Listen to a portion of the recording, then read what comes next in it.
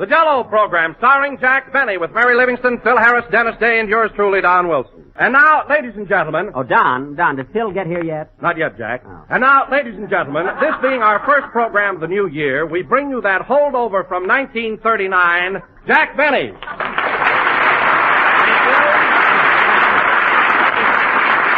Well, hello again. This is Jack Benny talking. And, Don, I didn't mean to interrupt you before, but I'm a little anxious for Phil to get here. He isn't out in the hall, is he? No, Jack. What's the trouble? Oh, no trouble, Don. That is, I hope not. You see, I made a wager with Phil on the Rose Bowl game last Monday, and he lost. He'll be so mad he'll go nuts. Oh, so you bet a couple of bucks on Southern California, huh? Couple of bucks nothing. I bet $50 on SC. 50 smackers. Pardon me, I must be in the wrong studio. Mary, come back here. There's nothing wrong with my risking $50. Of course, I was pretty sure that I'd win. I'll bet you wrote a suicide note just in case. I did nothing of the kind. Anyway, Don, just wait till Phil gets here. I doubt if he even shows up. Oh, he'll show up, Jack. Well, don't start ribbing him or anything, because I'll have enough time collecting as it is. Oh, hello, Dennis. Hello, Mr. Benny. Did you enjoy the Rose Bowl game last Monday? I certainly did. I didn't see you, Dennis. Where were you sitting? Well, it was the darndest coincidence, Mr. Benny. You know, last Monday I was 20 years old. Yeah? I had seats right on the 20-yard line. Well, that is a coincidence. They weren't very good, though. I missed half the plays. Oh, that's a shame. Too bad you weren't Jack's age. You could have seen everything.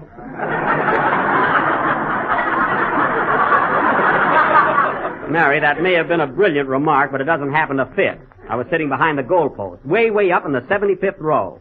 75th row. Did you enjoy the game, Jack? Oh, it was all right till the last quarter. What happened then? My radio broke and the clouds rolled in. What a seat I had. Did you have any bets on the game, Mr. Benny?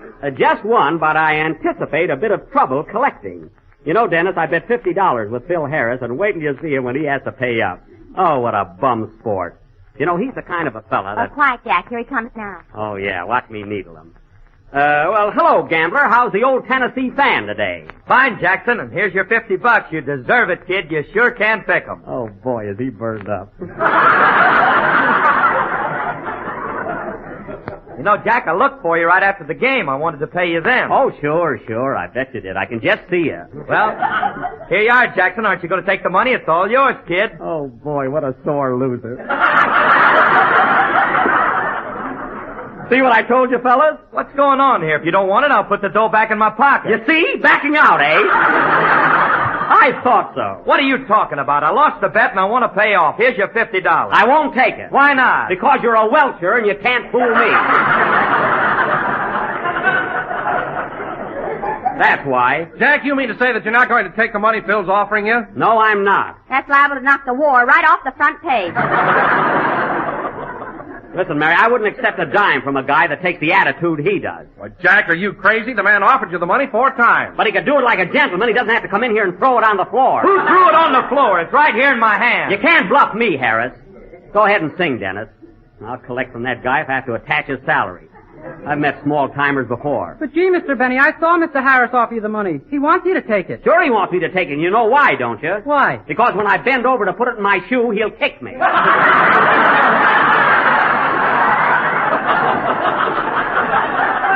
I'm wise. I know all the tricks. Sing, Dennis. It's about time somebody exposed that guy. That was With the Wind and Rain in Her Hair, sung by Dennis Day, and accompanied by a deadbeat and his orchestra. And now, ladies and gentlemen... What do you mean, deadbeat? Here's your $50. Take it. Don't rush me. I'll get it my own way. And now, folks, if we can get back to the spirit of our program, tonight the Benny slot machine players will hit the jackpot with their version of Frank Lloyd's great production, that maritime epic, Rulers of the Sea. Now, I will play the part... But, Jack, last week you made a big announcement that we were going to do Golden Boy tonight. Well, we were going to do Golden Boy, Don, but I've decided to let it go for a while. And I know why. Mary, that's not the reason. Anyway, folks... Why the sudden switch? Don, please. Now, I will play the part... Come on, Mary, tell us. Why doesn't Jack want to do Golden Boy? Well... Mary. Here's what happened. Oh. A week ago Saturday night, Jack called me up and asked me if I'd like to go over to the Wilshire Bowl for dinner, as Gladys had to work. She did not. Anyway, we got to the bowl about 9 o'clock and had a table way in back where Phil couldn't see us. And just as we were finishing dinner, I said to Jack... Well, do you like the food, Mary? Yeah. Gee, it's crowded in here, isn't it? It sure is. Hey, waiter, bring me another cup of coffee, please. I don't know about that, Mr. Benny. Go get it. Yes, sir. Gee whiz, Jack. Just because the second cup of coffee is free, you don't have to have 5 of them. Mary, it all averages up. How many people even take the second cup? Cigars, cigarettes, and novelties. Cigarettes? Oh, girlie, give me a cigar, will you, please? Yes, sir. What kind? A couple of those Santa Fe Biltmores. By the way, what's that you've got on your tray there, tied up in that pink ribbon? That's a lock of Mr. Harris's hair. 50 cents.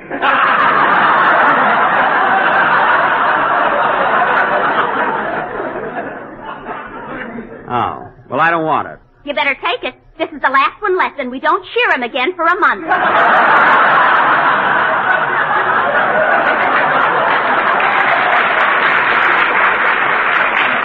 No, thanks just the same. Imagine that, Mary. Is that Phil corny? Cigars, cigarettes, corn. Get in the mood, folks. Selling locks of his hair now. Isn't that awful?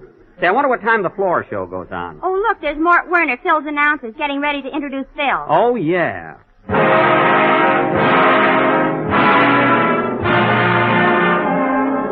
Good evening, ladies and gentlemen. Welcome to the Wilshire Bowl.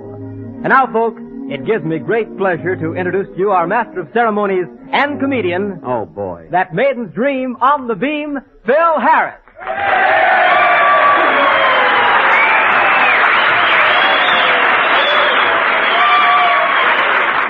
Hey, how does he rate a reception like that? Well, Phil's very popular here. Thank you, thank you, thank you. Jell-O again, this is smiling Phil Harris talking. Jell-O again. He got that from me. You remember me, folks, your favorite comedian and the star of that Paramount picture, Man About Town. You got that from Rochester.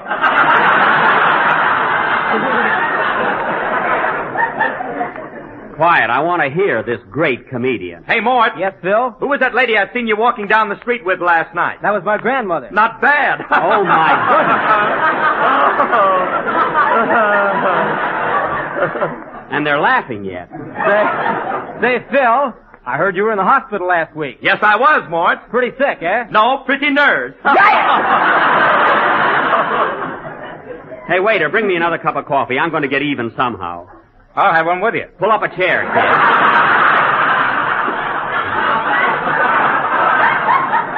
Mary, I can't understand why people laugh at Phil. His jokes aren't funny. They're happy because there's no cover charge. That must be it. And now, folks, we'll be back in a little while with some sizzling dance music. See you later. Yeah. Well, thank heaven. Say, Mary, let's pay the check and get out of here. Okay, I'll match you this time. No.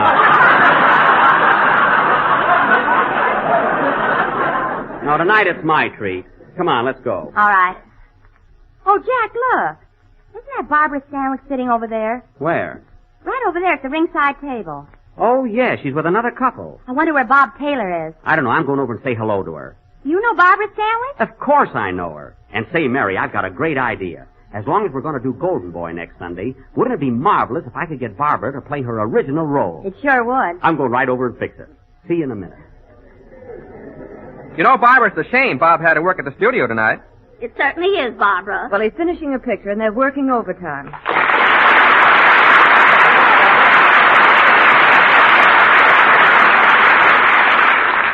You know, Lillian, I was telling Bob only this morning that... Well. Hello, Barbara. Hello. As I was saying, Lillian, I told Bob only this morning that... How are you, Barbara? I'm fine, thank you. Gee, it's sure a surprise running into you here at the Wilshire Bowl. Where's Bob? He's busy at the studio. I expect him later. Oh. Are you working here? No, I just dropped in for a cup of coffee. Are these folks relatives of yours? Oh, pardon me, I'm sorry. Mr. and Mrs. Kendall, this is Ben Burney. No, that's Jack Burney. I mean, Benny. How do you do? How do you do? You know, Mr. Benny, I always listen to your program. Is Miss Livingston with you this evening? Yes, Mrs. Kendall. She's sitting right over there with the waiter. Well, Barbara, it's sure a surprise seeing you here. Where's Bob tonight? I told you he was at the studio. Oh, that's right. Busy, huh? Yes, busy. Well, it's sure a surprise. Yes, sir. Oh, look, the orchestra's about to start a number. Would you like to dance, Barbara? Not that I know of. Oh, come on. All right, folks, grab your partners. We're going to play a little number entitled The Sun Shines Bright in My Old Kentucky Home Because There's a Big Hole in the Roof. Oh, brother. Come on, Barbara, let's dance. Come on. All right. Wait till I get my shoe on. Oh, yes, yes.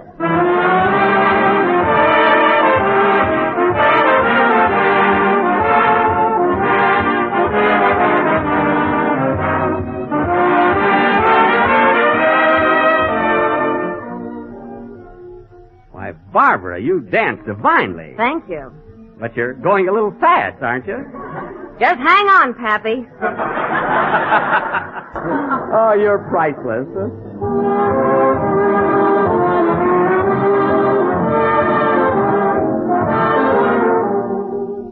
See, isn't this swell, Barbara? See, I just love dancing. Do you always puff like this? No, I'm just a little excited. You know, when I was a kid back in Waukegan, I used to... Oop, I tripped. Sorry, Barbara. Oh, that's all right. Somebody must have shoved me. Yes. So crowded. But you know, as I was saying, Barbara, when I was a kid in Waukegan, I used to... Oop! I tripped again. Yeah.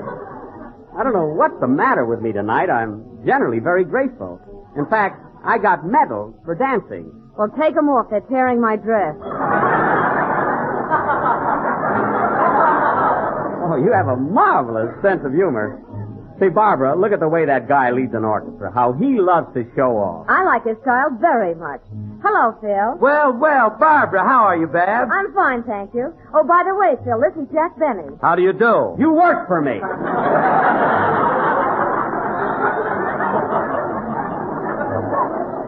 How do you do, yes? See you later, Corny. You know, I call him Corny. What does he call you? He wouldn't dare. Come on, Barbara. I've got something very important I want to ask you. Let's dance some more. 1, 2.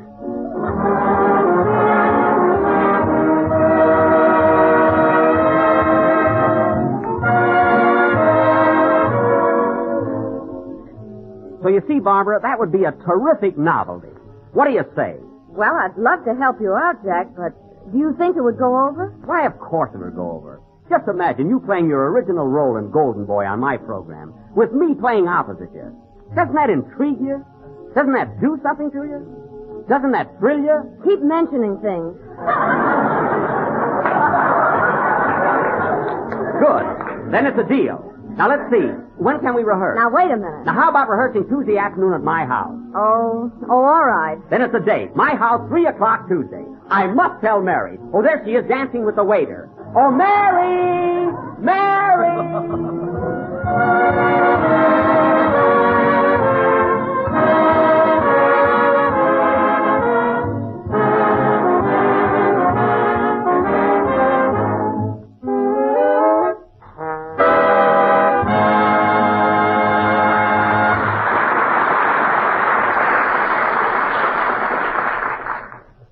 Anyway, Don, Jack made a date with Barbara for Tuesday afternoon at his house. Did she show up? Sure she did. Then why isn't Jack doing Golden Boy tonight? Well, wait till I tell you what happened. Mary, forget it. I got over to Jack's house about 2:45, and you should have seen him. He was so excited, all he kept saying was, Rochester, have you fixed the sandwiches? Rochester, have you done this? Have you done that? Rochester, have you fixed the sandwiches? Yes, boss, here they are. What's in them? This is some of that Thanksgiving turkey which we also serve for Christmas.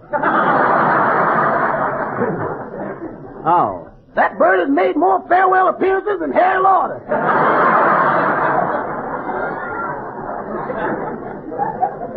Well, I don't want to serve that to Miss Stanley. My goodness, have we got any peanut butter or something? Yes, sir. Well, make some of those. And Rochester, when Miss Stanwyck arrives, bring her right into the library here. Okay, boss. And oh yes, take that copy of Shakespeare down from the shelf, dust it off, open it to Hamlet, and put it on the table. It'll make an impression. Uh-huh. Gee, I hope I look all right. What do you think of my new suit, Rochester? The coat's beautiful, boss, but don't you think you ought to put your pants on? Oh, my goodness. Yeah, get 'em quick. Are you in there, Jack? Yeah, but don't come in for a minute, Mary. I'm waiting for something. Here's your pants, boss. Thanks. Say, that's a mighty good-looking outfit. Oh, I'm glad you like it. You ought to buy more brown suits, Mr. Benny. They flatter both of us.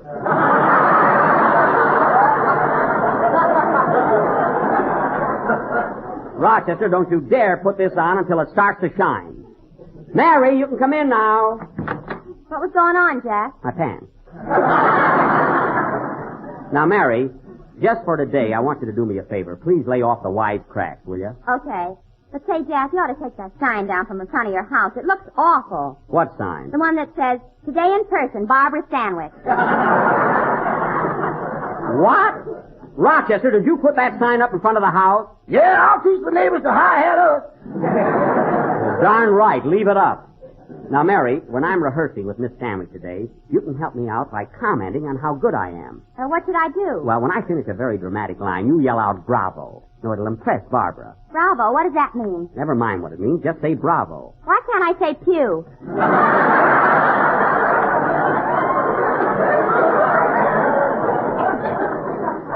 Don't you dare. Now, I want everything to be... That must be her now. Answer the door, Rochester. Okay, boy. Oh, Jack, control yourself. I'm all right. Where's my cigar? In your ear. Oh, yeah. Now, remember, Mary. Good evening. May I take your coat? Thank you. Barbara, come right in. Well, this is a surprise. Surprise? Yes. That is, welcome home. Make yourself at home. You mean hello. That's it. Oh, by the way, Barbara, this is Mary Livingston. How do you do, Miss Livingston? I knew Bob Taylor before you did. Mary. Don't mind her, Barbara. She's always like that. I know. She used to sell me hose at the May Company. Well, that's a good one. Shut up! Serves you right. Well, let's go on with the rehearsal. Did you bring the script with you, Barbara? Yes, and as the play is very long, I've selected one scene which I think would be ideal for both of us. Oh, you mean it's equally important? Yes. It's that scene where Lorna pleads with Joe to give up fighting and go back to his violin. I see. And I'm Joe. Unless you'd rather be Lorna. Oh, no.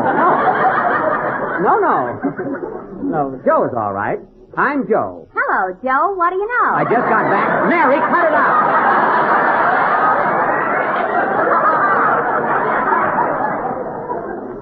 Well, Barbara, I think we'd better get going with our rehearsal. All right. Now, here's your part. It's on page 93. Oh, yes. Well, what a beautiful copy of Shakespeare you have here. Are you fond of his plays? Oh, yes. I often while away an hour or so perusing Hamlet, Macbeth, As You Like It, The Tempest. Bravo! Not yet. Oh, yes, I'm quite fond of Shakespeare. Well, that's that. Should I put it back on the shelf now, boy?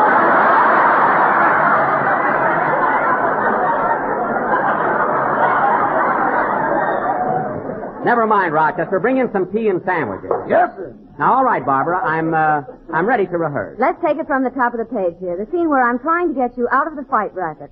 You have the first line. Oh, yes.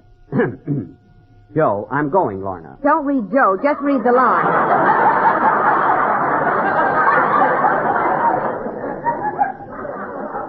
Oh, yes. Excuse me.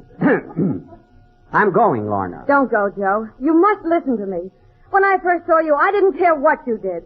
I thought you were just a fighter. I didn't love you then. I didn't care whether you lived or died or what happened to you. I didn't care if I ever saw you again. I'm going, Lorna. No, Joe, you must listen to me. I love you now. You're part of me. Watching you become a fighter taught me something. I've seen you get hard-shelled and tough. Or you shouldn't be in the ring, Joe. It's not for you.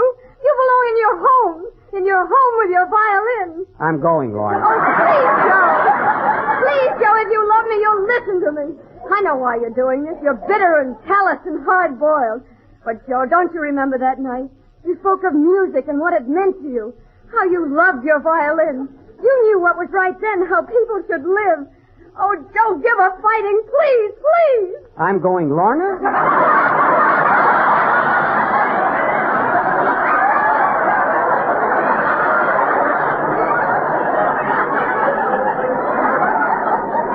Jack, read that right. That's I'm going, Lorna. Well, I'm tired of saying it the same way.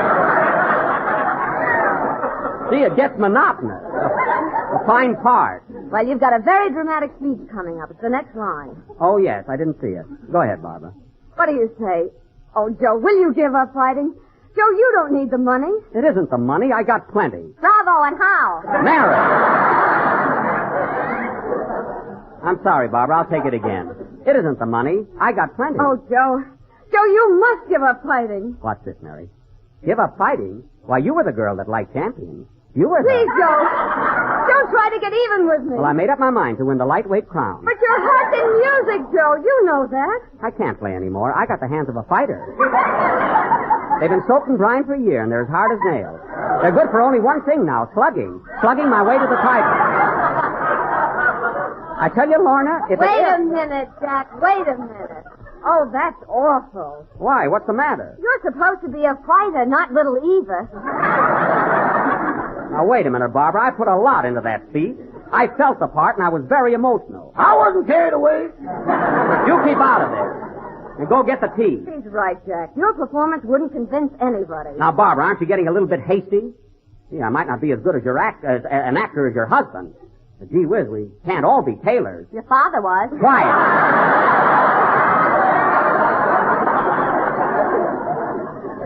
Now, give me a chance, Barbara. I've never read this before. Let's go back to my last line. Oh, all right. I'll try it once more. My hands are good for only one thing now, slugging. Slugging my way to the title. No, Joe, you must give up fighting. You can't talk me out of it, Lorna. I'm going. Don't go. Oh, don't go.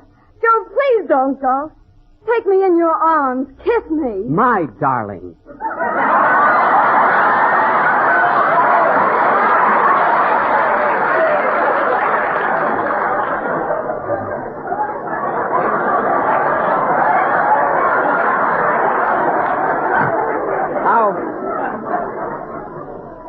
How was that, Lorna?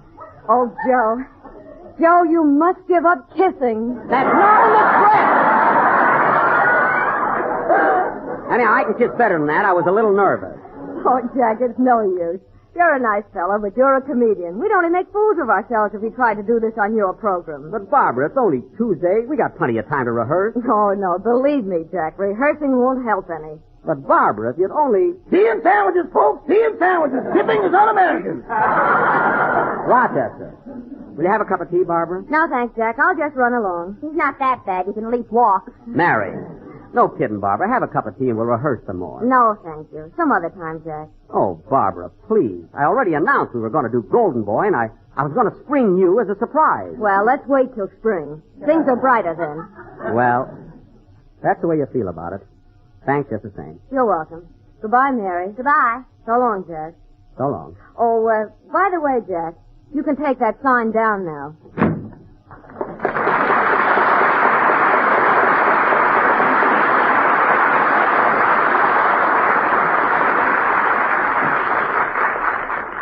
Well, there she goes. And I'm going too. Goodbye, Slugger.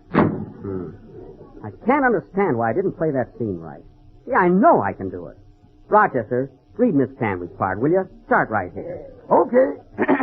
No, Joe, you must listen to me. I made a mistake. I love you, Joe. You're a part of me. I can't play my violin anymore, Lorna. I got the hands of a fighter. They've been soaked and brined for a year and they're hard as nails. They're good for only one thing now, slugging. Slugging my way to the... So there you are, Don. That's the reason we're not going to do Golden Boy tonight. Well, that's a shame. It would have been a great show. Don't worry, Don. I've been soaking my hands in brine all week. I'll get her yet. Play, Phil. Thank you, Barbara, and good night, everybody. The Jell-O program starring Jack Benny with Mary Livingston, Phil Harris, Dennis Day, and yours truly, Don Wilson. And now, ladies and gentlemen, this being the second week of leap year, we bring you a man who hasn't leaped in years, Jack Benny.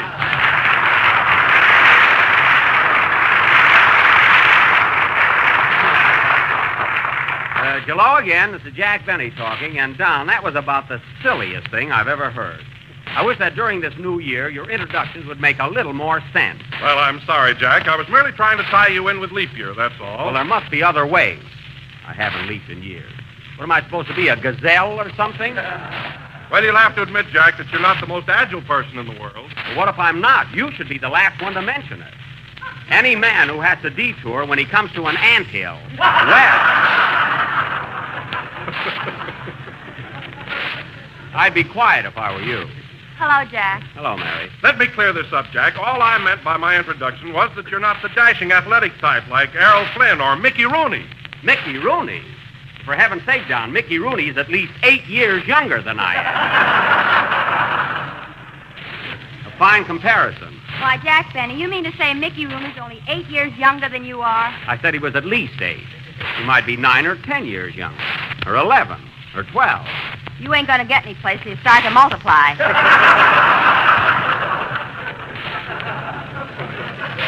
All right, Mary, I'm 185 years old. I'm deaf as a post. I got hardening of the arteries, and I walk with a cane.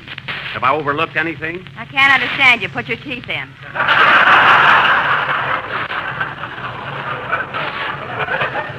Oh, now I haven't got any teeth. It's a fine program. Hiya, Jackson. What are you so burned up about? Well, who wouldn't be? I come in here full of pep, and between Don and Mary, I'm ready for the ash can. Oh, what do you care, Jack? Your girlfriend, Gladys, thinks you're wonderful. You're darn right she does. Of course, she's not exactly a noomph girl.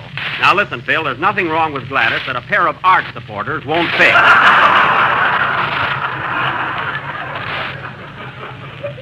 I'm getting her some for her birthday. Next April. Meanwhile, plop, plop, plop. Mary, why is it every time I get a girl, you have to run her down? I'll admit that Gladys is no Hedy Lamarr when it comes to looks, but she's got a lot of personality. She makes more tips than any other girl in Ginsburg's Seafood Grotto. Why not? She dives for him in the fish tank. She does not. And if you're so smart, Miss Livingston, let me tell you something about Gladys that you don't know. If the votes keep coming in like they have been, she's going to be Miss Vine Street this year. Do you think Gladys has got a chance of being elected, Jack? Why, certainly. And that reminds me, fellas, here, fill out these stubs, all of you. And you know what name to put down, Gladys. Not me. I'm voting for Mamie, the new waitress at Ginsburg. Bill Harris, you'll vote for the one I'll tell you to. I'm voting for Mamie. This is a free country. Well, you're going to see a lot of it if you don't vote for Gladys.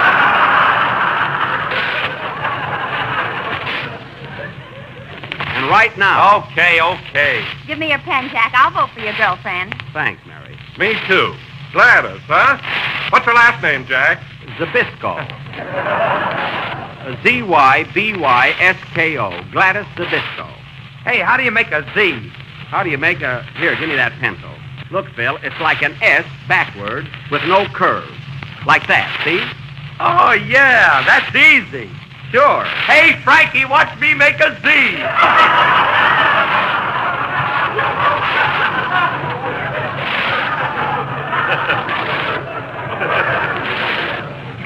Show off later, Phil. We haven't got time. And now, ladies and gentlemen... Oh, by the way, Phil, if you run into Mamie, don't tell her I'm plugging for Gladys. I sort of half-promised her. Okay, Jack, I won't mention it. Thanks. And now, ladies and gentlemen, understand, Phil, I haven't got anything against Mamie, but I've been seeing a lot of Gladys, and she's a hot-headed, jealous type. She's got a temper like a wildcat. Yeah. Say, Jack, remember the night you punched your meal ticket in your nose? That's a lie, Mary, because Gladys never punches my meal ticket. She just makes believe. And now, ladies and gentlemen, as I started to announce, Dennis Day, our young tenor, is going to sing an old favorite, which is still very popular, called Down by the River. Dennis? Hey, where's Dennis? Here I am, Mr. Benny, under the piano. Under the piano? What are you doing there? I'm counting the gum. Oh, well, that's a nice way to pass the time, but you've got to sing now. Go ahead. Okay. Give me those stubs, fellas. I'll nail them in.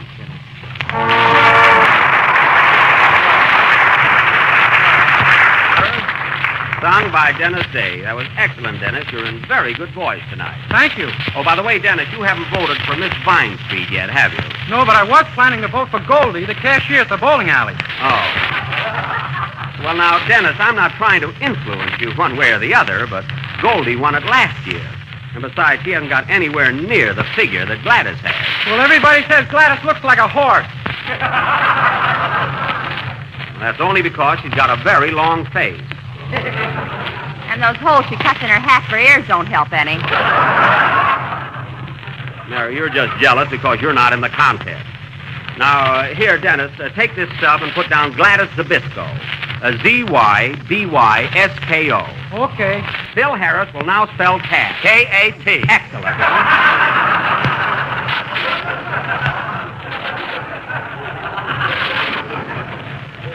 And now, ladies and gentlemen, going from our spelling bee to our feature attraction, tonight the Benny Glee and Dramatic Club will present their version of David O. Selznick's great production. That emotional drama and tender love story filled with romance and music.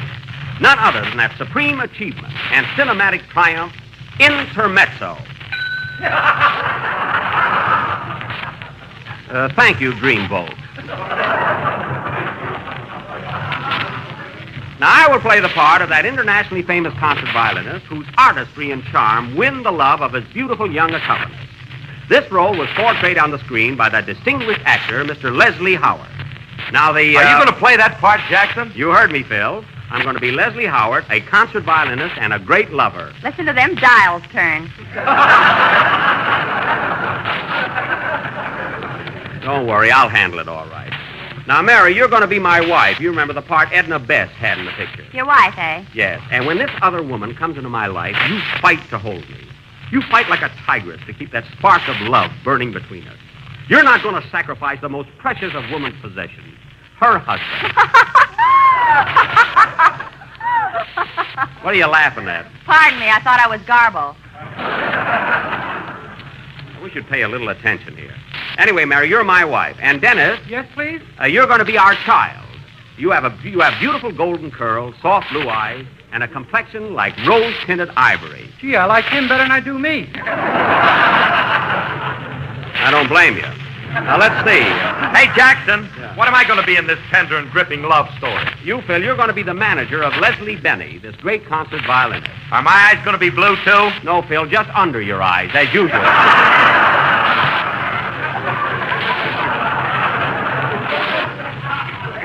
Now, let's see. Oh, yes, the very important role of the young accompanist, so beautifully portrayed on the screen by that Swedish star, Miss Ingrid Bergman, will be enacted this evening by a discovery of our own. That very talented young actress, Miss Olivia Devance. Oh, Miss Devance. Here I am, Mr. Benny. Now, as you know, you're going to be my accompanist, and during our play, you fall madly in love with me. That won't be hard to do, kid. Well, thank you. Now, I understand you've had screen experience yourself. What was your last assignment? I was a caboose in Union Pacific.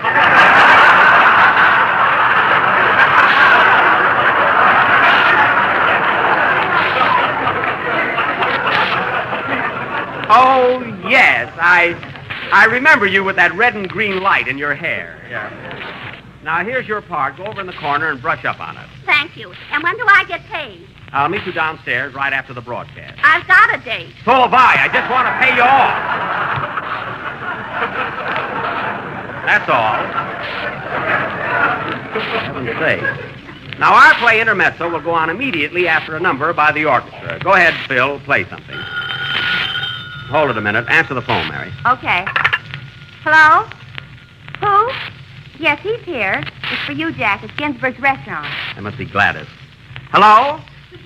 Hello, Gladys. How are you? Oh, they do? Well, why don't you soak them when you get home?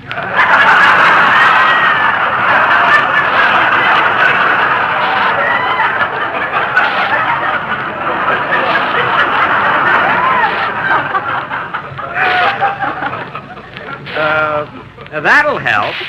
Oh, her dogs are barking, eh? Mary, she's on her feet all day. What did you call me for, Gladys? Oh. Well, don't worry. I got 5 more votes for you today. Yes, only 5. After all, Gladys, you've got competition. It's no sin. But Gladys. Now, wait a minute, Gladys. If you don't like the way I'm running your campaign, get Jim Farley. What? Oh, now, honey, I didn't mean to... She's crying, fellas. I'm sorry, Gladys. I didn't mean to bawl you out, but gosh, But Gladys, darling. But Gladys, baby. But Gladys, honey. Try Zybysko. Quiet. Now, Gladys, will you please stop sniffling? You'll win the contest. You'll get that trip to Boulder Dam. All right, honey, I'll drop by in a few minutes. See you later. Goodbye. Oh, by the way, Gladys, will you put away a piece of banana cream pie for me? Last Sunday you were all out. Thanks. And this, he goes to Leslie Howard. Okay, dear. Goodbye. What a sweet kid, but she's so sensitive. Play, Phil. Gee, I made her cry. That was Rumba Jump, played by Phil Harris and his orchestra. And now, ladies and gentlemen, for our version of Intermezzo. Take it, Don. Well, Jack, before I introduce the play, what does the word intermezzo mean? You see, I'm not musically inclined. Intermezzo? Well, Don, intermezzo is an Italian word. It's from the Italian. It's a musical term, and it's from the Italian. You said that. Mary, I'm trying to explain it. Intermezzo, Don, means, well, the word inter means between. For instance, interurban means between towns. So intermezzo means between mezzo. You see? Well, yes, Jack, but what's a mezzo? Well, mezzo is a proper noun. It's hard to define. It's a name more than anything else. Like Mezzo Golden Mare. Yeah. That's it, Mary. Something like that. Now, wait a minute. An intermezzo is a musical term meaning an interlude or a chorus, joining two parts of a major composition. Well, come to think of it, Phil, that's it exactly. Where'd you get that definition? I found it in the Chinese cookie.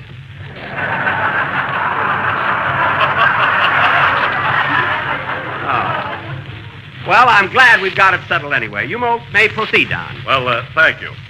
The scene of our play, ladies and gentlemen, is the New York apartment of Mr. Leslie Benny, the internationally famous violinist, where he lives with his wife, Edna, and their little son, Pizzicato.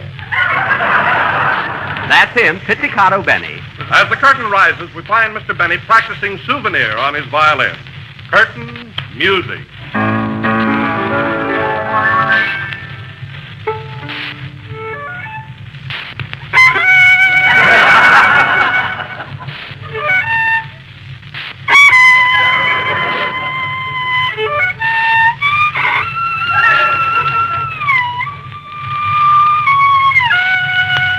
Oh, Daddy! Daddy!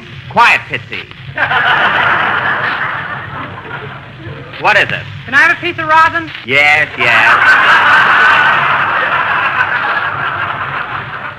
Yes.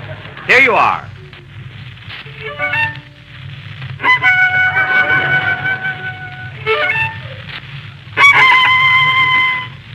Pitsy, what are you chewing that rosin for? I'm going to eat a banana in a minute, and I don't want it to slip. Oh. Well, run along now, Pitsy, and let Daddy practice. I'm preparing to leave for my concert tour. Okay. What a child.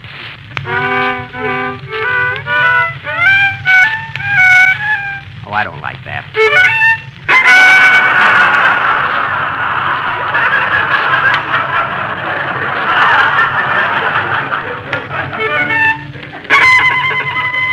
This is better. Thank you. Hello, darling. Hello, dear.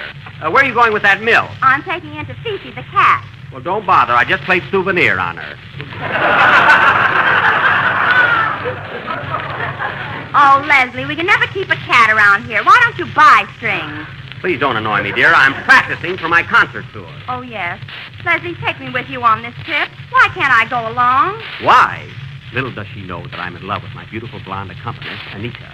Because, darling, it's a hard life. Trains, hotels, a constant rush and turmoil. You couldn't stand it. Oh, little does he know that he don't know that I know about you know.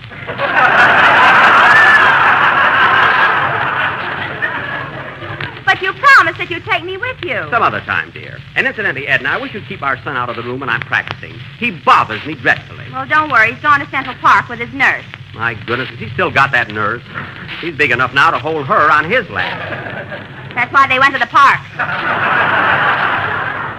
I see. Oh, Leslie, won't you change your mind about taking me with you?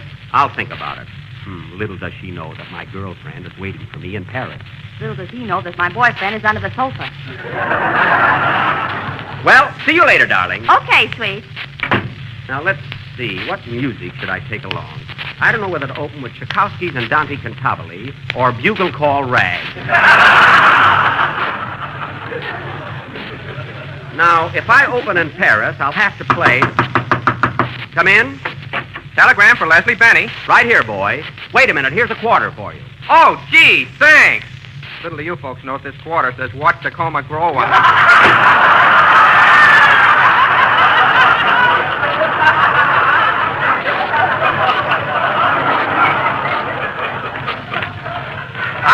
wonder who could have sent me this telegram.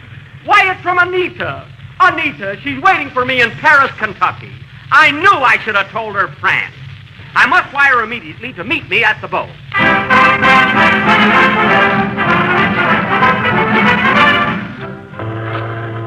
The following day, Pier 65, North River. Well, goodbye, Pitsy. Now mind your mother and be a good little boy. Are you going to Paris, Daddy? Yes, Pitsy. You be a good little boy, too. Pitsy. Well, goodbye, Edna. Goodbye, Leslie. I'll miss you terribly. Little does she know that Anita is waiting for me on the boat. I'll miss you, too. Little does he know that I put a dictaphone in his fiddle. Well, goodbye, sweetheart. Goodbye. Oh, Leslie, Yes, Mr. Harris. we better get aboard. There isn't much time. I'm coming. Did you prepare my itinerary? Yes. Your route is as follows. The Opera House in Paris, the La Scala in Rome, the Grand Palace in Budapest, Albert Hall in London, Carnegie Hall in New York, and the Wilshire Bowl.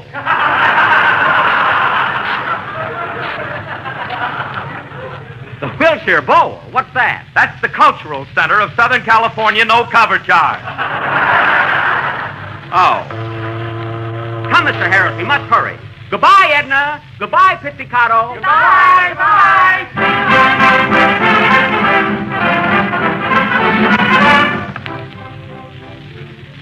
So Leslie Benny, the great virtuoso, starts out on his concert tour. First, we find him at the Opera House in Paris.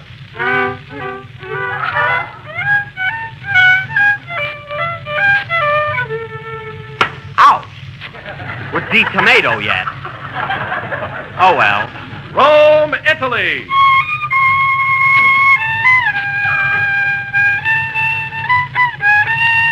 Ouch. Sacramento. Oh, well. Budapest, Hungary.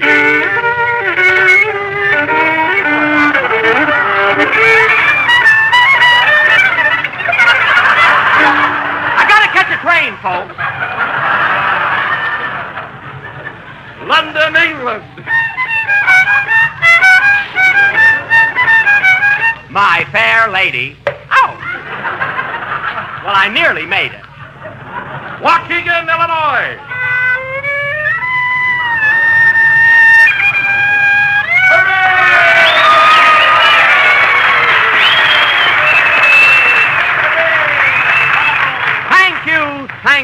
Thank you. And now, ladies and gentlemen, Leslie Benny finishes his concert tour at Carnegie Hall in New York City. And we find him in the dressing room of his accompanist, getting ready for his final appearance of the season. Anita, just think this is my last concert. And these have been the happiest months of my life. Have they, kid?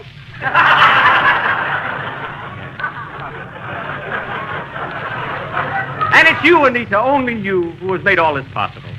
I love you, Anita, more than ever. Do you, kid?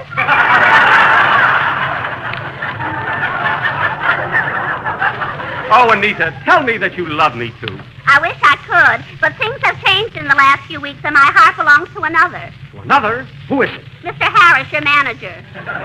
Harris, my closest friend. Oh, I can't believe it. I can't believe it. It's true, kid.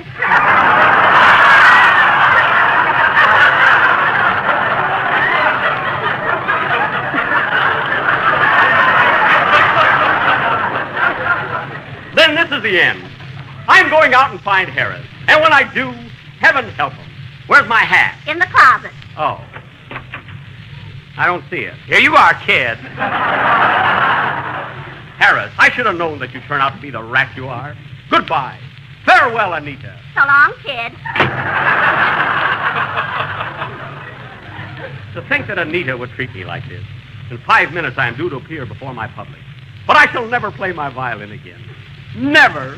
Leslie, darling. Edna, my wife, what are you doing here? I thought you needed me, Leslie. I could sense that something was wrong. Oh, I love you, Leslie. Come back to me. My little wife, I love you too, and I shall never leave you again.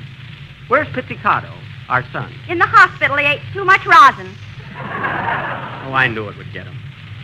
Well, Edna, I'm so glad you came. You've given me new life, new spirit. And I'm going out on that stage and play my violin as I've never played before. I know you will. Good luck, kid. Thanks, kid.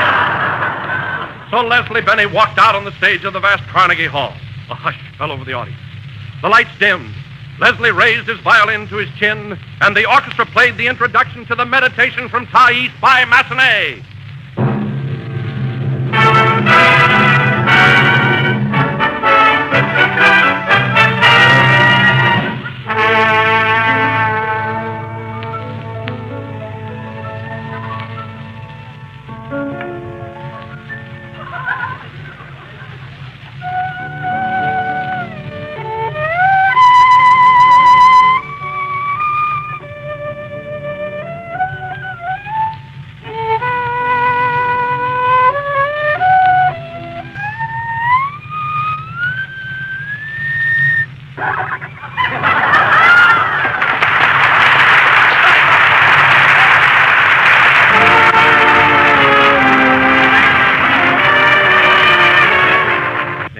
With you again next Sunday night at the same time. Good night, folks. The Jell-O program, starring Jack Benny, with Mary Livingston, Phil Harris, Dennis Day, and yours truly, Don Wilson. And now, ladies and gentlemen, we bring you our genial master of ceremonies, a man who each Sunday night at this time... Hold it, Don. Hold it. Jack isn't here yet. He isn't? Well, where is he? He's out in the hall talking on the telephone. I'll go get him. What for? Introduce me, Don. I can give out with that MC stuff. MC meaning much corn. Nothing doing, Phil. I'm going out and get Jack. Yes, Mary. Tell him we're on the air. Okay. Operator, that's Zybysko. Gladys Zybysko. Zybysko. Yeah, she's visiting her folks in Azusa. Azusa. No, operator. Azusa. No, USA. Da-da-da-da-da-da-da-da. Dum-da-da-da-da-da-da-dum. That's it. Now hurry, will you please? Well, fellas, there's no use waiting for Jack. He's trying to get his girlfriend on the telephone. You mean Gladys? That's her. Boy, he's plenty stuck on that little waitress, isn't he? He sure is sweet to her. Anything to get out of tipping. You said it. Now, wait a minute, Phil. Jack's pretty serious about that girl. Have you noticed how he's spruced up lately? He's so neat and well-groomed. And a flower in his buttonhole. And that hair tonic, pew. Ah, that's love, all right. As the Greeks say, l'amour toujours, strawberry pie. How's that? I better go out and get Jack again. Yeah, hurry up, Mary. Look, operator, Zybysko. Zybysko. I told you she's visiting her folks in Azusa. It's in the directory. Her father's name? Zeke. Zeke Zybysko. He works for the Zenith Zipper Company. No, I'm not kidding. Hey, Jack, Don is waiting to introduce you. Tell him I'll be there in a minute. But we're on the air. Tell him to stall a little bit. Hello? Hello? What? Well, where's the operator I was talking to? She went to lunch? Well, look, miss, here's the story. I'm trying to get Miss Gladys Zybysko. Z-Y-B-Y. Well, he's still at it, fellas. He can't even get Gladys on the phone. But we've got to get the show started. Then go ahead and introduce me, Don. I'll ghoul him. Okay. And now, ladies and gentlemen, without further ado, we bring you that Noel Coward of the Jell-O program, Phil Harris.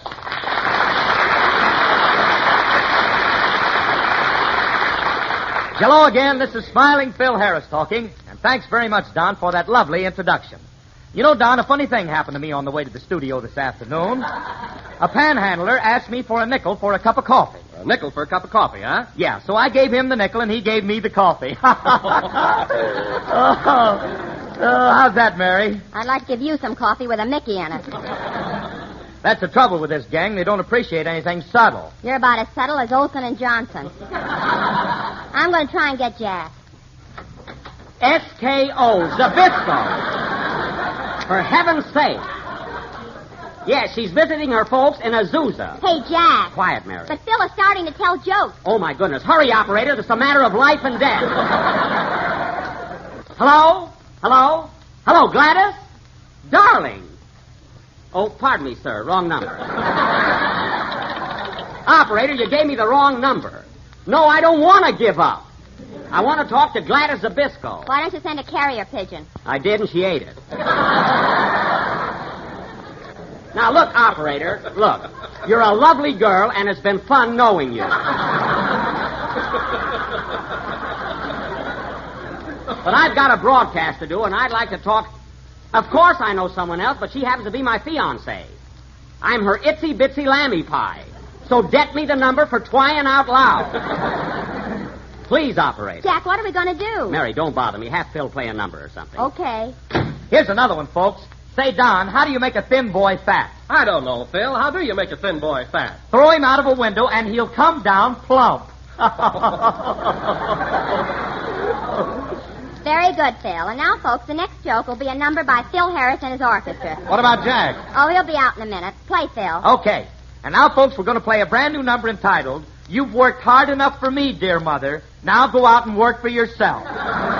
Yeah. Quick, boys, the flip.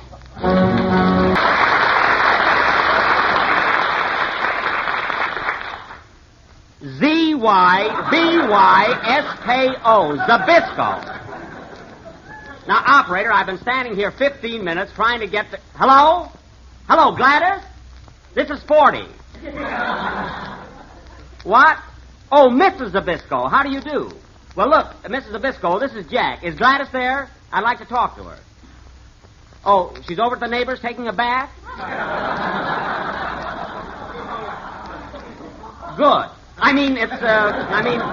Well, look, as soon as she gets back, have her give me a ring. Oh, Jack, come on. We're waiting for you. Just a minute, Mary. Now, remember, Mrs. Zybysko, be sure and tell Gladys to call me. By the way, how is Mr. Zybysko? Oh, that's too bad. Well, who did it? Oh, you did it. Oh. Well, I hope he gets better. Goodbye. Well, that's that. Hurry up, Jack. Don's having a fit. All right. Go ahead. I'll be there in a minute. Hello? Oh, I'm sorry, operator. How much was the call? 40 cents? All right, just a second. Now, here's a nickel. And here's a dime. And here's a quarter.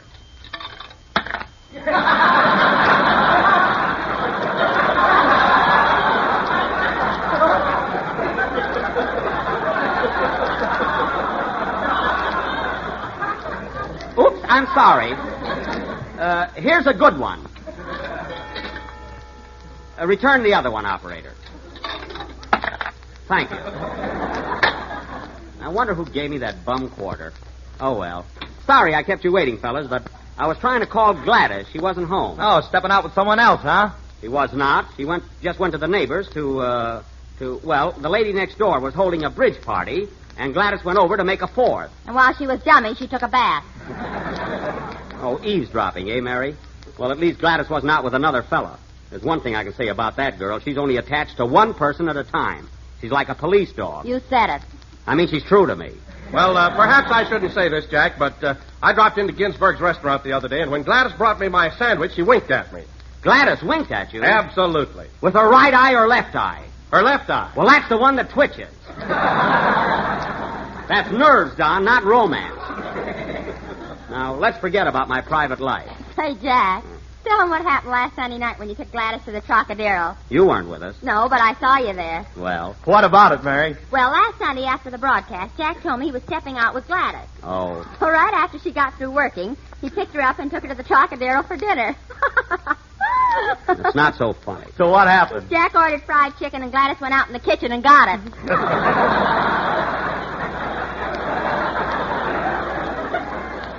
She's just a little absent-minded, that's all. Anyhow, we had a marvelous time. Gladys and I won the jitterbug contest, didn't we? Sure, but you had to drink a bottle of Tabasco sauce to do it. Boy, was I hot. Anyhow, we won the contest, and I have the cup. I bet you've got a geranium in it already. I have not. That cup is on the mantelpiece right next to my Academy Award statue. Your Academy Award? Yes. Hey, wait a minute. When did you ever get an Academy Award statue? Last Thursday night. I won it from Spencer Tracy in a crap game.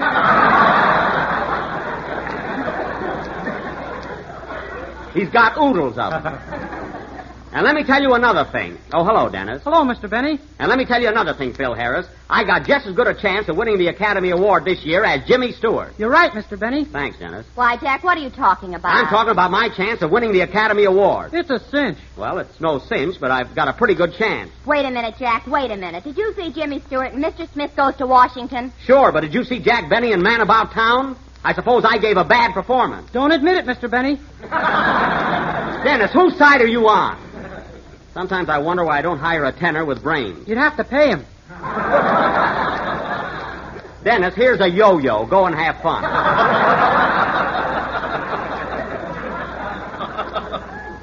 Now listen, fellas, if you'll cut out this argument and settle down and act like human beings, I've got something very important to tell you. What is it, Jack? Are you sure you're in a mood to listen? Yeah, what's on your mind, Jackson? Well, now get this, everybody. Next Sunday night, we're going to do our program from Oakland, California. And it's for the benefit of President Roosevelt's Infantile Paralysis Fund. We're going to broadcast from a big auditorium seating over 9,000 people. I could pack that by myself. Oh, sure. Phil, the only time you ever entertained over 9,000 people at once was when you sang Sweet Adeline at the Rose Bowl game.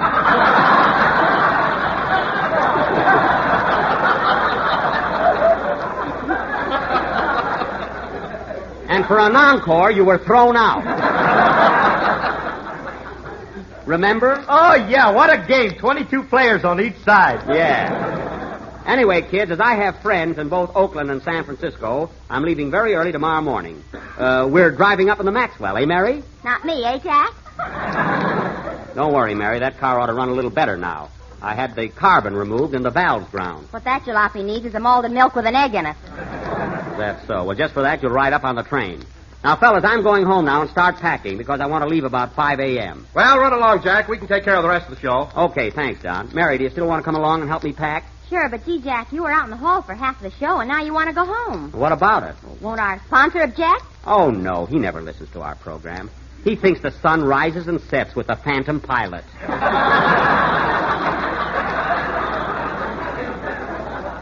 Well, so long, fellas. Mary, get me a cab, will you? Okay. Oh, Mr. Benny. What is it? There's a phone call out here from Azusa. Oh, yes, I've been expecting that. Excuse me, fellas. I'll see you all next week. Gee, I can hardly wait to talk to her. Hello? Hello, Gladys? Hello? Operator, you cut me off. Hey, Jack, the cab is waiting. I'll be there in a minute. Look, operator, I was getting a call from... Hello, Gladys? How are you, honey? See, what an awful time... Hello, Gladys? Hello? Operator, I was talking to Miss Zybysko in Azusa. Zybysko, Z-Y... Oh, the heck with it. Darn it. Oh, my goodness, I hit the pot of gold. Oh, Mary, look what happened.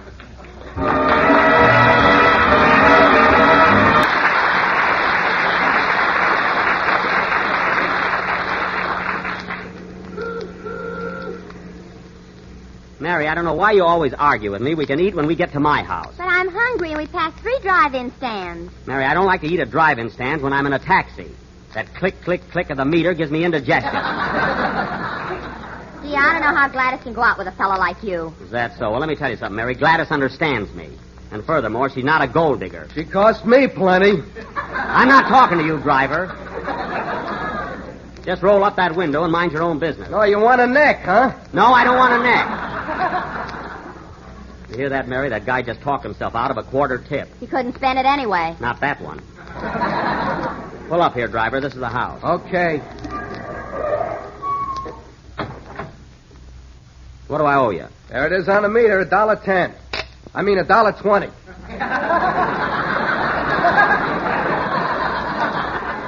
Now, wait a minute. When you stopped, it was only $1.10. I know, but it just clicked to $1.20. I don't care. I had 1 foot out of the cab. So don't tell me. Oh, pay him, Jack. There's Ronald Coleman looking out of his window. Nuts to Ronald Coleman.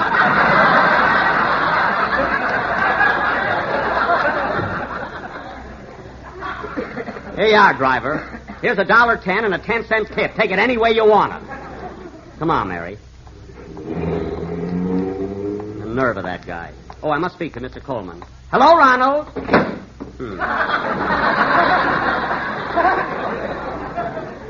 Close the window. It must be colder than I thought. Yeah, something like that. Where's my key? Oh, here it is. Let me have your coat, Mary. I'll hang it up. Is that you, Cousin Lancelot?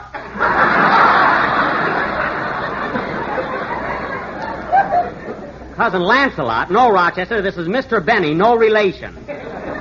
cousin Lancelot. Oh, hello, boss. Hello, Miss Livingston. Hello, Rochester. Rochester, I told you 1,000 times to keep your cousin out of this house. We're writing a play together. I don't care if you are. I don't want him around. What's the name of the play? Gone with the gin.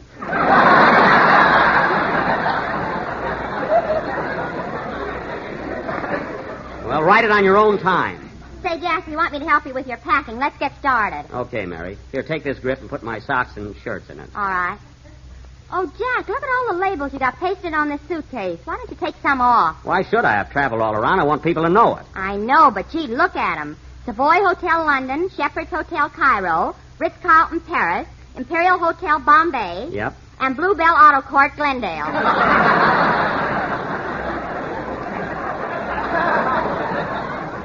How did that get on there? I've never been there in my life. Hey, Rochester, how did this auto court sticker get on my suitcase with the rest of those labels? They all came in one package. Well, next time, read them first. Oh, Mary, put my pajamas in there, too. Okay, do you want the tops or the bottoms? Both. It may be chilly in Oakland. There, that's fine. Thanks, Mary. I'm hungry. I'm going out in the kitchen and get something to eat. All right, you'll find some cold pot roast in the icebox. Uh-oh.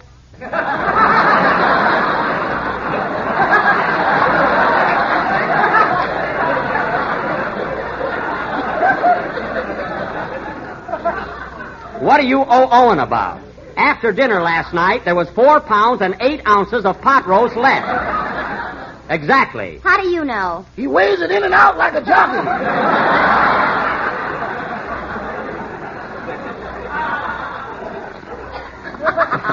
Well, it's about time I started to keep track of things around here. Now go in and help yourself, Mary. You'll find a great big piece of pot roast in the icebox. It wasn't so big. Cousin Lancelot got it between 2 slices of bread. He did. Well, I'll talk to you later about that, Rochester. I know what you can have, Mary. There's some tuna fish left over from lunch. Never mind. Go ahead. No, just give me a nickel and I'll get an apple out of your machine.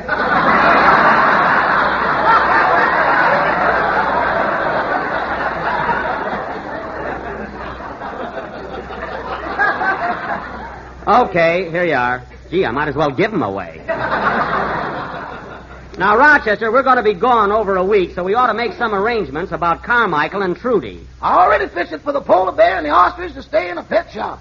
That's good, and I guess our boarder, Mr. Billingsley, will get along all right until we come back.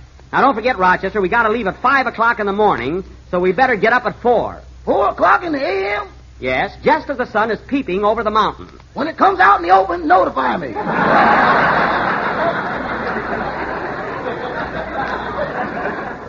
You'll get up at 4 o'clock the same as I do.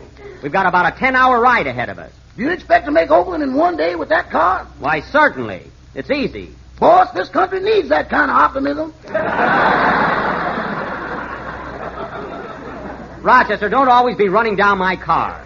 Last time we went to Palm Springs, you said it would take us all day, and we made it in 4 hours. Yeah, but how often do you get a win like that?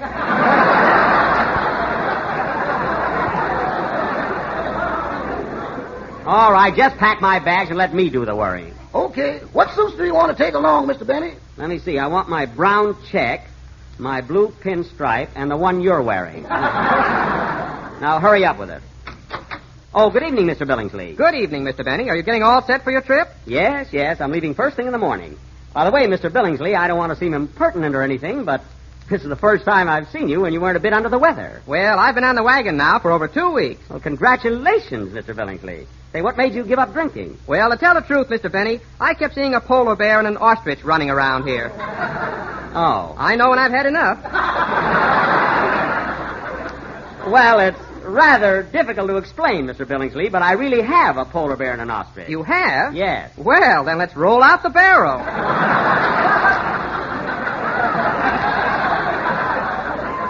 Not now. I've got to get up very early. Good night, Mr. Billingsley. Good night. I wonder if I threw out all my sterno. He's an awfully nice fellow. What are we charging him, Rochester? $6 a week with a continental breakfast. Well, cut it down to $5.50. The coffee is awfully weak here. Besides, he's so charming. Oh, hello, Mary. I see you made yourself a sandwich. What kind is it? Caviar. Oh? Where'd you find that can of caviar? Right in the flour bin where you hid it. Oh, yes, that was for my birthday party. I was going to have a treasure hunt. I'll bet. Now, Rochester, Before we go, be sure that all the windows are locked and leave a note for the milkman. He's been leaving us notes lately. I paid that.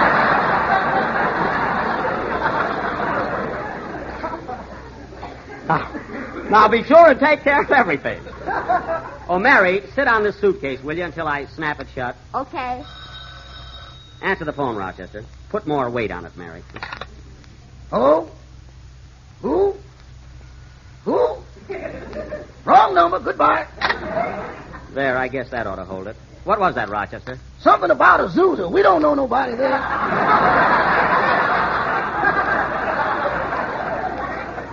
No, I don't think so. Azusa? For heaven's sake, that was my girl Gladys. Give me that phone.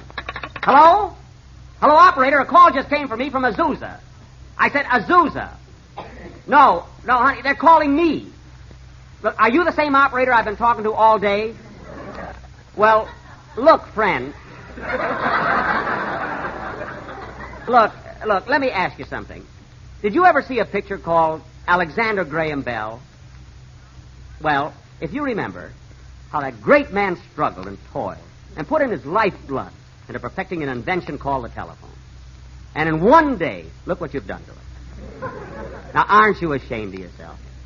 Look, operator, let's try once more. It's not tough, really it isn't. Now, the town is Azusa. A-Z-U-S-A. The name is Zybysko. Gladys Zybysko. Z-Y-B-Y-S-K-O. No, honey. Z-Y-B-Y-S-K-O.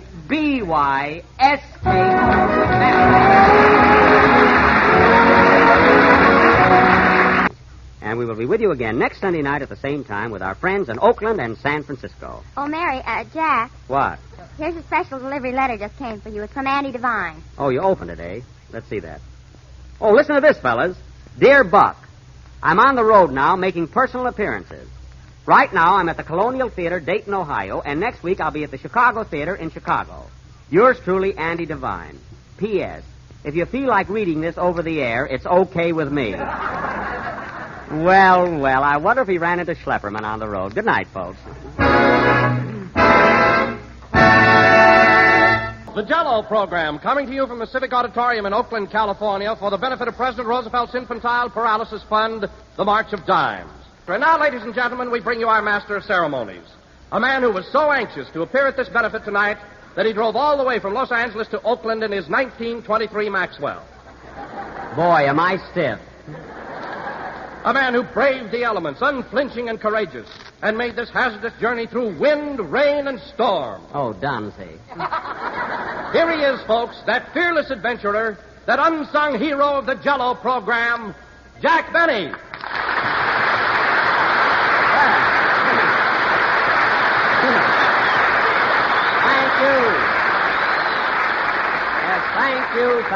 Thank you. Jell-O again, this is Jack Benny talking. And, Don, when you said I braved the elements to get here, no truer words were ever spoken. What a trip. Would you like to hear about it? Not particularly. Well, we left Beverly Hills Monday morning at exactly 5 a.m. It was quite dark, and it had just begun to drizzle. Nevertheless, Rochester and I loaded up with provisions, put our Oakland or bus sign on the car, and stepped into the Maxwell. At 6:12, we got the motor started. And 8 hours later, we arrived in the thriving little town of Santa Barbara. Tired but determined to go on. I see. Well, tell me, Jack, are you enjoying yourself here in Oakland? Wait a minute, Don. I'm not here yet. Oh. By now, the drizzle had turned into a steady pouring rain. It was cold and dreary, and the wind was howling like a pack of hungry wolves. Ow! Ow! Oh, it was ghastly. Well, you're here anyway. Tell me, Jack... John, you should have heard that wind and rain. People stared at us as we drove by and said, "Why, they're mad. They'll never make it, the fools." They called us fools, Don. But just the same, we pushed on. San Luis Obispo, Paso Robles, King City, Salinas. On and on through the night with the rain splash, splash, splash, and that front tire going flap, flap, flap against the fence. Until I thought I'd go crazy. Oh, it was awful. Well, now that you're here, Jack, how about we telling drove me... on and on through the night, little knowing what was ahead of us. And then came mutiny. Mutiny? Yes, Rochester wanted to turn back. But I said no. We started for Oakland, and that's where we're a-going. I see. Well, now that you're here, The Jack, how following about morning, tired and weary, we arrived in the peaceful little town of San Jose. Here we stopped and enjoyed a hearty #1 breakfast at the Extra Blanket is Free Motel. Upon bidding Mo adieu, we discovered that in our absence, a truck had nudged the rear end of my car, causing a complete nervous breakdown. So I left Rochester to cope with the situation, hailed a passing Greyhound, and here I am at the Civic Auditorium in Oakland, California.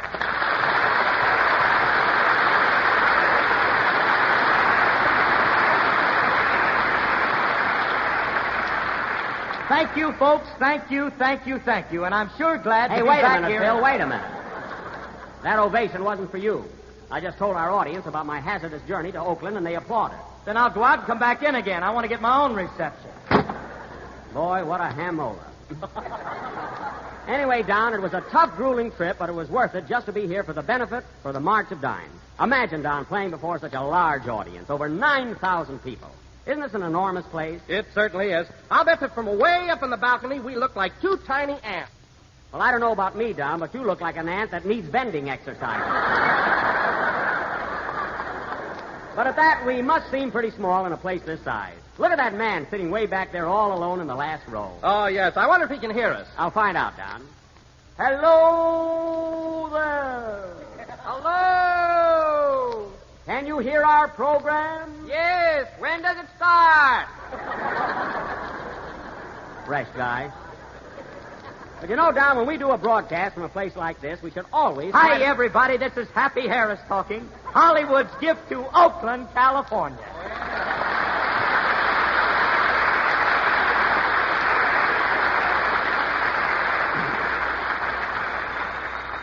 Happy Harris, Hollywood's gift.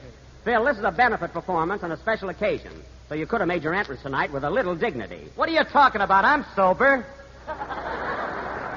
I know, Phil. I've already given you a gold star for that. But you don't have to show off. Look at that audience there, 9,000 people. Doesn't that thrill you? Why, Jackson, when I saw that crowd and realized how popular I am here, I cried like a baby. Oh. You mean you're the drawing card? Who else? Listen, Phil, if you were the only attraction here tonight, this benefit would need a benefit. And I nearly killed that gag, too. And by the way, Phil, I tried to locate you last night. Where are you staying? Oh, I got the bridal suite at the Hotel Oakland. The bridal suite? Yeah, I asked them for the best they got, and that's what they gave me. Well, that's rich. The bridal suite. Where are you staying, Don? I'm rooming with Phil.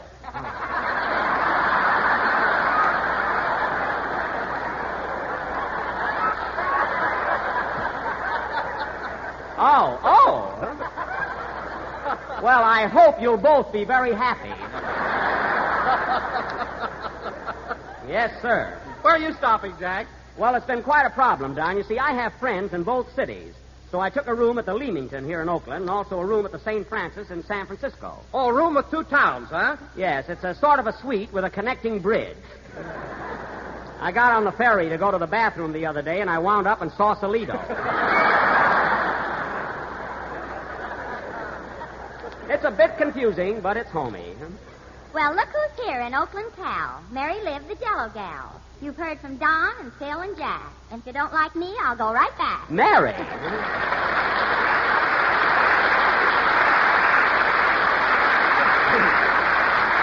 you are.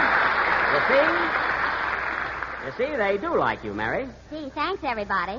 Oh, boy, isn't this a big place? I'll say it is. You know, Jack, I climbed way up there in the balcony a few minutes ago to see how you all look.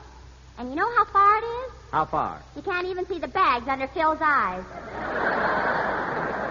No fooling. Gee, Mary, from way up there, I'll bet I look like a high school kid. Yeah, an old gray high school kid. That's so. Well, just for that, I'm going to climb way up there myself and see what you look like. You'll never make it. Don't be too sure about that. I'll make it all right. Say, Mary, I was looking for you last night. Where are you living? I'm stopping with relatives here in town, my Uncle Lou and Aunt Rose. Oh, that's right, Mary. Your uncle's in the fish business, isn't he? Yeah, Pew. Well, you think that's something? Here's one that'll kill you, Mary. Oh, this will really kill you. Phil and Don have the bridal suite at the Oakland Hotel. Is that a laugh? Yeah. Do you want another laugh? What? Dennis Day is sleeping in the bassinet.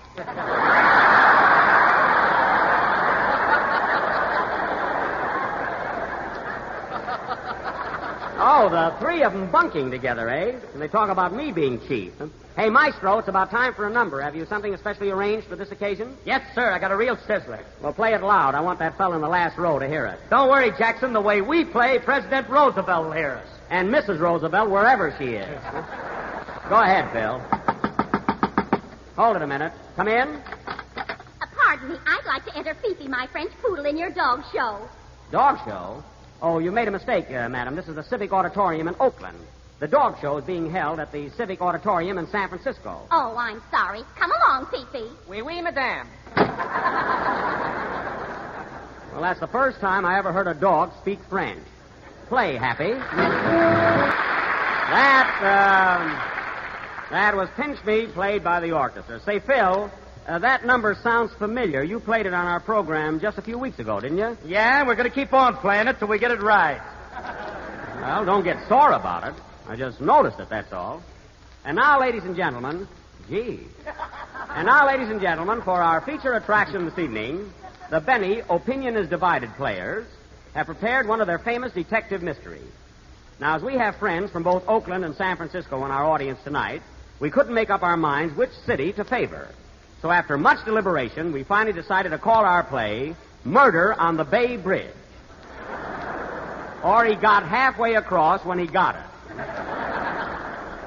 Now, I will play the part of Detective Captain O'Benny of Police Headquarters, and Don, you're going to be my assistant. Oh, that's fine, Jack. And you, Mary, you're going to be the victim's wife. He's a strong, handsome fellow with flashing eyes and a marvelous physique. And you kill him. I must be nuts.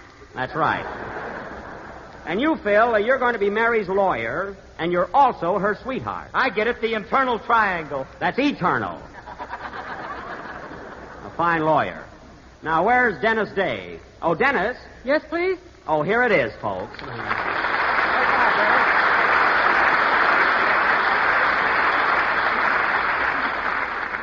Well, we're all popular here. Say, Dennis, this is your first trip up here. How do you like it? Oh, it's wonderful. You know, Mr. Benny, I went over to Treasure Island to see the fair, and it's closed. Well, certainly it's closed. Gee, and I had $5 to spend. $5? If they'd have known that, they'd open it again.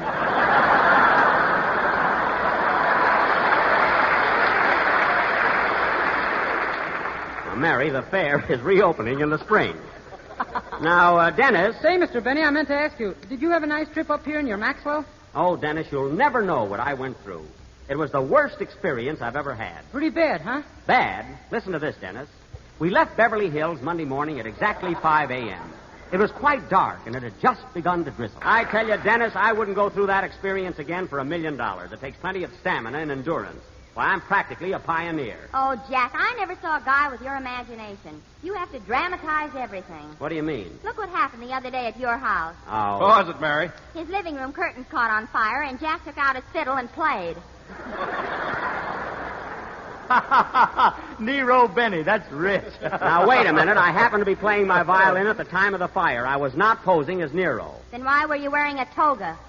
That wasn't a toga. That was my nightshirt. I was on my way to bed. With an olive branch in your hair? Oh, quiet. I've got a play to announce here. Now, Dennis, in our murder mystery tonight, you're going to be a traffic cop. So here's a whistle for you. Oh, boy. Wait till the play starts. And now, folks, our drama will go on immediately after Dennis Day's song, which will be... Excuse me a minute. Hello? Hello, Mr. Benny. This is Rochester.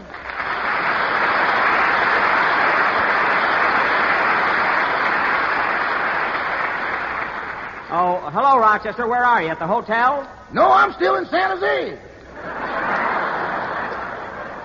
San Jose? For heaven's sake, Rochester, haven't you got that car fixed yet?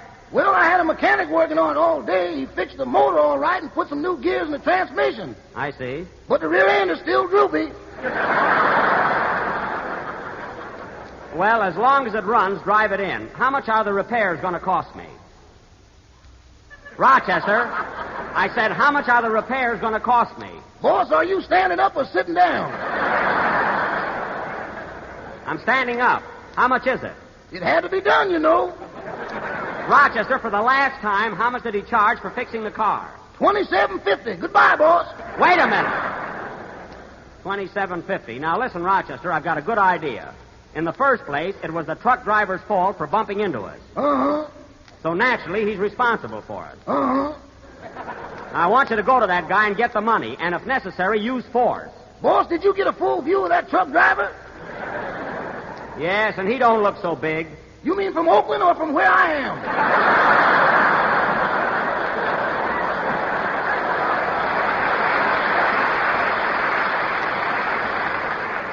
I mean, we're entitled to that money, and I expect you to collect it. If he gives you an argument, sock him on the chin. If I could reach that high, I'd get a job picking apples. I'm ashamed of you, Rochester. It isn't the $27.50, but I hate to think that I have a coward working for me. Who's a coward? You're a coward. Just checking, boss. Just checking. All right, now, I'm not going to argue with you. Get in that car and drive to Oakland. Goodbye. Goodbye. Oh, say, boss. What? You left your toothbrush in the motel. Do you want it? Of course I want it. It's down to 3 bristles. I don't care. Bring it along. Well, I'll be doggone. So long, boss. $27.50. I could have bought a new car for that. Oh, well, now, where were we? I was going to sing, Mr. Benny. Oh, yes. Ladies and gentlemen, this being Dennis's first out-of-town trip with our gang, by special request, he's going to do the first number he ever sang on this program. Good night, my beautiful. Go ahead, Dennis. Oh, now what? Come in. Mr. Benny? Yes? Is this the auditorium where they're holding the dog show? No, the dog show is being held at the Civic Auditorium in San Francisco. Who are you? Just a Mexican hairless. Arp, arp. Oh, Hager, I'd like to muzzle you. Sing, Dennis. That was Good Night, My Beautiful, sung by Dennis Day.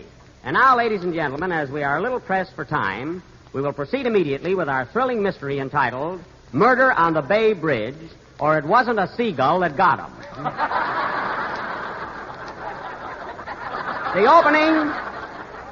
The opening scene is the office of Captain O'Benny at police headquarters. Curtain, may use it.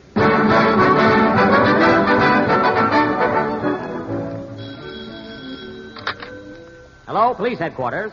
Captain, you kill him, I grill him, O'Benny speaking. Oh, hello, darling. What? No, I'm sorry. No, honey. No, you can't have it. Goodbye. Women burn me up. Who's that, Cap? My wife. She's giving a party this afternoon. She wants a patrol wagon for a bingo prize. We need that here. Oh, let her have it, Cap. We never use it. We don't, hey? Where do you think I keep my pigeons? And that reminds me, Wilson, I've been missing several birds lately, and I want you to find out who's stealing them. Okay, Cap. I'll get on the case immediately. Good. By the way, what's that bulge in your hip pocket? My handcuffs. Well, they got feathers on them, so the case is solved. Now, the next time that happens, Wilson, I'm going to take away your arch supporters. Understand? Yes, sir. Hello, Cap. Officer O'Day, you're supposed to be on traffic duty at 5th and Main. That's right. Well, what are you doing here? The traffic is all balled up. Oh, it is, eh? Yes, can I have another corner and start over? Absolutely not. You go back to 5th and Main and straighten out that traffic snarl. It's a Lulu. I don't care if it is. Straighten it out. Yes, sir. That O'Day is the worst traffic cop on the force. Well, why'd you take him off the bomb squad? What is that? I say, why'd you take him off the bomb squad? Because he hasn't any fingers left. Now he can't count at all. You better get that traffic moving in a hurry. Say, Captain O'Benny. Oh, you again. What is it now? Which is for stop, red or green? Get out of here. What a dodo. If we didn't need him in our quartet, I'd fire him. Hello, police headquarters. Captain, you slug him, I jug him. O'Benny speaking. What? What's that, madam? I can't hear you. What? You'll have to talk louder. What's that? I said my husband was killed. Oh. Well, where did this happen? I see. Well, was he? Oh, he was. Very well, madam. We'll be right over. Goodbye. Goodbye, Snooky. Sergeant Wilson, we must leave immediately. There's been a murder committed on the Bay Bridge. And I'll solve this crime, or my name ain't you nail 'em, I jail 'em, O'Benny. Follow me.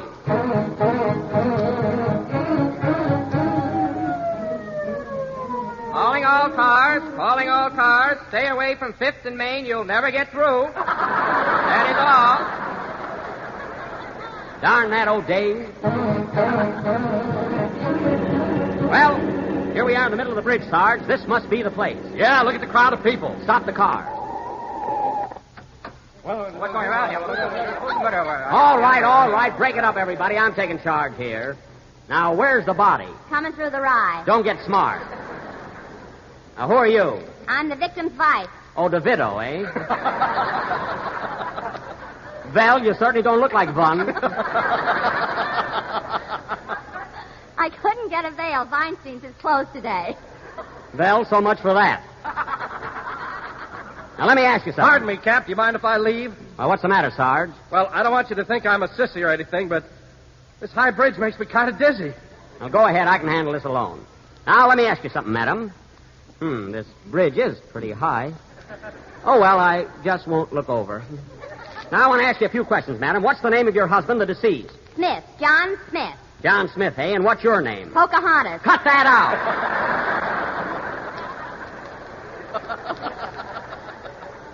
Now, tell me, Mrs. Smith, were you in love with...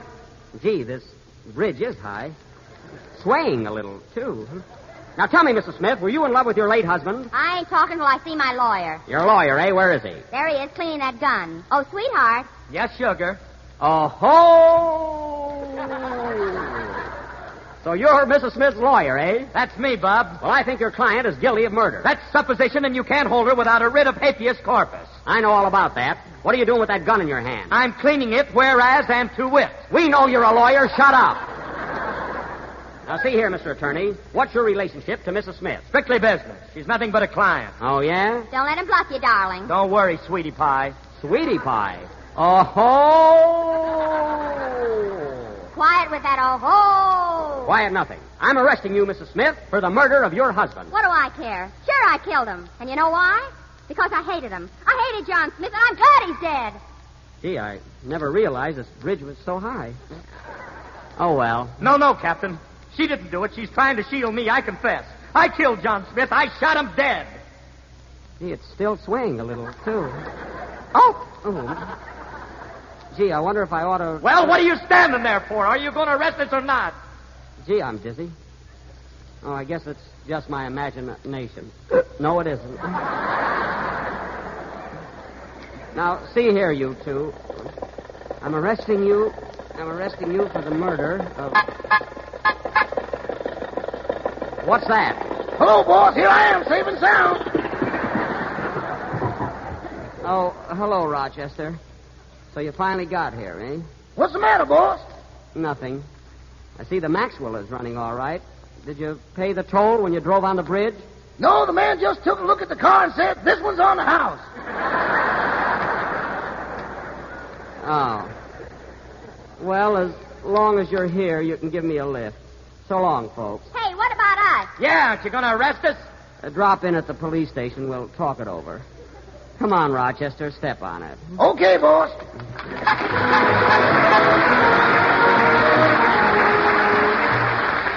We're a little late, folks, and it was swell being here. Good night, everybody.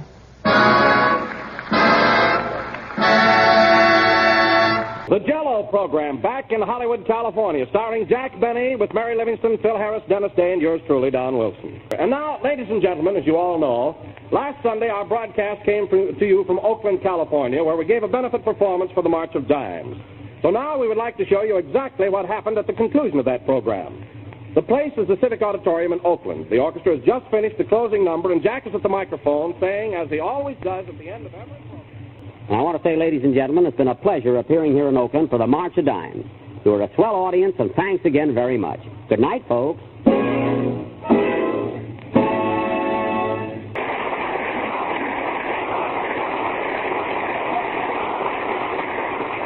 Well, that's that. Gee, what a crowd. Follow me, Jack. I'll get you through the dressing room. I don't know of any better interference, Don. I'm right behind you. Can I have your autograph, Miss Livingston? Why, certainly. Here you are, little boy. Mary, we'll never get through this mob. Oh, Mr. Harris, can I have your autograph? Sure, honey. What's your name and telephone number? Phil, cut that out. Keep pushing through, Don. Here's the dressing room, Jack. Come on, Dennis. Here I am, Mr. Benny. Wow, what excitement. Well, fellas, there's another one in the bag. Well, how do you think the show went over, Jack? Very good, Don, considering we had to work in such a big auditorium. Yes, sir. 9,000 people. And they were a swell audience. They sure were, Jack. Did you hear them laugh when I said I was sharing the bridal suite with Phil Harris?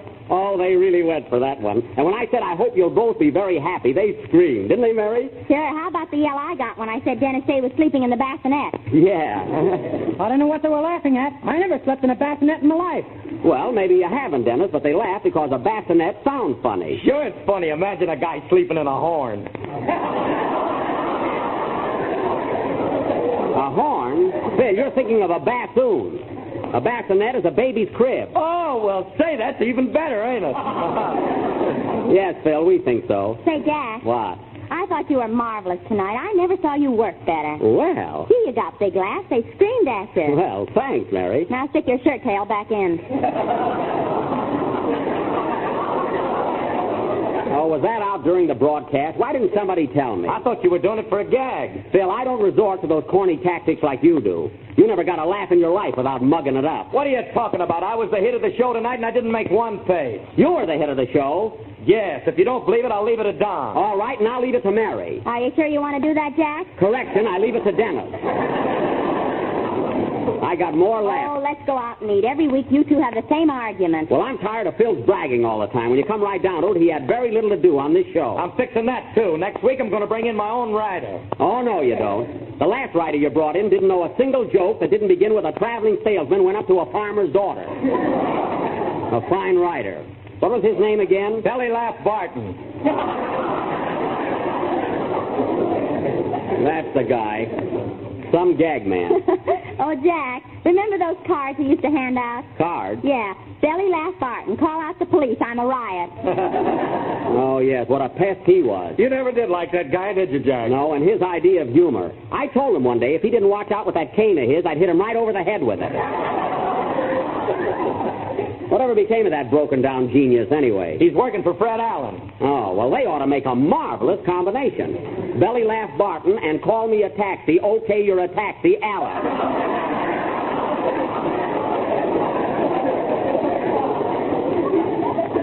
They ought to get along swell together.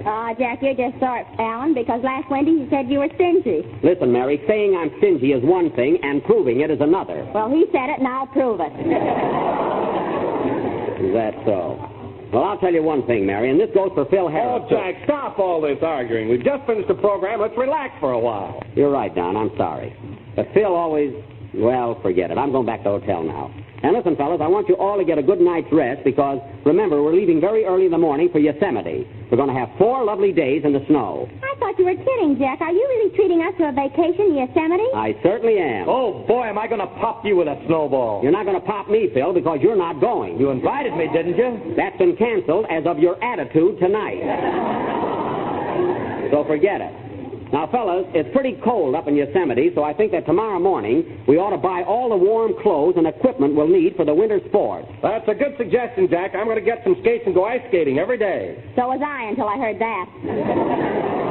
Don't worry, Mary. It gets pretty cold up there. That ice will even hold Wilson up. Just the same, if I hear a crack, I'm not going to stop to think of an answer.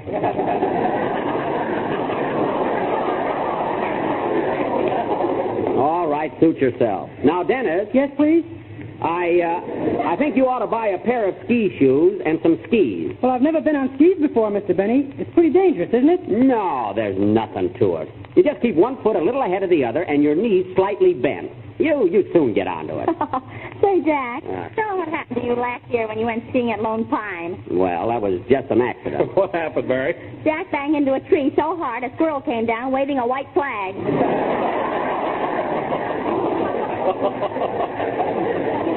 Mary, the only reason I hit that tree is because I was skiing on one foot. And the only reason you were skiing on one foot is because the other one got caught in your bloomers.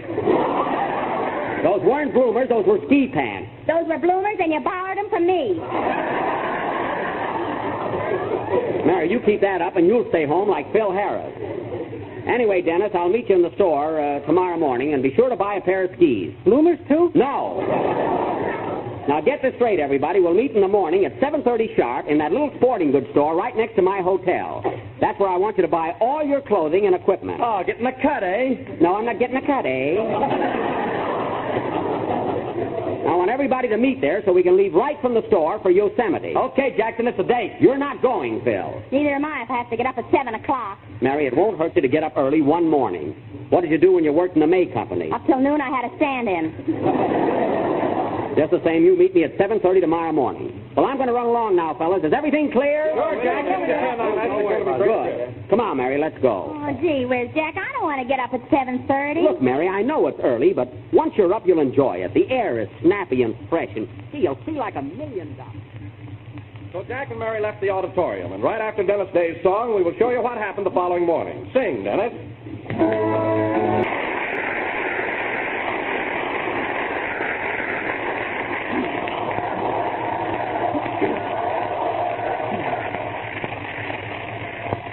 Oh, here you are, Mary. Right in front of the store and right on time, too. 7:30.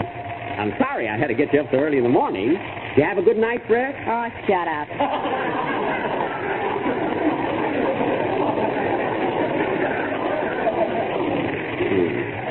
Gee, you're always so touchy in the morning.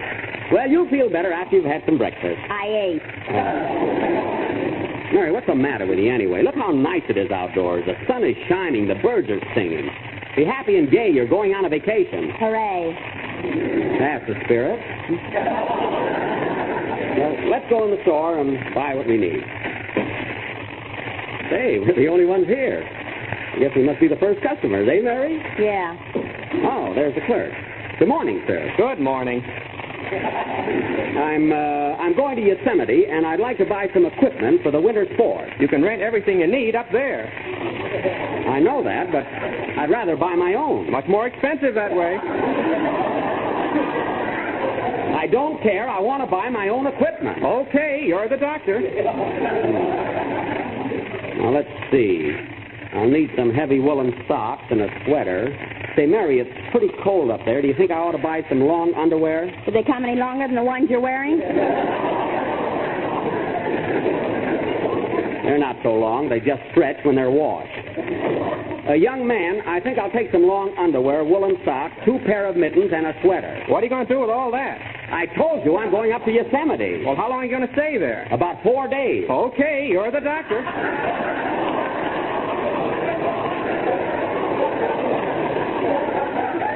Believe me, I know what I'm doing.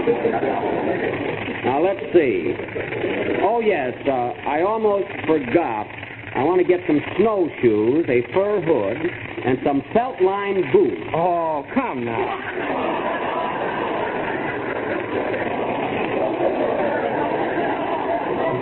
Never mind, it's cold up there. Excuse me a minute. My wife just came in. Good morning, dear. I brought your lunch. Thanks, darling. Are you busy right now? Yes, I'm waiting on Admiral Byrd.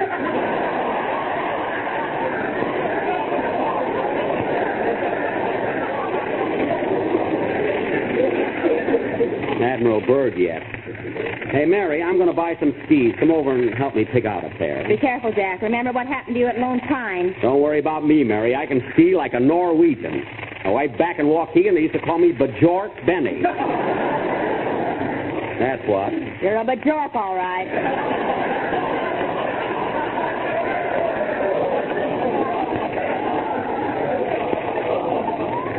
Well, at least you're waking up. Say, here's a nice pair right here. Hey, young fellow, I think I'll buy this pair of skis right here. Pretty dangerous, you know. Not if you know how to use them. I want this pair of skis. Okay. I'm the doctor, so don't argue. My goodness. Very well. Shall I wrap them up, or do you want to wear them? Wrap them up, of course. How can I get in my car with a pair of skis on? Take the top down. Now, look, young man, I didn't come here to argue with you. I just want to buy these skis. How much are they? $22.50. $22.50? Fine, Jack. You can send them to your father in Florida. Gee, that should have gotten a bigger laugh in California. Well, they're pretty steep, but I'll take them. I never saw such a... Well, hello, Don. Hiya, Dennis. Hello, Jack. Hello, Mr. Benny. Well, Mary, this is a little early for you, isn't it? Oh, no, it's wonderful. The sun is shining, the birds are singing. What do they want, anyway? So Don't annoy her, Don. You know, the princess can't get up until noon. Well, I'd get up early, too, if I stayed home every night like you do. What do you mean I stay home every night? You know very well I go out with Gladys on Wednesday and Saturday. And Thursday I bowl till midnight. See, you're a regular Tommy Manville. Don't be funny. Say, Don, you better get whatever you need in a hurry so we can get started. Well, the only thing I need, Jack, is a pair of ski pants. Okay. Say, young man, have you got a pair of ski pants his size? Let him ask me.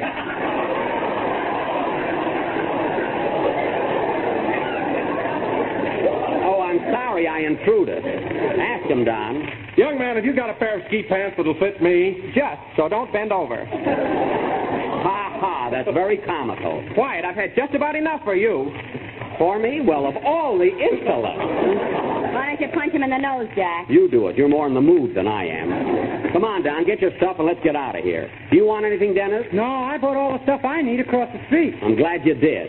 Come on, fellas, let's go. Rochester's waiting for us in front of the hotel with the car. Okay, Jack. Oh, boy, Yosemite. I can hardly wait.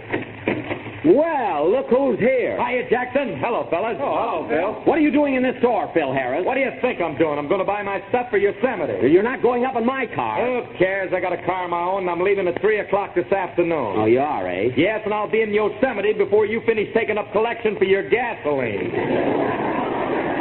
All right, sour gapes. I'm paying for this trip, gasoline and all. Come on, fellas. I'll ride up with Phil. You'll ride with me. Now, let's go. Here, Dennis, carry my skis. Okay, Mr. Benny. What can I do for you, sir? Give me a real snappy ski outfit, a pair of ice skates, and a case of musician's milk. Oh, bourbon, eh? Yeah.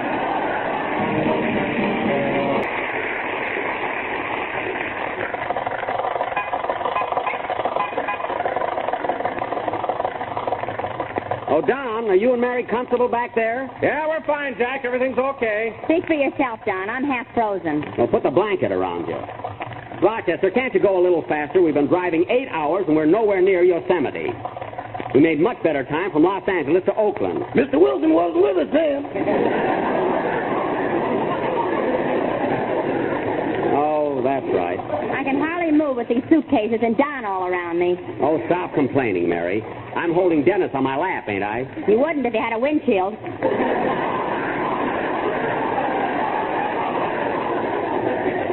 That's so. I'm just holding Dennis so you'll be comfortable. Are you all right, Dennis? Yeah, I'm fine. Well, wrap your muffler up around you. You'll be all right. Okay, Mr. Benny.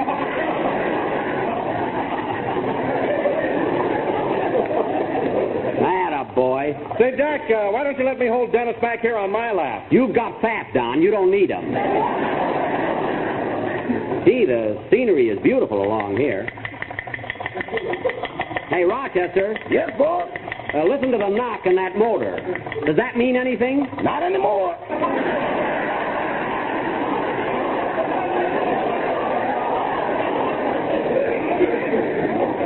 Well, I wish you'd watch those things. See, the way you abuse this car, it'll have no trade-in value at all. Trade-in value? Yes. Boss, this car has to tiptoe past the junkyard now.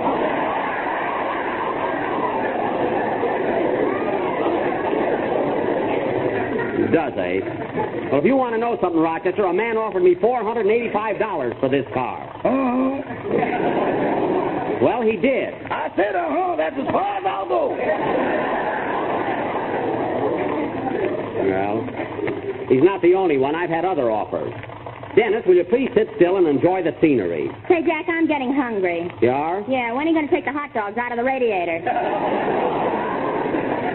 As soon as they're done. Now sit back and be patient. Gee, we'll be going through the mountains in a minute. Oh, Rochester, what's the gas situation? Still 19 cents a gallon. I don't mean that.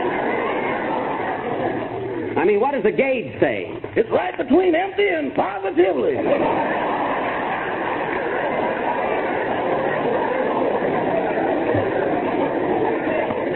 Well, we're all right for a while yet. But we better stop at the next station and not take any chances. Hey, Rochester, take it easy going around these curves here. Rochester, wake up!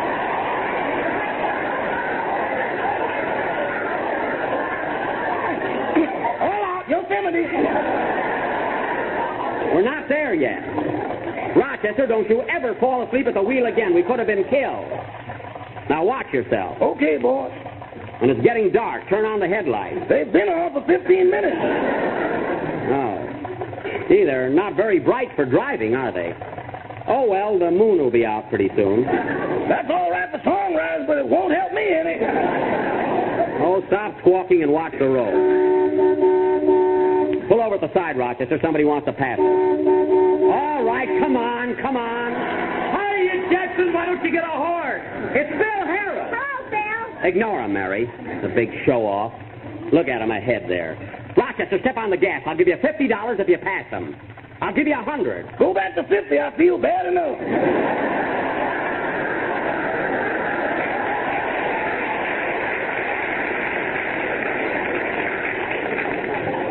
Oh, well, let him go. We don't want to be with him anyway. Jack, we'll never make Yosemite by tonight. It's pretty dangerous driving through the mountains. Maybe you're right, Don. Let's stop somewhere and leave early in the morning. Oh, no. I got up this morning, but tomorrow comes the revolution. We'll get up with the rest of us. We'll stop at an auto court. We ought to get to one pretty soon. I hope so. Well, I'm glad to hear from you, Dennis. I thought you were frozen. Rochester, see those lights up ahead? That might be an auto camp. Slow down. Okay. Now, listen, fellas. When we get there, I'm paying for all your rooms. Yes, sir. Of course, I really don't have to because our vacation doesn't officially start until we get to Yosemite. But just the same, this is on me. Yes, sir. Yep. Keep talking, brother. You're hooked. I'm not hooked. I'm only too glad to do it. Say, boss, you were right. Look at that sign. Where? Right there. It says Mountain View Auto Court. Our cabins are cozy, so come in and dozy. Oh, yes, and it says 75 cents a night. Pull up, Rochester. We'll stop here.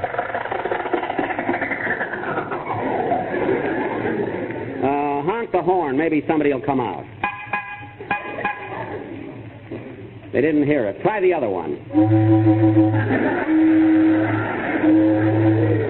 That ought to bring them. Here comes somebody now. Good evening, folks. What can I do for you? We're on our way to Yosemite, and we'd like to stop here. How much are your cabin? $3 a night. $3 a night? Why, your sign there says 75 cents. Yep, that stops them every time.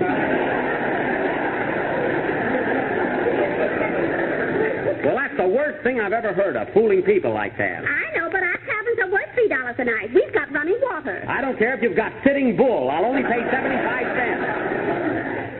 Now, we'll need about 4 cabins. I'm sorry, but we only had one left, and that was just taken. Just taken? Yes, you'll have to go somewhere else. Well, for heaven's sake, why didn't you tell me in the first place and not waste my time? Quiet out there. Trying to get some sleep. Oh, so Harris got the last cabin. I bet he didn't pay any $3. You said it, kid.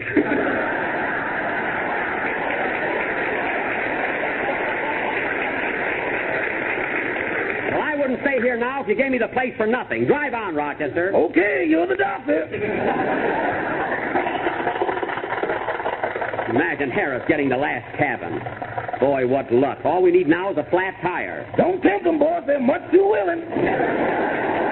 Let's keep still and drive. I'm hungry, Jack. I'm cold. I'm hungry and cold. Well, gee whiz, fellas, we'll get to another place pretty soon. Cheer up, everybody. Stop acting like a lot of babies. Come on, let's sing and be happy. Merrily we roll along, Mar. What's the matter with you? Come on, sing. Merrily we roll along, merrily we roll along, la la la la la. Merrily we roll along. Ladies and gentlemen, the story of our trip to Yosemite will be continued next Sunday night, so be sure and tune in for further episodes of our vacation in the snow. Ice skating, bobsledding, skiing, thrills, chills, and spills. You said it. Drive on, Roger.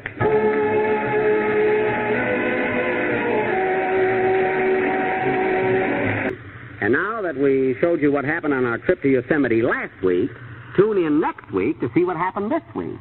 I mean, last week. You mean good night, folks? Yes, that's it. Good night. The Jell-O program, starring Jack Benny, with Mary Livingston, Phil Harris, Dennis Day, and yours truly, Don Wilson. And now, ladies and gentlemen, our program tonight will be devoted to a further description of our trip to Yosemite. Yes, sir. As you may remember, last week, Jack, Mary, Dennis, and myself piled into the Maxwell and left Oakland with Rochester at the wheel. Phil Harris was not a member of our little party as Jack, in a fit of anger, canceled his invitation. It wasn't a fit of anger, Don. He just had to be disciplined, that's all. Nevertheless, Phil left... That guy has to be put in his place once in a while, you know. Nevertheless, I'll Phil teach him to get smart with me. Nevertheless, my goodness, Jack.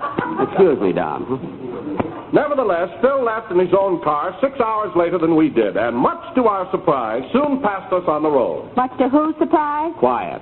Go ahead, Don.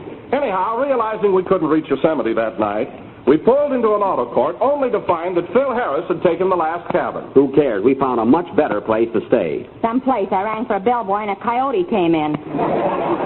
Well, it was rather primitive, huh? It is now the following morning, and we are once more on the road headed down the highway toward Yosemite. Careless, now that you got me loving you. Careless, careless in everything you do. Are you just careless as you seem to be? Or do you just careless for me? I said for me.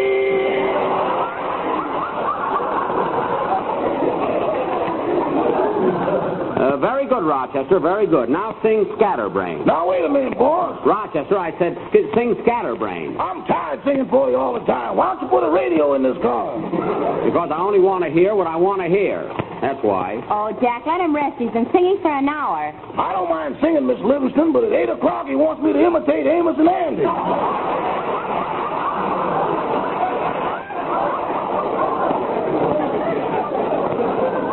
Well? I can't do that blackface stuff.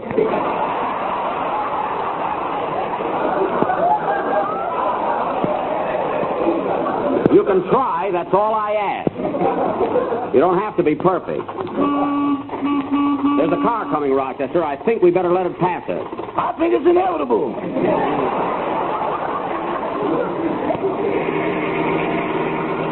Look at that speed demon showing off. He ought to get a ticket. Oh, you're jealous of every car that's got cylinders. I am not. Boy, what a ride. 2 days to make 180 miles. Listen, Mary, if you don't like it, get out and walk. How can I walk after 2 days in this cocktail shaker? Oh, this car doesn't vibrate so much. It doesn't. You've been trying to get that cigar in your mouth for the last 5 miles. Don't worry, I'll make it. Yeah, I never saw anyone like it. It's funny, Don and Dennis aren't complaining. I'm fine, Mr. Benny. There you are. Are you all right back there, Don? Well, tell you the truth, Jack, I'm still a little sleepy. You're sleepy? What about me? You're a nice fella, Don, but that's the last time I'll ever share a bed with you and Dennis. I didn't have much of it. That's right. You were wedged in pretty tight there. Incidentally, Dennis, what was the idea of wiggling your ears all night long? I dreamt there was a butterfly on my way to a daisy.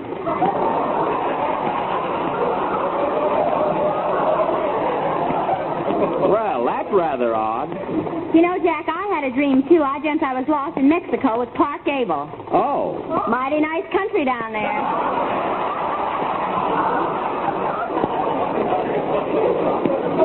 Yeah, especially this time of year, you know.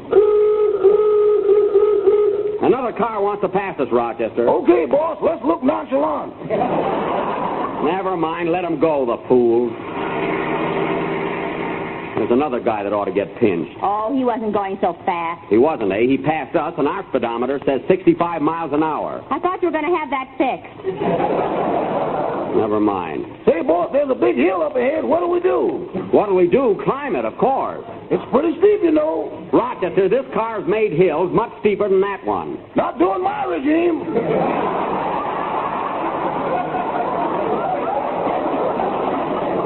Just give her the gas. We'll make it. Okay, hang on, everybody. There you are. We're doing fine. Uh-oh.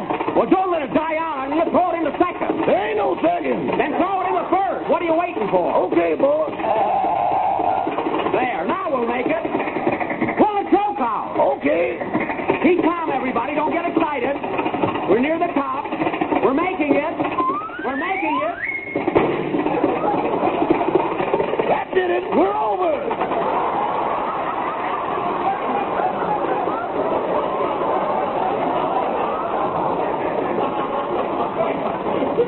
Well, here we are. It was a little dangerous, but we're all right now, eh, Mary? I don't know why I don't punch you right in the nose. You wouldn't dare.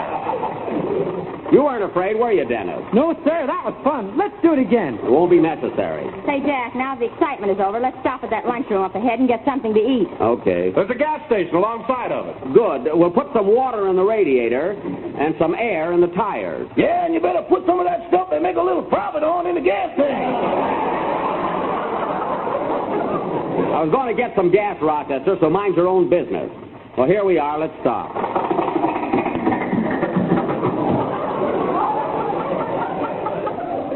Gee, I'm hungry. Rocket Crest, 10 minutes here, folks. Rochester, you're not driving a bus. Now get out, everybody.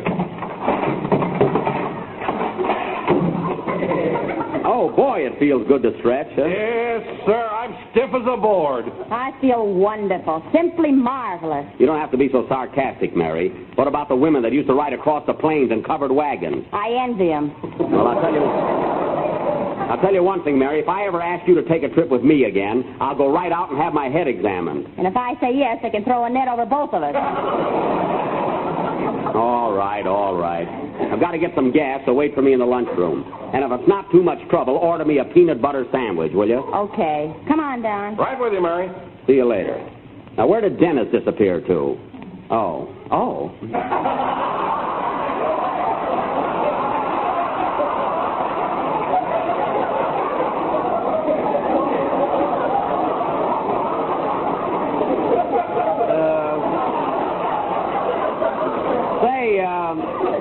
Say, young fella. Yes, sir? I want 5 gallons of gas, please. Ethel, Pethel, or Schmethel? A regular gas will be all right. 5 gallons, please. The Ethel is much better for your motor. Now, look, buddy, I know what I want. Put in 5 gallons of regular gas. Okay, you're the doctor. You remind me of a fella that waited on me in a sporting goods store in Oakland. That's my brother Egbert. Isn't he priceless? He sure is. Oh, Mr. Benny, where'd the gang go? They're in the lunchroom, Dennis. Okay. La, la, la, la, la.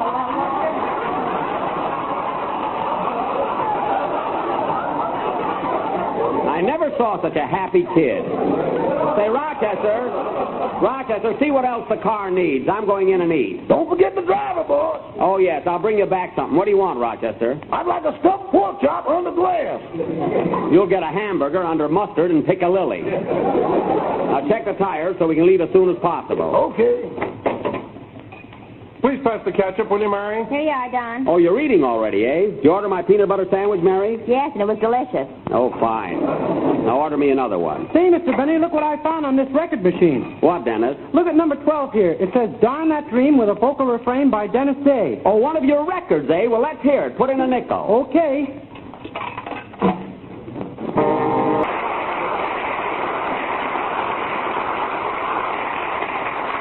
Say, Dennis, that was swell. I didn't know you made records. Shall I play it again? No, don't bother. But it was a grand number. You ought to sing it on the program sometime. You're darn right. Gee, the food's good here, isn't it, Jack? Well, we were pretty hungry, Don. Oh, miss, Yes, sir?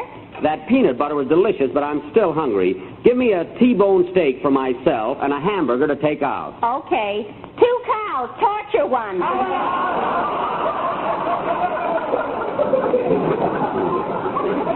And by the way, miss, I want my steak very rare. The T-bone's for Tarzan. Well, they understand each other anyway. Let's hurry up and eat, fellas. I'm dying to get to Yosemite. Gee, I'll bet Mr. Harris is there already. Who, Phil? Oh, he's still sleeping in that auto court. He might have passed us yesterday, but we'll beat him into Yosemite. We will, eh? Yeah, you know the story of the hare and the tortoise, don't you, Mary? The what? The tortoise. You know, turtle. 1 turtle soup. Wait a minute. I didn't order any soup. Oh, pardon me. Scuttle the turtle. You can't even open your mouth around here. What's that? There's a parrot over there. Isn't it cute? Where? Oh, yeah, in that cage. Let's go over and talk to it. Gee, I love parrots. That one's a beauty. It sure is cute. Hello, Polly. Isn't that marvelous? Polly, want a cracker? Gee whiz. You talk to him, Mary. Okay. Hello, Polly. Well, that's terrific. Your steak is ready, sir. Thanks. Gee, Mary, isn't it wonderful the way that bird talks? Huh? Yeah, hurry up and eat your steak, Jack, so we can get out of here. Well, it won't take me long. Oh, miss, will you please fill this thermos bottle with coffee? I want to take it with me. Yes, sir. Very little cream.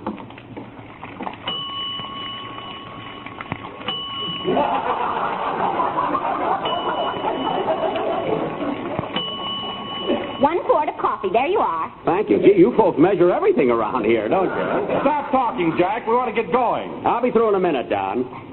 Pardon me, but aren't you Jack Benny from the radio? Yes, I am. I thought so. Would you mind autographing this piece of rye crisp for me? Well, I'll be glad to. You know, Mr. Benny, you're my favorite comedian. Well, thanks very much. You sound like them, too. That parrot's a little fresh there. Here's your autograph, miss. Thanks.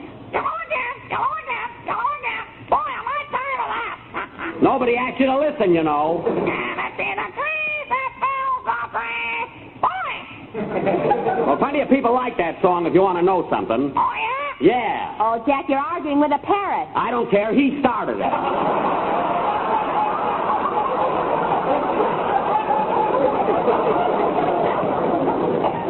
Let's get out of here. Give me the check, please. For everybody? Yes, it's my treat. And here's 50 cents for you, miss. Well, now I've seen everything. Shoot me. Oh, how I'd love to. Come on, fellas. By the way, miss, where's that hamburger? Here you are. It's in this bag. Oh, yes. Goodbye. Goodbye, Mr. Benny. He's got a spoon in his pocket. I have not. Come on, gang. Let's get out of here. I'd rather have a canary any day. You had a canary and you took her back because he couldn't sing Rigoletto. Well, it wasn't the guarantee. What a guy. He expects Nelson Eddy with feathers. Oh, quiet. Hey, Rochester, here's your sandwich. Thanks, boss. Is everything all set now? Everything's fine, all ready to go. Good. How much do I owe you, young man? That'll be $2.10 for gas and $12 for the tire. The tire? What tire? Hop in, boss. Let's get going.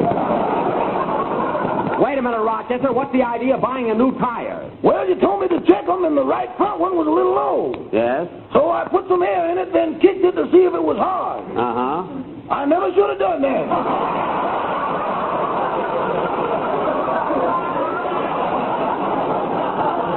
Well, that's no excuse for buying a new tire. If it blew out, you could have patched the inner tube. Patch it? We couldn't even find it. Well, here's your money, mister. And from now on, Rochester, before you buy anything, please consult me first. Come on, everybody, let's go. Where's Dennis? Oh. Well, pile in, fellas. I'll get the car started. Are you going to drive, boss? Yes, I'll drive for a while so you can eat your sandwich. Are you ready to go, Mr. Benny? Yes, hop in, Dennis. Come on, everybody. I'm driving. Now, let's see. Where's the starter, Rochester? Right there on the floor, next to the mousetrap. Oh, yes. Mice, I'm getting out of here. Don't worry, Mary. There was one little mouse living in the toolbox. Little mouse, he came out and hit me with a hammer, didn't he? Oh, stop exaggerating. Now, hold on, everybody. We're off.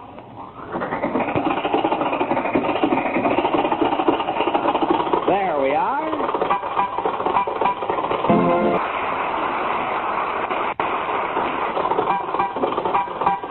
See how easy the car rides when I handle it, Rochester? Uh-huh. All you have to do is know how to drive it, that's all. Uh-huh. That's all there is to it.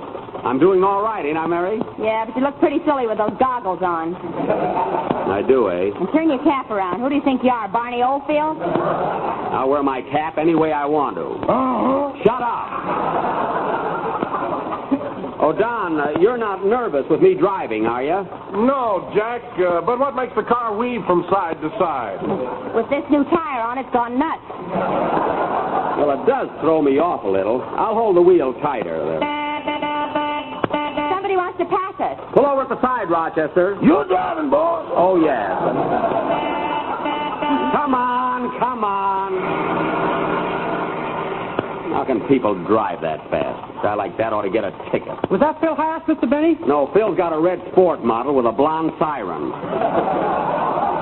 Say, fellas, you know, it's fun being at the wheel for a change. Hey, Jack, pull over. Somebody else wants to pass us. Okay.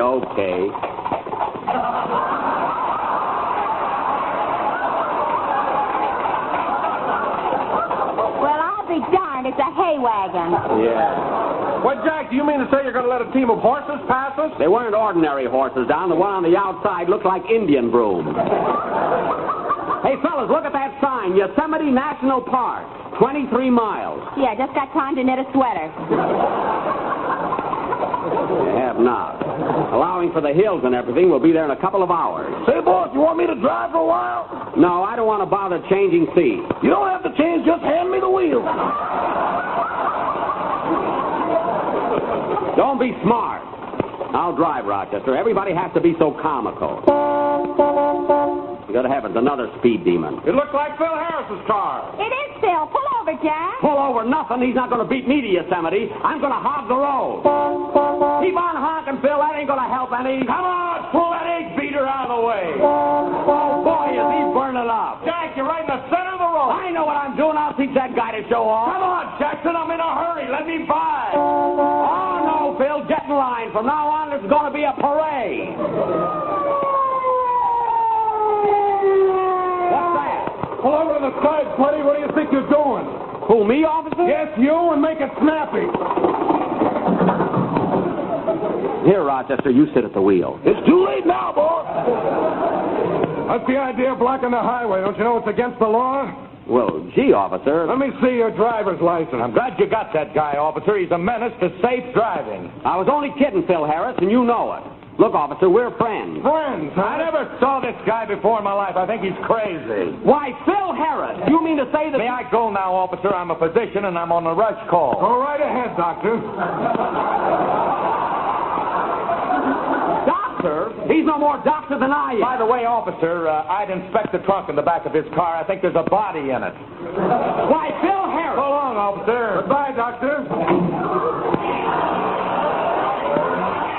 Now, look, officer. I've had about enough out of you. Let's have that driver's license. Now, look, officer, you see, I'm taking my little family to Yosemite. I worked hard all year and saved up every penny, and this is to be our vacation up in the snow. You say one word, Mary Livingston. I realize, officer, that I've broken the law, but I'd just hate to have anything upset the vacation plans of my little family. I see. Well, I'm a family man myself, and I appreciate what this trip means to you, so I'll let you go this time. But in the future, keep to the right. Oh, I will, officer, I will. Way over to the side. Gee, thanks very much. You're welcome. Goodbye. Goodbye. Well, that was a close call. All right, relax, fellas, and let's get started. Can I drive now, Daddy?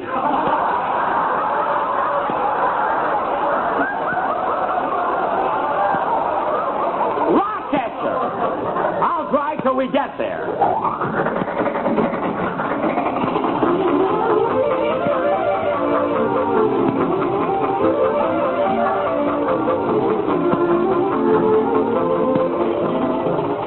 Well, here we are, fellas, coming into Yosemite. A fine time to be getting in. 10 o'clock at night. Well, we had mountains to climb. There were a lot of curves.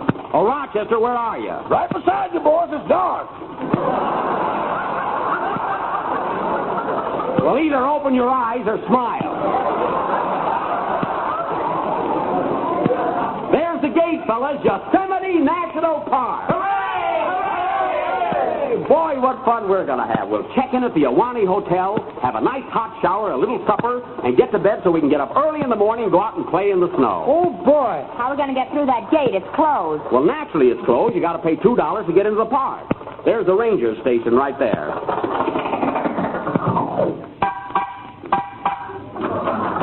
Here comes the ranger now. Good evening, folks. Good evening. We're on our way. We want to go to the Ahwahnee Hotel to spend a few days there. That's $2 to get in, isn't it? Yes, but you can't get through tonight. The park closes at 10 p.m. What? I'm sorry, but we don't open until 6 o'clock in the morning. 6 o'clock in the morning? Well, what are we going to do till then? There's a lovely auto camp just 40 miles back. I know. We stayed there last night.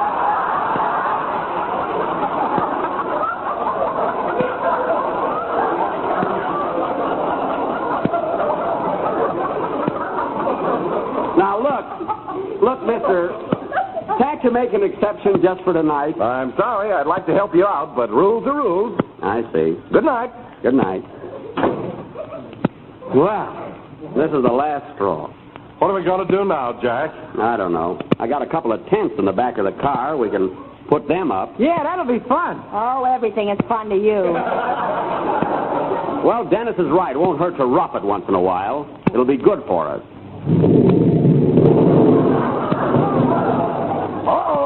Oh, my goodness, don't tell me it's going to rain now. That's all we need. Well, we might just well spend the night right here in the car. We're all tired anyway, and we'll sleep till morning. That's right, Jack. It'll only be a few hours. Doggone, it looks like it's really going to rain. My bunion's bouncing, if that means anything. Here it comes. Well, good night, fellas. Good night, Jack. Good night, Mr. Benny. Good night. Dennis, you don't have to put your pajamas on.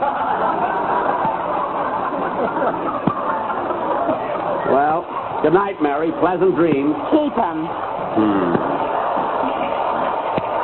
Oh, nuts.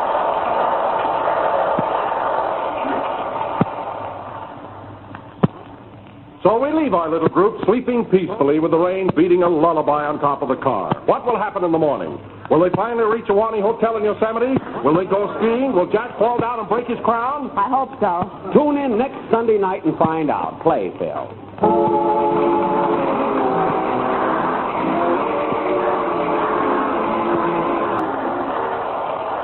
Well, it's still raining. Ooh, I will be with you again next Sunday night at the same time. Quiet, I'm trying to sleep. Oh, that's right. Good night, folks. The Jell-O program starring Jack Benny with Mary Livingston, Phil Harris, Dennis Day, and yours truly, Don Wilson. And now, ladies and gentlemen, once again we continue with the description of our trip to Yosemite in Jack's Maxwell. As you remember, last week our little party finally reached the gates of Yosemite National Park, only to find that it was closed for the night. Darn it. Being tired and weary, we decided to stay right there in the car until morning. And before we could nod off to sleep, we heard a clap of thunder, and it started to rain.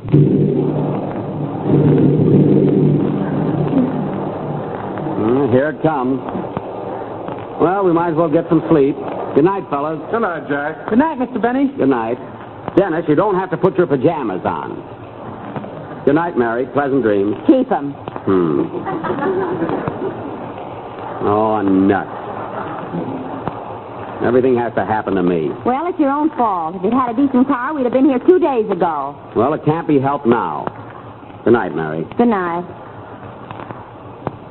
I didn't want to come to Yosemite anyway. I don't know how I ever let you talk me into it. All right, Mary. I'm trying to sleep. Come on up to Yosemite, Mary. We'll have a lot of fun. We'll play around in the snow. Fine lot of fun. Mary, will you please be quiet? We're all trying to get a little sleep. My goodness. Some car. Oh. Now, look, Mary, you might as well make the best of it. It's raining. The park gates don't open till 6 o'clock in the morning, so quit beefing and get some rest. Okay. Good night. Good night. Why'd you ever leave Waukegan?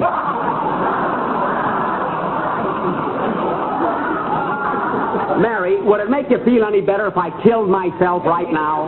Right in front of you? Look at Don. He's sound asleep already. Are you asleep, Don? Only my feet. Oh. How about you, Dennis? Dennis, are you comfortable? Yeah, this is fun. Oh, you've been having fun ever since your nurse dropped you.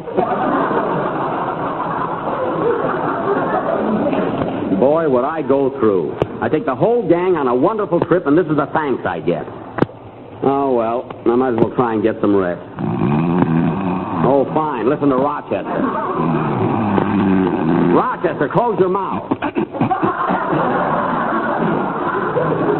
Rochester. Let me see them dive.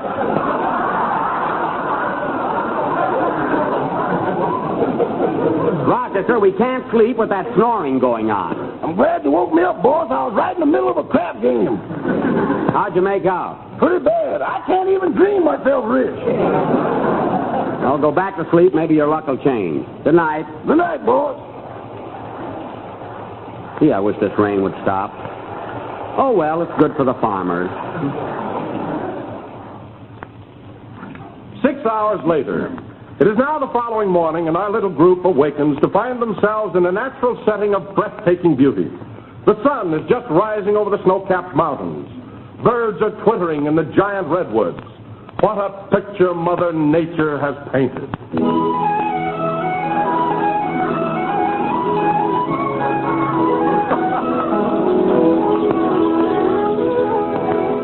Come on, fellas. Come on, come on. Wake up, everybody. Come on, it's 6 o'clock. Wake up.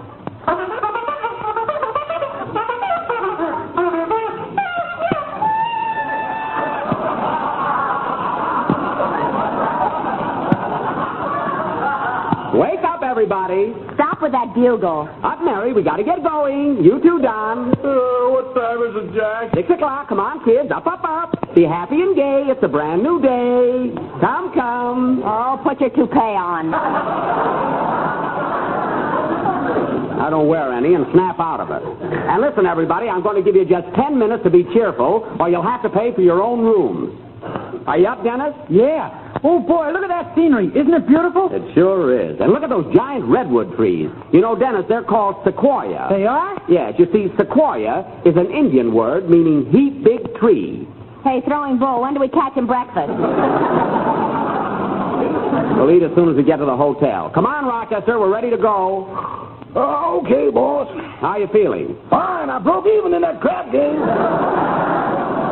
That's good. Toot the horn, Rochester, so we can get to the ranger out here and pay our entrance fee into the park. Gee, the air is brisk up here, so snappy. Here comes the ranger now. Good morning, sir. Good morning. Up bright and early, I see. Yes, we want to get an early start. It's so beautiful here in the morning, especially the sun coming through the sequoias. You know, sequoia is an Indian word. Oh, really? Yes, it means big tree. And Yosemite is an Indian word, too. You don't say. Yes, sir. You seem to be quite well informed about the park. Yes, I read all about it in this little booklet here. It explains everything. I know, I wrote it. Oh. Well, here's the $2 entrance fee. Now, which road do we take to get to the Ahwahnee Hotel? That's on page 5. Oh, I must have missed that. Thank you. You're welcome. Goodbye. Goodbye. Come on, Rochester, let's go. Where's Dennis? Oh.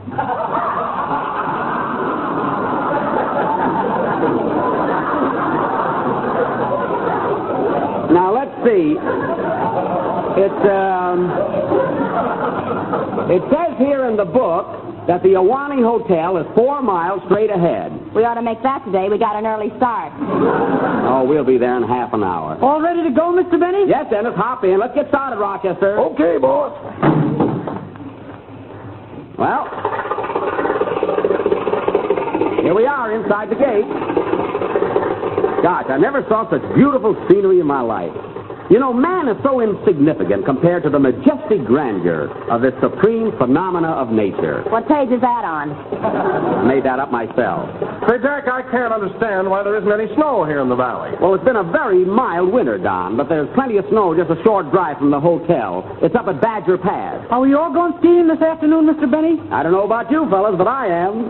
Boy, I can't wait till I get into my ski outfit and go zooming down those hills 60 miles an hour. Whee! Take it easy, brittle bones. Don't worry, I'll surprise you, Mary Livingston. Say, boss, are you sure this is the right road to the hotel? I think so, Rochester. We just passed a sign back there. What did it say? It was printed, boss. I'm a longhand man.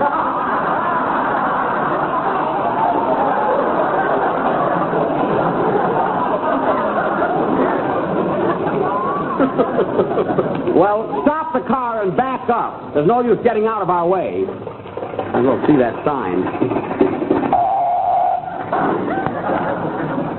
All clear, Don? Yeah, nobody behind us. Okay. About 20 yards more, Rochester. Gee, I didn't know this car could back up. Oh, sure, Dennis. It does everything. Just a little further back, Rochester. About 5 more yards. That's it. There's the sign. What does it say? Wilshire Bowl, 400 miles.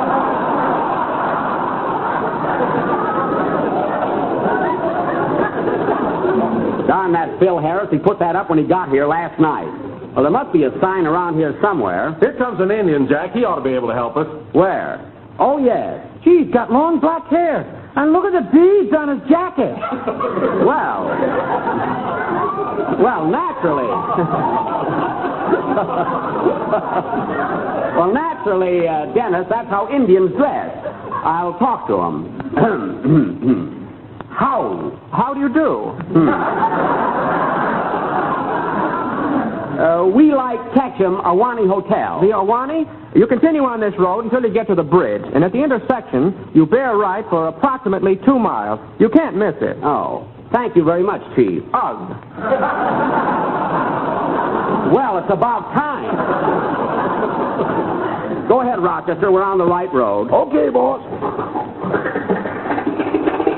Well, 2 more miles and we'll be at the hotel. Oh, Jack, look over here to your right. Isn't that Blattleville Falls? Where? Oh, yes. My goodness, what a magnificent sight. And there's Yosemite Falls to the left. Yep, that's it, all right. Gee, it's beautiful.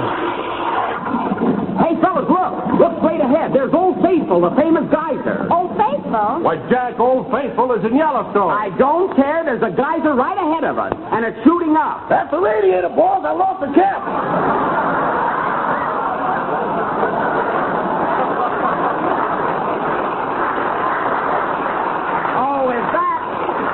Is that spouting again? Well, step on it, Rochester. As soon as we get to the hotel, we'll fix it.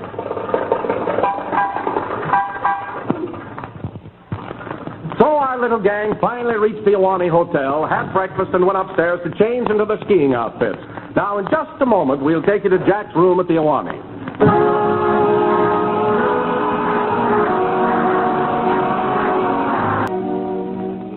Yum pum pum, yum pum pum, yum tum tee da dum. Boy, I can hardly wait till I get up there in that snow. Yum tum tee da dum pum pum dum. Oh, Rochester, where'd you put my ski pants? They're on the bed, Mr. Benny. Oh, yes. Well, come in here and help me get dressed. Ain't you going to take a bath first? Not till I get back from skiing. I got water in the tub. I don't care. I'm not going to take a hot bath and go out in the cold air. I poured in some bath salts. Rochester, forget it. I'm not getting in that tub. I got your sailboat in.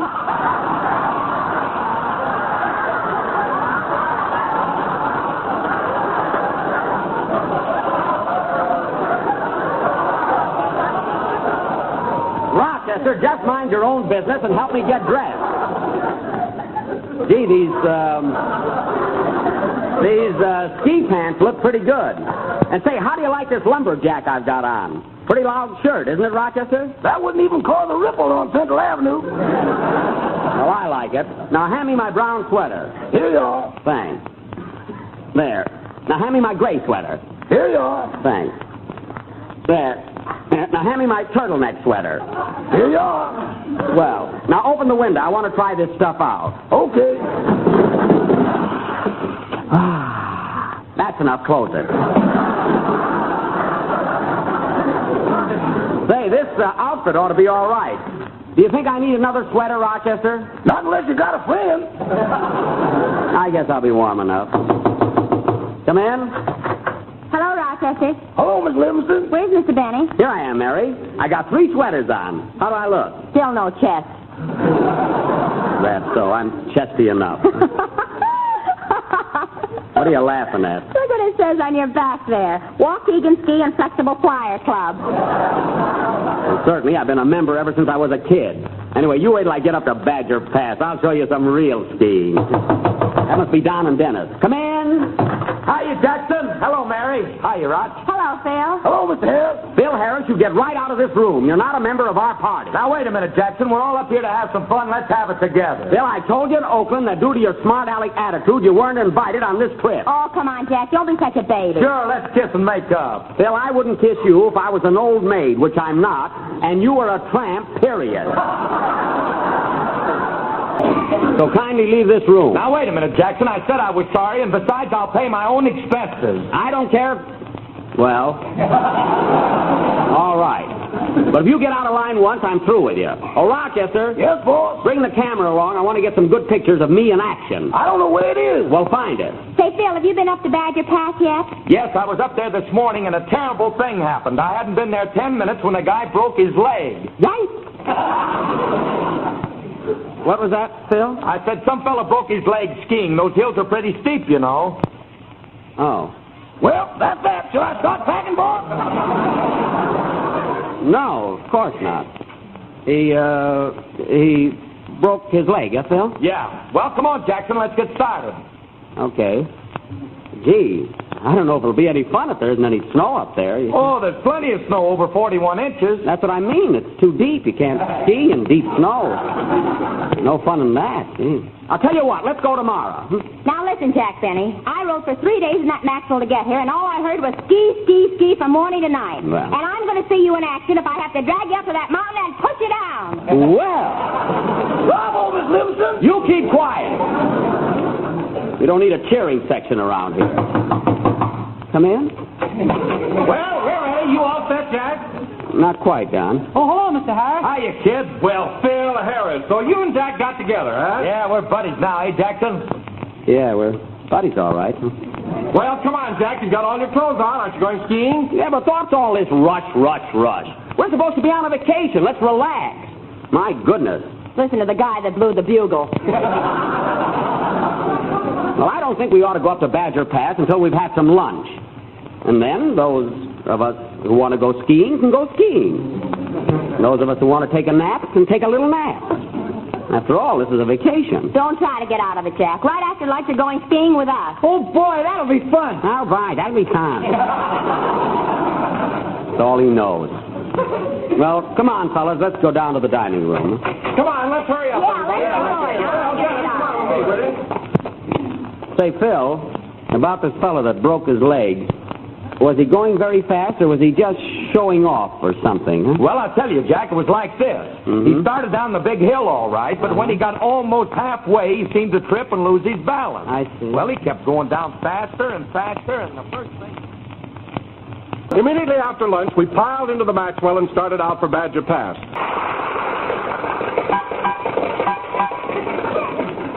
Well, we're almost up to Badger Pass. Wow, look at all that snow. Yep, and there's the ski house right ahead of us. Yeah, let us off here, Rochester, and park the car. Okay, Mr. Harris. Gee, look at all those skiers coming down the hill. Oh, boy, isn't that a thrill? Yeah. Whee! Shut up. We yet. Come on, everybody, let's go. Let's get going. We're going to go. Come on. Rochester, you stay here and watch the car. I'd kind of like to walk around and see what's going on. Okay, Rochester, but don't get lost in the snow. Who, me?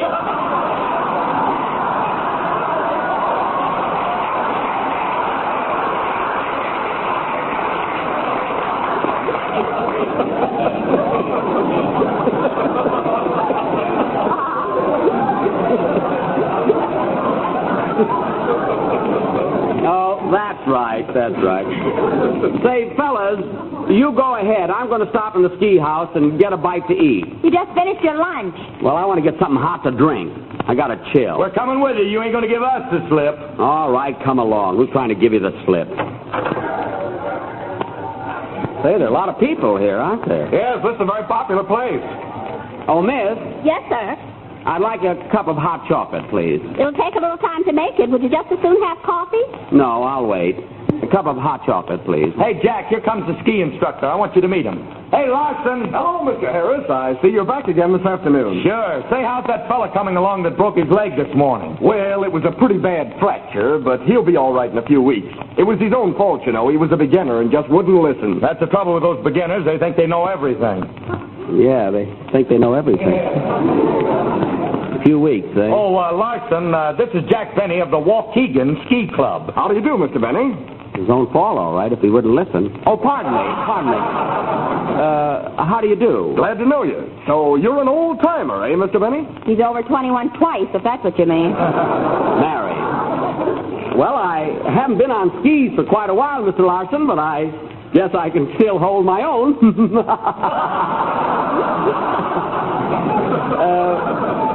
By the way, this is Mary Livingston, Don Wilson, and Dennis Day.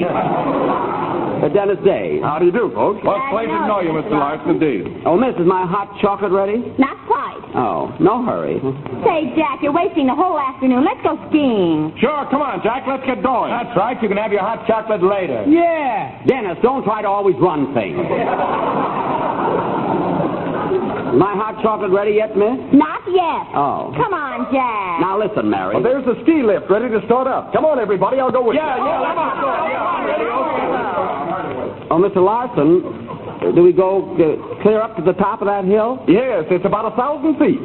Well, it'll be just like old times, eh, Mary? You're on your own, Bajork. Okay, Mr. Larson. Up we go.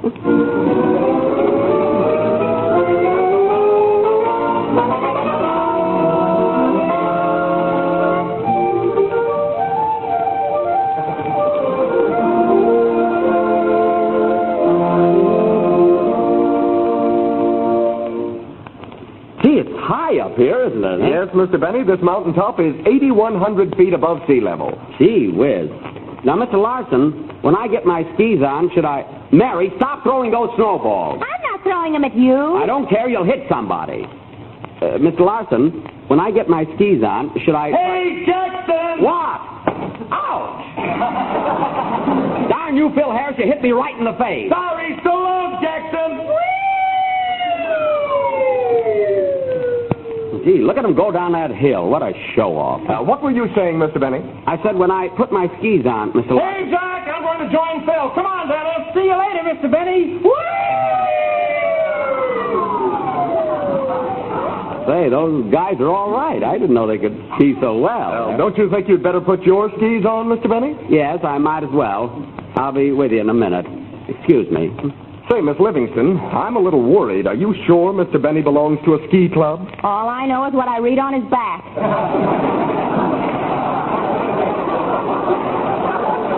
But he's wearing such an outlandish outfit. What's he got that turtleneck sweater on for? That's in case he hits a tree and pull his head in.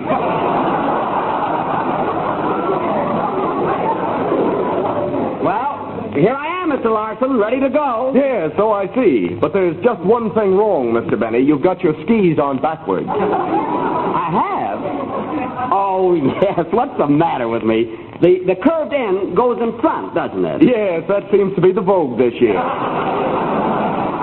Imagine me making a mistake like that. I've got a good mind to punish myself by not skiing at all. I don't know what you're laughing for. You don't look happy. Well, I can't jump up and down with my skis on. I'll turn them around, Mr. Benny, and we'll get you started. Okay. Pardon me, young man. Are you going to start down the hill? No, not yet. Then I'll go. Yippee! Wow, look at her go. Who is that, Mr. Larson? That's my grandmother. She's getting in shape for the Olympics. She's a spry old lady, isn't she, huh? Well, I got my skis on right, I think, Mr. Larson. I guess that's enough for the first day, huh? Well, I think you ought to go down once this afternoon. Oh. Now, follow me. There's a good place to start right over there. Yes, sir. Now, remember, keep your feet close together, your knees slightly bent, and if you want to slow down, just point your toes in. Oh, that'll be easy for me. I'm naturally a little pigeon-toed. And, of course, for a full stop, you'll turn to the side, which you undoubtedly know. Oh, yes. Anyway, if I forget, I have an instruction book here in my pocket. That's fine. At 60 miles an hour, he's going to read a book. Never mind. Well, here I go. So long. Good luck, kid. I'll be all right, I guess. Well, here I go. I better give you a little push. Now, wait a minute. Mr. Larson. Now, wait a minute. Whoop! I'm moving. Goodbye. Good luck. Oh, my goodness. I'm really going. Gee. Say, this isn't so bad. Whoop! I nearly went over that time. Oh, boy, I'm sure going fast now. Oh, my goodness, I forgot how to slow down. Hey, Jackson, take it easy. Turn to the right, Jack. Turn to the right. Nuts to turn to the right. How do I stop these things? Look out, Jackson. Look out. You're going to hit that ski house. I know. What'll I do? Turn to the right, for heaven's sake. Oh, my goodness, I'm heading right for it. Stop me, somebody. Stop me. I'm going right through the ski house.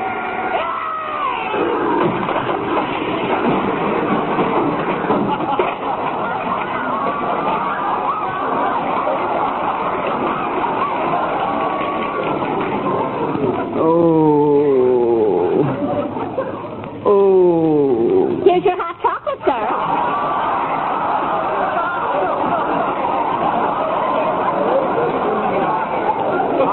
nothing. I want a doctor. Mary, Phil, Don, Dennis. Oh. So that, ladies and gentlemen, ended Jack's first day of skiing at Yosemite. Will we continue with our adventures in this great national park next week, or will we be back home in Hollywood? Who knows? Tune in next Sunday night and find out. I'm going to. Play, Phil.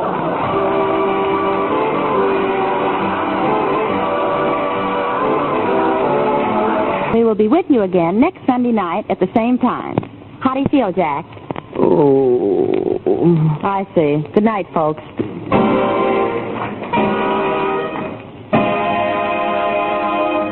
The Jell-O program, starring Jack Benny, with Mary Livingston, Phil Harris, Dennis Day, and yours truly, Don Wilson. And now, ladies and gentlemen, for the last installment of our recent journey to Yosemite National Park and Jack Maxwell. The trip will go down in history with the adventures of Marco Polo, the exploits of Admiral Byrd, the voyage of Christopher Columbus. Don't forget the Rover Boys. Quiet, Mary. As you remember, last week's episode ended with Jack skiing down a steep hill and crashing into the ski house, with the result that he suffered a sprained ligament in his leg and several assorted abrasions. Oh, it's a miracle I'm alive. I must be made of iron. Continue, Don. It is now several days later, and we take you to Jack's room at the Ahwahnee Hotel in Yosemite, where he is convalescing. It's my birthday, too, folks. Jack is propped up in bed, and as the scene opens, we find Rochester reading to him from a magazine. It was past midnight and the moon was shining brightly through the magnolia trees as Ronald walked into the garden. Carlotta heard his footsteps approaching and looked up like a frightened gazelle. That's Gazelle. That's frightened Gazelle. Don't be alarmed, darling, cried the young American engineer. It is I. I have come back for you. I knew he would. Carlotta's dark Mexican eyes flashed. Her lips quivered.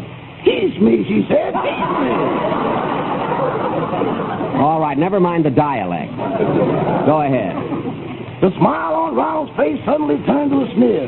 It's no use, Carlotta, he said. I only come back to say goodbye. This is the end. The darn fool. Doesn't he know she loves him? But Ronald, cried Carlotta, you can't go. We're married. And what about the baby? The baby? What baby? That was last month, boss. We missed that. Oh. Well, that changes everything. Go ahead. Ronald turned and started toward the gate. Carlotta clung to him, and the tears came to her eyes. But Ronald laughed bitterly and struck her to the ground. Brute. She quickly arose and ran toward him. His back was turned, so she could not see the long, thin dagger flashing in his hand. A dagger? She crept closer and closer. Ronald's back was still turned. Yes, yes. Please, Ronald, she cried. He did not answer. Oh. So she clutched the dagger and raised it higher and higher and higher. Oh, my goodness, he better run. No hurry. Continued next month.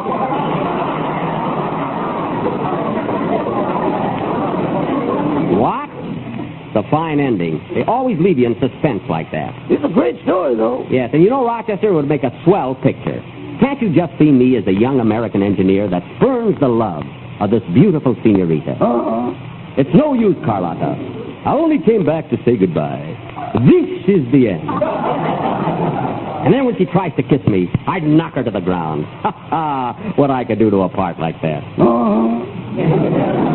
I wonder who the right girl would be to play opposite me. Of course, Hedy Lamarr might be the type. She's dark and she's got those flashing eyes. She's too healthy. You'd never knock her down. Well, I still think we'd make a very romantic couple. Come in. Hello, Jack. Happy birthday. Oh, hello, Mary. Thanks. I'm having a fine birthday this year, flat on my back in bed. Don't feel so sorry for yourself. Your leg hurts a little, that's all. Is that so? Well, if you want to know something, young lady, I had a pretty bad accident. And it's a serious case. Oh, everything is serious with you. It is, eh? Last month you got a sliver in your finger and you wanted to go to the Mayo Brothers to have it taken out. Now, wait a minute, Mary Livingston. That sliver wasn't in my finger. It was in my tongue. And it was painful. Well, I told you not to eat those good humors so close to the sick.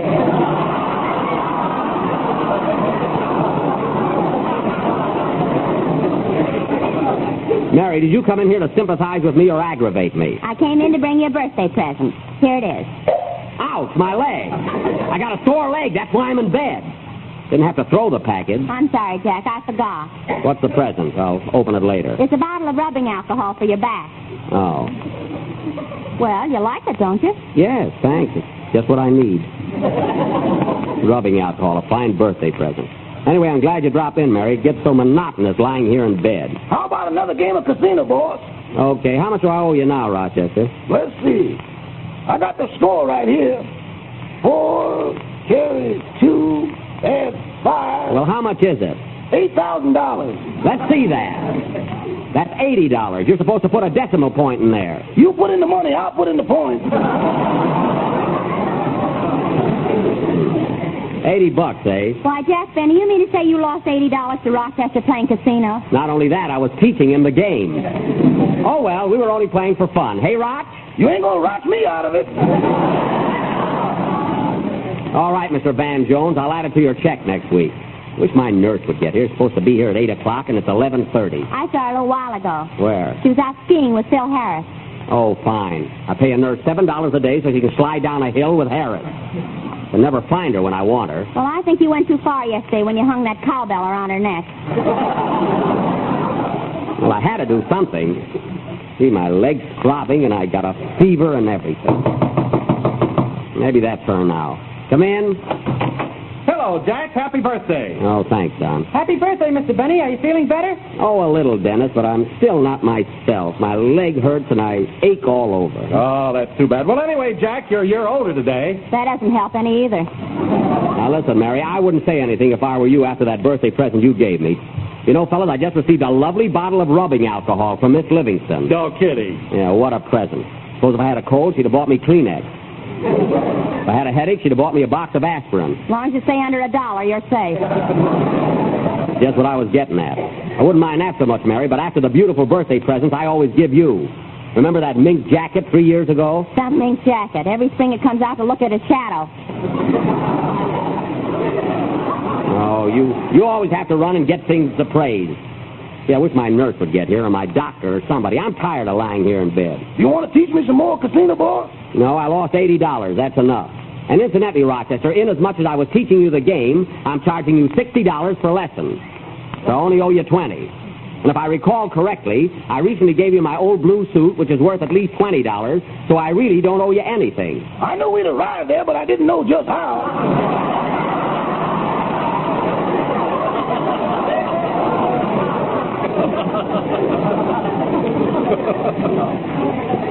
Well, that's how, and the meeting is closed. I wish the doctor'd show up. I want to get back to Hollywood in time for our broadcast Sunday. Oh, you'll make it all right, Jack. Sure, there's nothing the matter with you. There's plenty the matter with me. I just don't complain, that's all. Well, if my nurse doesn't get here pretty soon, I'll say, Rochester, give me a spoonful of that iron tonic. Oh, was there iron in that, boss?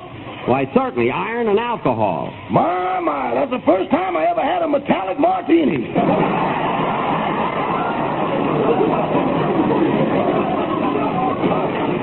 You lay off my medicine. Gee, my leg hurts again. I get those shooting pains. Come in. Oh, Jack, it's Dr. Nelson. It's about time. So it's you, Doctor. Yes. Well, quite a little party we're having here. How are you today, Miss Livingston? I'm just fine, Doctor. That's good. And you, Mr. Day, how's your health? I feel marvelous. Fine, fine. And Rochester, how are you feeling? Okay, Doc, I'm okay. Good. Well, I'll be running along now. Goodbye. Hey, wait a minute. I'm the patient here. What about me? Oh, yes, Mr. Benny. Yes, yes. How is your arm today? Still bothering you? It's my leg, my left leg. My arms are all right. I just lost $80 playing cards with them. Oh, certainly it's your leg. You fell off a horse. A horse? Look, Doc, I never fell off a horse on my leg in my life.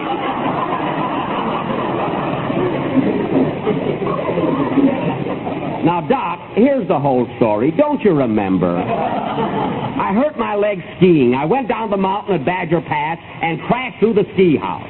Then we phoned for you and you came to examine me, remember? Oh, yes, and I'll never forget how you called me Daddy. Well, I was delirious, that's why. I was delirious. Well, just the same, it was embarrassing. I'm a bachelor, you know. I know. Now, look, Doctor, I want to know if I can get out of here today and go home. You see, Doctor, Mr. Benny's anxious to get up because it's his birthday today. Well, congratulations, young man. How old are you? It's none of your business.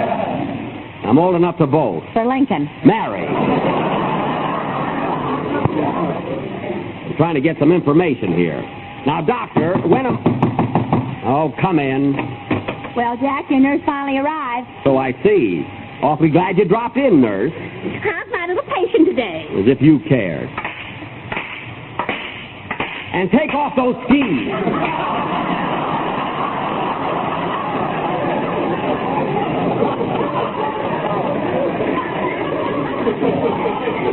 My goodness. Well, I'm only going to be here for a minute. Did you hear that, Doctor? Fine nurse you recommended. Supposed to be taking care of me. She's out skiing with Phil Harris all day. You're a naughty girl, Miss Kelly. I'm sorry, kid. Later, Miss Kelly.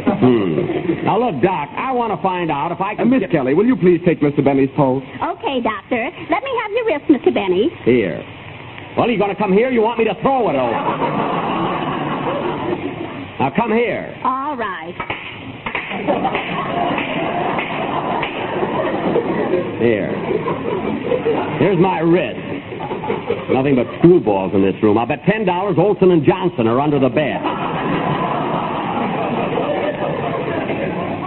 Well, Miss Kelly, what about it? Oh, Doctor, Mr. Benny has no pulse. I can't feel a thing. Of course not. You're wearing mittens. No pulse. Why, the blood just leaps through my veins. It can't be that happy. That's all. Now, Doctor, for the last time, I want to find out if I can get...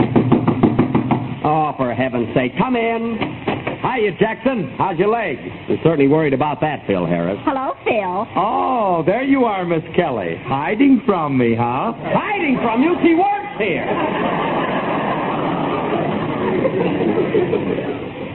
And incidentally, Phil, when you came in, you might at least have wished me a happy birthday. Oh, yeah. Happy birthday, Jackson. Keep it.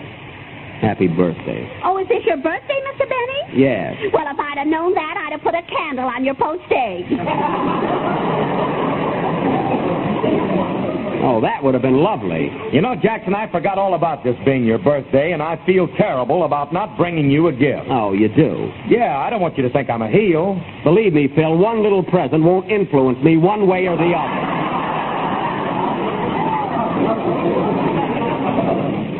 So don't worry about it. Well, I think I'll be running along now, Mr. Benny. Now, wait a minute, Doctor. You haven't told me if I can leave here today and go home. Oh, my goodness. You could have gone home 4 days ago. I could?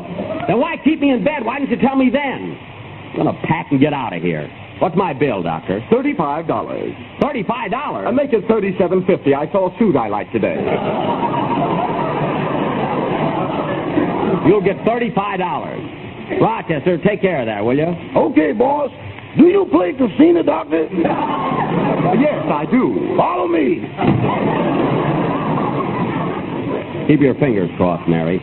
What do I owe you, nurse? $42. That's 6 days at $7 a day. Now, wait a minute. You only dropped in for lunch. The rest of the time you were skiing with Phil Harris. Well, I'm the outdoor type. Well, then get out of here. Here's your money. Thank you, Mr. Benny. Goodbye. Goodbye. Come on, Philzy. Right with you, baby. So long, Jackson. See you in Hollywood.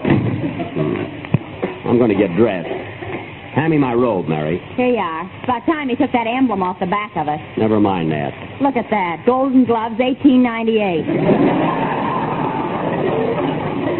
My father's robe. Now, Mary, call downstairs and have the room clerk make up the bill. Tell him I'm paying for everybody's room but my nurse's boyfriend. Okay. Oh, Dennis, help me get my things packed, will you? Yes, Mr. Benny. Hello, the room clerk, please. Dennis, take all my shirts and socks out of the top drawer. Hello, room clerk. Will you please make up Mr. Benny's bill? We're checking out today. Dennis, hand me that suitcase, the larger one. Yes, everybody except Phil Harris. Where'll I put the sweaters? Right in there and keep them together.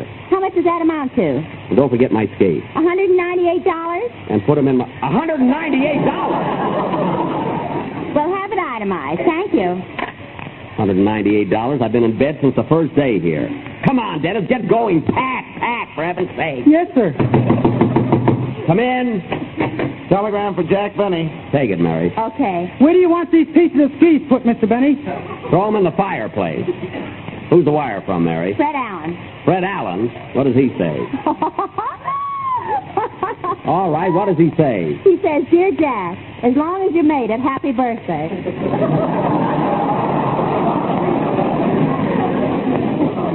Well, you can throw that in the fireplace, too.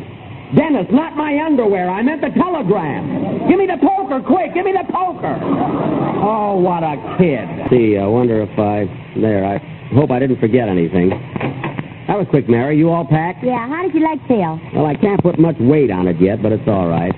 Rochester, did you get all the stuff out of the bathroom? My razor and everything? Yeah. Say, boss, do you want that old tube of shaving cream, too? Of course I want it. There isn't enough there to shave the fuzz off a peach. I have a very light beard, so get it. Now, let's see. The bellboy took the other 4 grips. Rochester, grab those 2. Mary, help me with this big one, will you? Okay. Oh, now what? Come in. Well, well, how's my little patient today? You were here already, Doctor. Oh, that's right. Goodbye.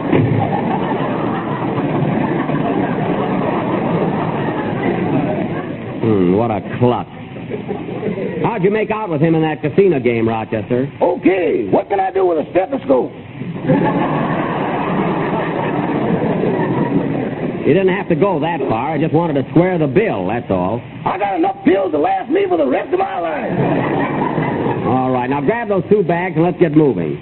Come on, Mary. Is Dennis packed? Yeah, he's downstairs in the lobby. Now let's get on our way. You go ahead, Rochester.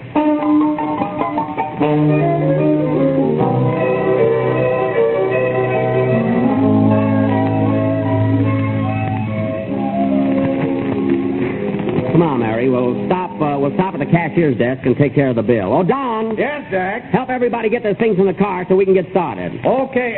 See you in the car. Oh, cashier, give me my bill, please. Here you are, sir. It's $198.40. 40 cents? Oh, you just told Miss Livingston on the phone that the bill was $198. What's the extra 40 cents for? There's a towel sticking out of your suitcase.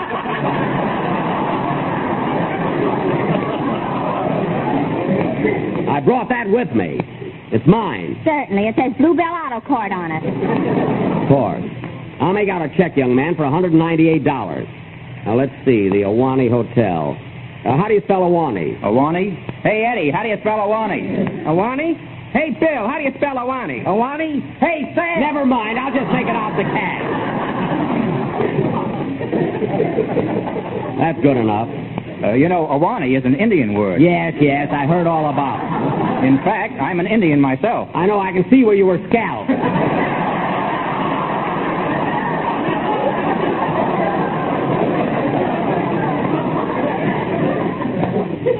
Now, here's your check. Thank you, sir, and a happy birthday. Fine birthday. Come on, Mary. Oh, Jack, here comes your doctor. Oh, yes. I might as well be nice to him and say goodbye. Oh, Doctor. Yes? I'm checking out, and I just want to say goodbye to you. Goodbye, and I hope you've enjoyed your stay here. Oh, I have. It was very pleasant. I'd like to walk out to the car with you, but I've got to rush upstairs and see Jack Benny. He hurt his leg.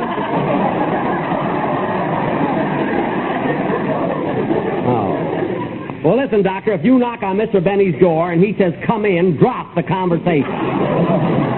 Goodbye. Goodbye. Come on, Jack. We're waiting for you. Yeah, hurry up, Mr. Benny. I'm coming. Be right with you. Oh, Mr. Benny. Yes? You're wanted on the telephone. You can take it right here. Thank you. Who would be calling me here?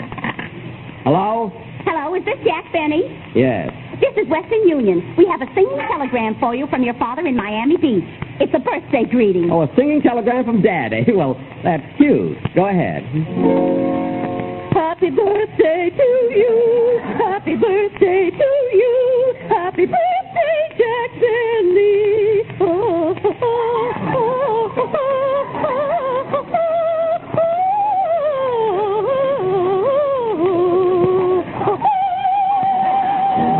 Look, that was birthday to you. Happy birthday to you. Happy birthday, Jack Benny. Happy birthday to you. Well, thank you very much. That was swell, really. Look, I've got to get away now. happy birthday to you. Happy birthday. Happy birthday. The car is waiting for me. Happy birthday to you. Happy birthday, Jack Benny.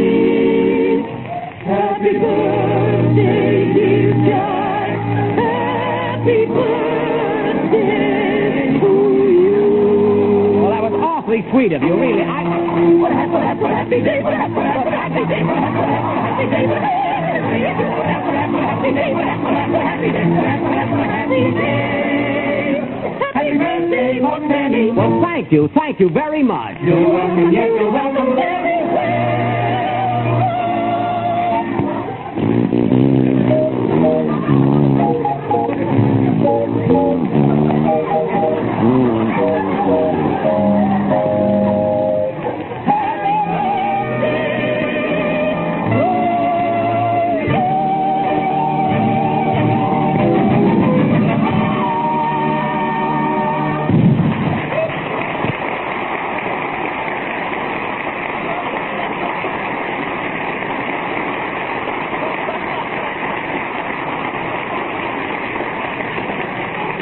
Well, I'll be darned. Come on, Jack, hurry up. I'm coming.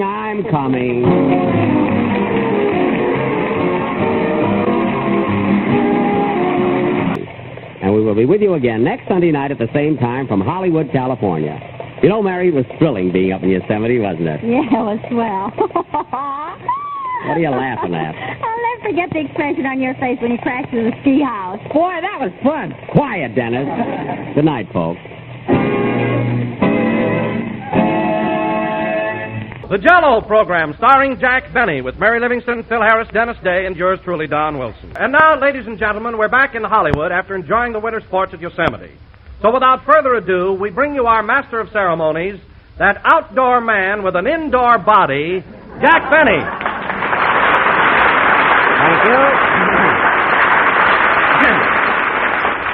Thank you. Jell-O again, this is Jack Benny talking. And Don, if you're referring to that little incident when I hurt my leg skiing in Yosemite, you're not being very fair.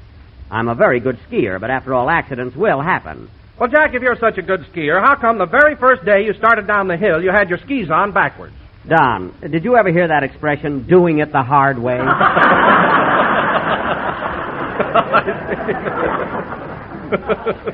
mean, anybody can go down a hill frontward. Oh, then I must have misunderstood the whole thing. I thought you made a mistake and didn't know what you were doing. Oh, no, Don, no. Then I'm sorry, Jack, and I apologize. I object. Well, if it isn't Livingston, the D.A. What are you objecting to, Mary? I object to that big fib you just told Don Wilson. If you're such an expert skier, how come you didn't even know how to stop? Well... Why, the first thing you did was crash right through the ski house. It could have been a publicity stunt, you know. Go on. You don't know any more about skiing than you do about spending money. Spending money? You do that the hard way, too. All right, Mary, all right. My skiing accident is over. I lived through it, so let's forget it. Now, listen, Jackson, I don't want to butt in, but that accident was nobody's fault but your own. You had no business getting on a pair of skis in the first place. Do I hear a voice from the cornfield?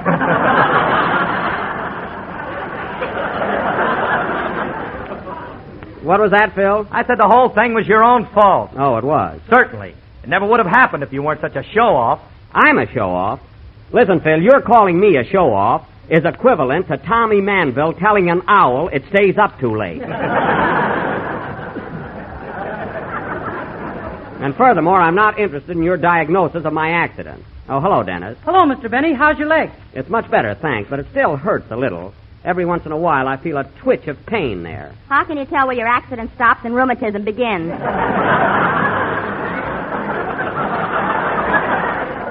Now, wait a minute, Mary. If I've got rheumatism, how is it I'm such a good skier? I'm not going through that again. You bet you won't. Well, Dennis, are you glad to be back home? Yeah, I'm as happy as a lark. Oh, he's always happy. Well, I regard that as a virtue. I'm glad that somebody is contented around here. There's nothing wrong with me that a raise wouldn't cure.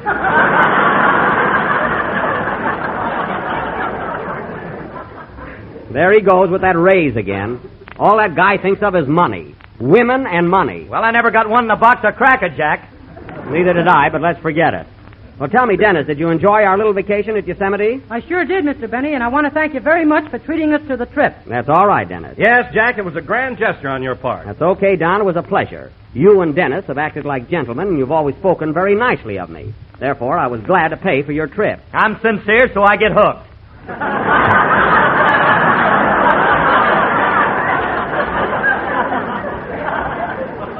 Hooked? Yes, and I think it was a pretty cheap trick for you to pay everybody else's expenses and leave me out. Oh, you do? Sure, that vacation cost me over $100. All right, Phil, I'll tell you what I'll do. Just give me an itemized bill of all your expenses in Yosemite, food, room, and everything, and I'll be only too happy to reimburse you. Oh, Jackson, you're kidding. If I'm not, may the roof fall on me.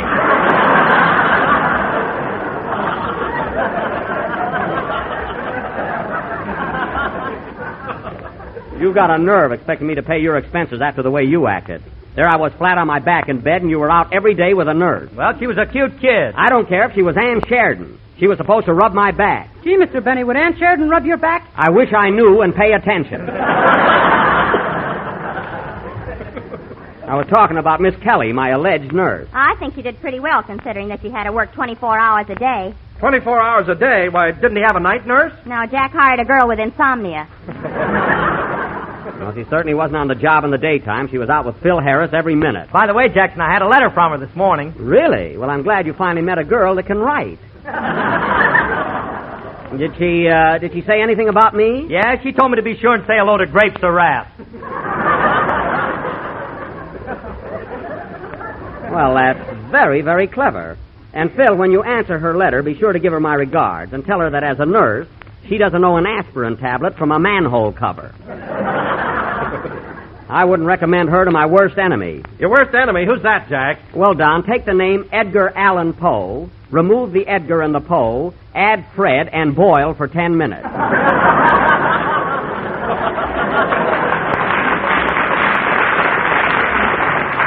Now, look, fellas, we've got other things to do tonight, so let's settle down and eliminate all references to our vacation. How about a song, Dennis? Are you all set? Yeah, I got a swell number, Mr. Benny, called Make Love with a Guitar. Oh, yes, that's a very good song, Make Love with a Guitar. You know, when I was a young fella, I used to serenade the girls myself. Only instead of playing a guitar, I played my violin. And instead of girls, you got pennies from heaven. That's so. Well, all I know, Mary, everybody in Waukegan used to call me the Sheep. Sure, you lived in a tent. I lived in a house. Where I lived. Go ahead with your song, Dennis. Okay. Oh, by the way, Jack, I knew I had something to ask you. Did you go to the Motion Picture Academy Award dinner Thursday night? Yes, Don. Mary and I attended, and it was a grand affair. Go ahead, Dennis. Well, Jack, weren't you disappointed that you didn't get the award for the outstanding performance? Disappointed? Why, no, Don. Go ahead with your song, Dennis. Now, come on, Jackson. Look, Jackson, weren't you just a little bit jealous? Me jealous? What are you talking about? He's talking about the Academy Award dinner Thursday night. You should have seen him, fellas. Dennis, are you going to sing or not? Boy, was Jack burned up. He nearly... Dennis, what are you waiting for? Sing. Jack was so mad, I thought... Sing, Dennis, for heaven's sake. Okay, Mr. Benny. Come here a minute, young lady. I want to talk to you.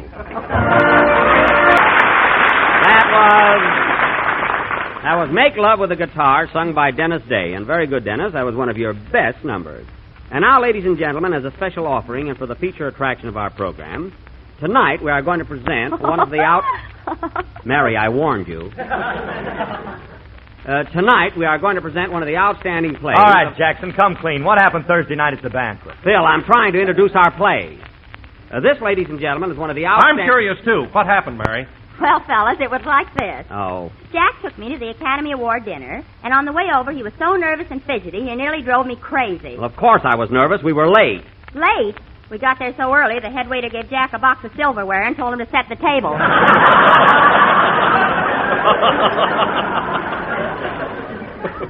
I didn't do it, did I? Anyway, getting back to our play... Well, what were you so nervous about, Jack? I'm coming to that. He asked me. Well, fellas, you know Jack. As usual, he thought he was going to win the Academy Award. For what, acting? Don't be so surprised. Why, that's silly, Jackson. Even before the banquet, everybody knew it was a toss-up between Jimmy Stewart and Robert Donat. All right, Phil, didn't you ever hear of a dark horse? Oh, Rochester. I don't mean Rochester, I mean me. Tough Luck Benny. That's who I mean. Well, anyway. Anyway.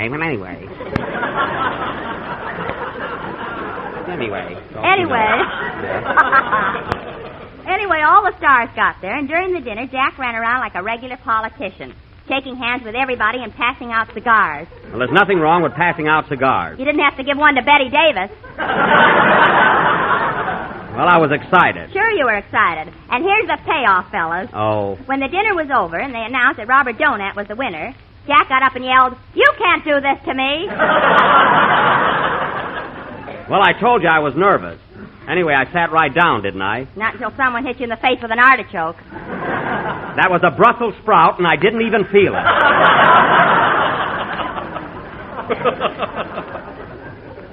Artichoke, you have to exaggerate everything. Anyway, folks, as I started to But, announce... Jack, getting back to the award, I can't understand what you objected to in the decision. Because I don't think Robert Donat deserves that statue as much as I do. What are you talking about? Did you see Goodbye, Mr. Chip? Yes, but I don't remember him in it.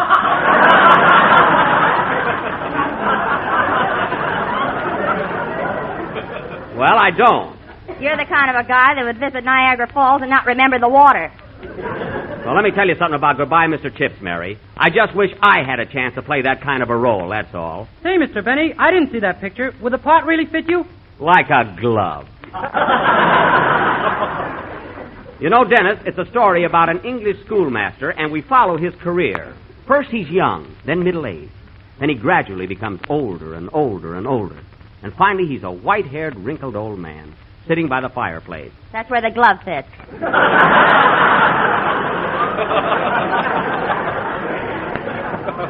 All right, now listen, fellas, let's change the subject and forget about this year's Academy Award.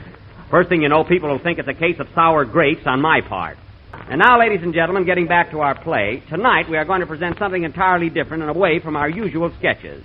However, before we begin, I'd like to explain... Oh, who is it? Come in.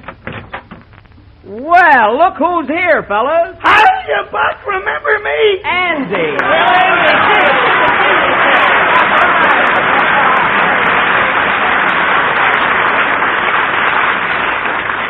Well, Andy, it's about time you showed up. Gosh, you've been away a long time. Yep, about 2 months. Had a lot of fun, though. Oh, that's right. You were out playing vaudeville. How'd you do, Andy? How was business? Swell, Buck. I was the biggest thing since Power's elephants. Well, I'm glad to hear that, Andy, because I'd like to go back on the road again myself and play those good old 4 days. I got a great idea for your act, Jack. What? You start out as a young man, and the audience gets older and older and older. Don't worry, I'd entertain them. Well, tell me, Andy, what sort of a routine did you do? Well, I sang songs and told some jokes and all that sophisticated stuff. Well, I'll bet, huh? And then for a wind-up, Ma, Pa, and me would come out and do an adagio act. Well, that sounds exciting. You mean to say you and your Pa would throw your Ma around in the air, huh? Not only that, he'd catch her blindfolded. Blindfolded? Yeah, he couldn't stand the sight of her in those pink tights.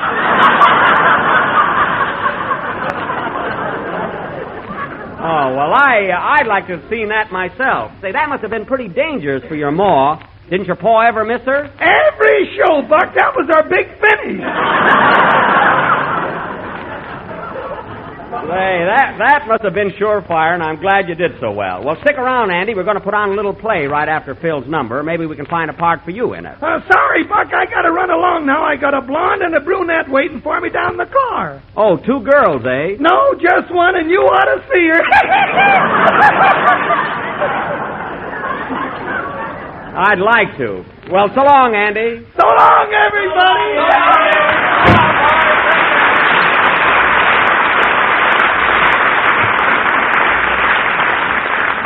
Doggone, Andy sure gets a kick out of life. Well, Phil, now that I feel good again, let's hear a number and we'll do our play right after it. Okay, Jackson. Is there anything special you'd like from our large repertoire? Large repertoire? Phil, you never played anything that was over 3 feet away from Dipsy Doodle. So get in the groove. Hold it a minute. Come in. Telegram for Jack Benny. Take it, Mary. Hey, buddy, got change for a half? Only 2 quarters.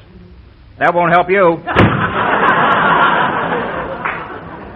Thought we'd never get to that. Well, I'm glad he finally got a job. Who's the wire from, Mary? It's from your father in Miami Beach. From Dad, eh? What does he say? He says that my dear son Jack received your letter saying you were going to win the Academy Award. The newspapers here got it all wrong.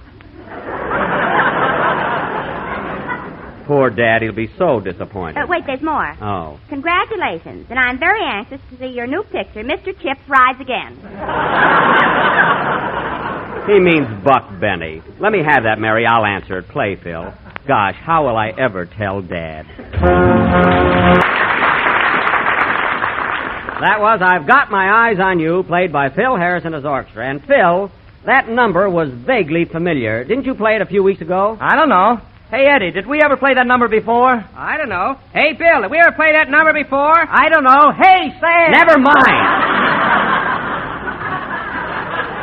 I was just asking. No use going through the whole orchestra. Not that important. I think, Phil, you ought to be a little bit careful about repeating band numbers so soon, that's all. And now, ladies and gentlemen... Well, I don't remember whether we played it before or not. It bothers me. Me too. Me too. Cut it out! You know, Phil, if your boys would worry more about their music ahead of time instead of spending all week at the Santa Anita racetrack, we'd be a lot better off. What do you mean? Well, I went out to the track yesterday, and there they were, every one of them, including your guitar player. What a pest he is. Who, Frankie? He used to be a tout. Used to be? He used to be a tout. He's got more information now than Clifton Fadiman. Every race he'd come around and say, play this horse, play that horse. Well, you know how Frankie is. He gets enthusiastic, that's all. Phil, I don't object to enthusiasm, but those tips he hands out. Yesterday in the big race, he insisted that I play heel fly. He said, I'm so sure of that horse that if he don't win, I'll kill myself. Well, what about it? I lost $2 and I don't see any lily in his hand. I can't stand a Welshman.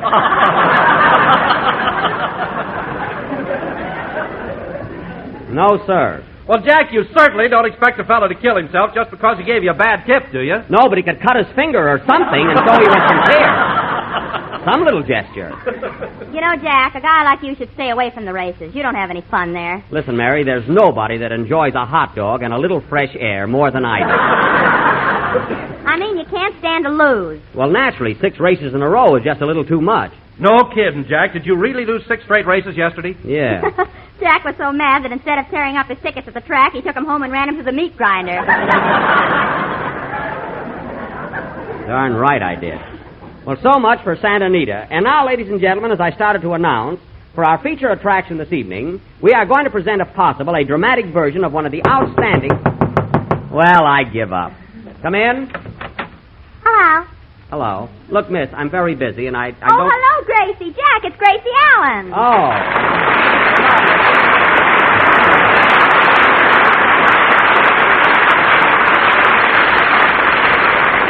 Hello, Mary. Hello, Jack. Hello. Hello, Dennis. Hello, Don. Hello. Hello, beautiful. Hello, Gracie. Oh, fine. Gracie, you're the only one in the world that thinks Phil Harris is beautiful. Oh, yeah, and so do I. Oh. Well, Gracie, it was nice of you to drop in, but we have a play to do, and we haven't much time. What brought you up here tonight? Well, I don't know. When I hitchhike, I never ask their names. I see. Well, if you'll excuse me, Jack, Jack, did you know I'm running for president? President? Oh, yes, I heard about it. Where's George? Well, he's out digging up worms so I can go fishing. Oh.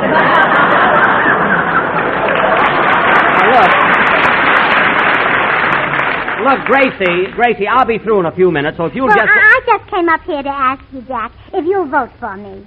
Well, are you nominated? No, I just think to be sociable. That I don't understand at all. Now, if you don't mind, Gracie, look... Now, how about you, Mary? Will you vote for me, Don? What's he talking about? I'll be glad to. Me too. So you've thrown your hat in the ring, huh, Gracie? Oh, yes, and it was adorable. I paid $37.50 for it at full exposure. Oh. No. Did you really? I think the hats they're wearing this year are so much better than last year. Don't you, Gracie? Oh, yes. I like the hat I got on even better than on my head. Well, it's more becoming. Yeah. Isn't it? Look, girls, you can discuss all... Just there, too. Still material? Oh, Gracie, it's stunning. Oh, it's just a little thing I'm going to wear around the White House. Look, girls, you can discuss all this later. We're very busy. Hey, Jackson, come to think of it, we did play that number 3 weeks ago. That's right. That's right.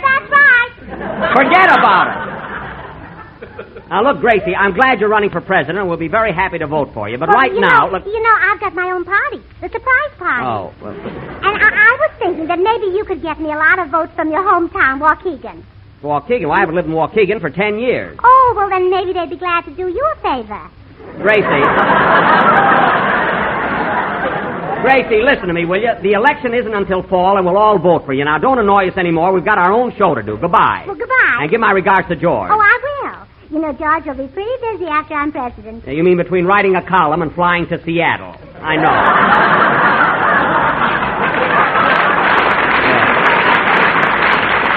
I know all about it. Huh? Imagine My Day by George Burns. That ought to be something. Well, so long, Gracie. Goodbye. Well, goodbye. Well, if I'm going to be elected, I've got to run out now and make some speeches. And perhaps kiss babies, huh? Hey, that's not a bad idea. Come here, Phil. Hey, wait a minute. Oh, that's my baby. Goodbye.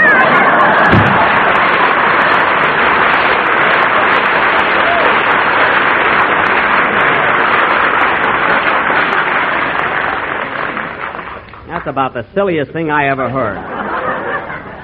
Gracie Allen running for president. Wouldn't it be funny if she were elected president next year? It sure would. And you won the Academy Award? Oh, quiet. Now, ladies and gentlemen, I have a little announcement to make. This evening, for our feature attraction, we were going to do Mr. Smith Goes to Washington. But inasmuch as we only have a few minutes left, we will change it to Mr. Smith Goes to Glendale. Now, in this abbreviated version, I will play the part... Oh, nuts, let it ring. In our abbreviated version, I will play the part of... Answer it, Jack. Mr. Smith went to bed. Might as well. You try to do something high class. Hello? Hello, Mr. Benny. This is Rochester. Well, you'll have to call me later. We only got a short time left and we have a play to do. Okay, boss, but they're at it again. Hot and heavy. So long. Wait a minute. Wait, you mean to say Carmichael and Trudy are having another scrap? Uh-huh. My goodness, Rochester, I told you to keep that polar bear and ostrich separated. Is it much of a fight? Tune in. We're broadcasting it.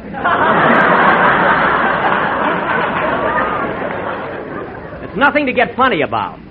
Now tell me exactly what happened. Well, I was in the kitchen when I heard a noise and I ran into the living room. Yes? And apparently Carmichael had run the vacuum cleaner over Trudy. Apparently? What do you mean, apparently? Well, the bag is full of feathers and she ain't.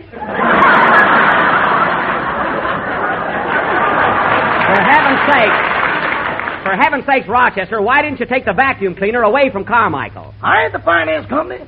I don't mean that. Anyway, the whole thing is your own fault. In the first place, Carmichael is supposed to be locked up in the garage. What was he doing in the house? I brought him in to help me wipe the dishes. Are you crazy? The last time you did that, he broke 4 plates. Well, he established a new high today. What? He broke everything but that big meat platter. Oh, my goodness. He broke everything.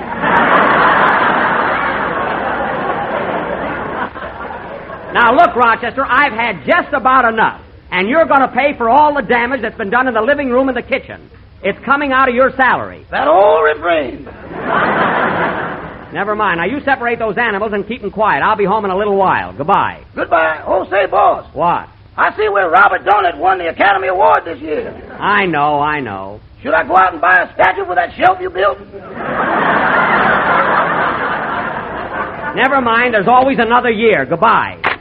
And I'll perhaps find a nice-looking mess when I get home. Oh, well. And now, ladies and gentlemen, getting back to our feature attraction, tonight we are going to... Oh, the heck with it. Play, Phil. This is the National Broadcasting Company.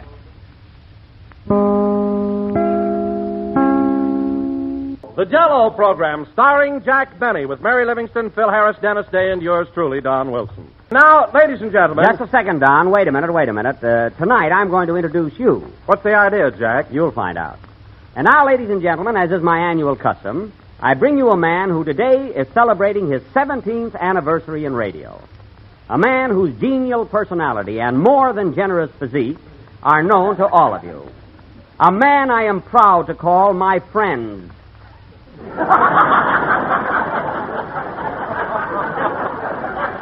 That giggle britches of the Jell-O program, Don Wilson.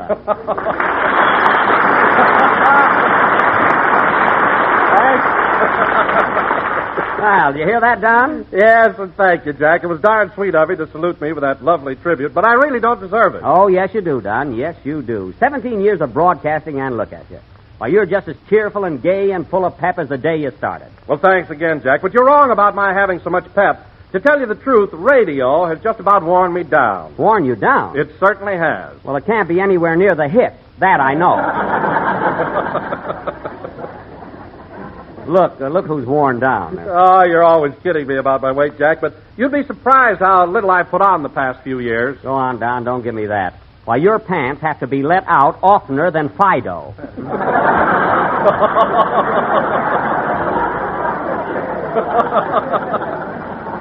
But getting back to sentiment, Don, do you realize that out of the 17 years you've been broadcasting, 6 of them have been with me? That's right. 6 years working for Jack Benny. 4 years more and you get a trip to Catalina.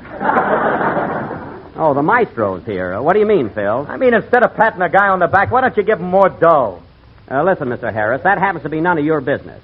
If Don feels that he's entitled to a raise, let him ask me. Well, frankly, Jack, And let me tell you something else, Phil. The reason I gave Don that big send-off is because we've been associated together for the past 6 years. I'd do as much for you or anybody else. Well, I'll tell you a funny thing, Jackson. I went to a fortune teller the other day, and she told me I wasn't going to be with you much longer. No kidding. That's what she told me. Well, Phil, sit down and write her a testimonial. That dame's got talent.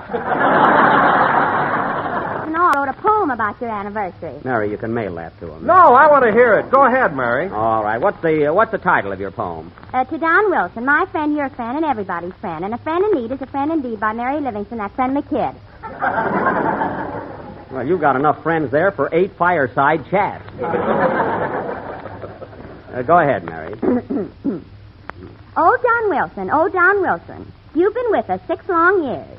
So tonight we all salute you, and we give you 3 big cheers. Well. You were born some time ago in a town in Idaho. Mary, Don was born in Denver. Oh, pardon me, I'll change it. You were born some time ago in Denver, Colorado. Colorado? And little did you realize that you'd be famous. Ain't it nice? Yes, it's very nice. Go ahead. Oh, what a day when Don was born. Excitement reigned from night till morn. The doctor said, gazooks and zounds. A baby boy weighs 32 pounds. Yikes!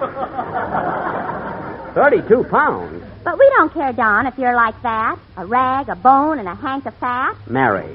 We love you, Don, because you're our friend. And a friend in need always gets it in the end. The end.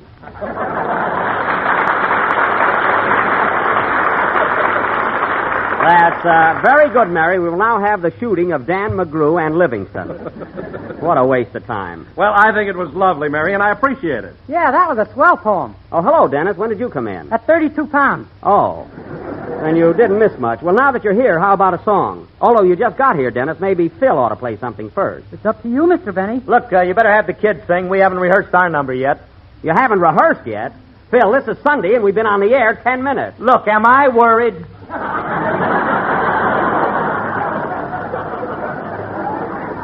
No, Phil. Why should you worry? Radio is only a sideline with you. You've got a regular job at the Wilshire Bowl. Don't forget my cinema career. Oh, quiet. Sing, Dennis. Cinema career. He photographs like a bran muffin.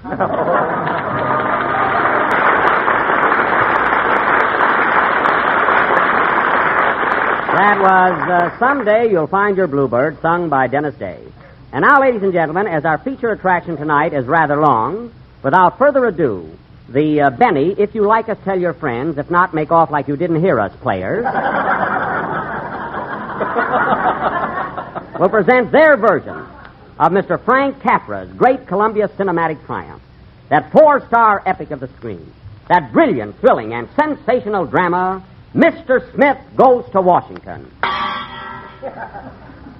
Thank you, Mr. Garner.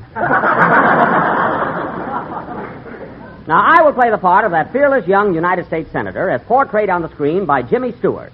Now, the part... Hey, Jack, I thought you were going to do Goodbye, Mr. Chips tonight and show up Robert Donat. Show up Robert Donat? Yeah, you were plenty sore last week about him winning the Academy Award. I wasn't sore, Phil. I merely pointed out that if I had played Mr. Chips, I could have won the award myself. So could Spencer Tracy or Paul Muni. Well, that part is right up our alley. Look who he dragged in the alley with him. Go ahead, Mary. Laugh. Scoff. I'm not ready to do Mr. Chips yet. But when I do, you will see as fine and vivid a characterization as has ever been presented to the radio public. I bide my time. Then I shall laugh. It's things like this that'll drive me back to the May Company.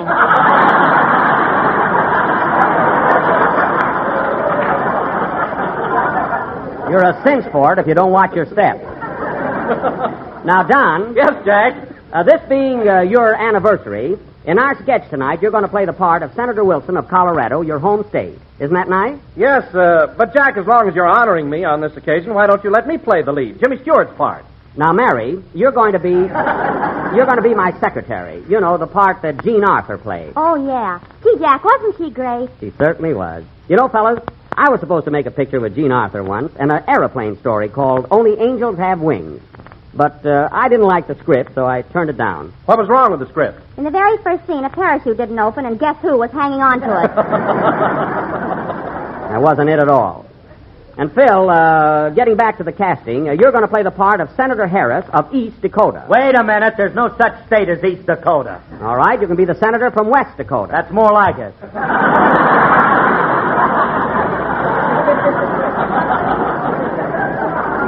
Oh, brother. What a guy. Now, let's see. There's one more part. Dennis. Yes, please?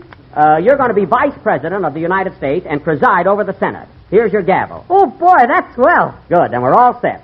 So our play, ladies and gentlemen, will go on immediately after Phil Harris's number. Oh, Phil, give us something that... Oh, darn it, we've got a long play to do tonight. Hello? Oh, Mr. Benny, this is Senator Van Jones.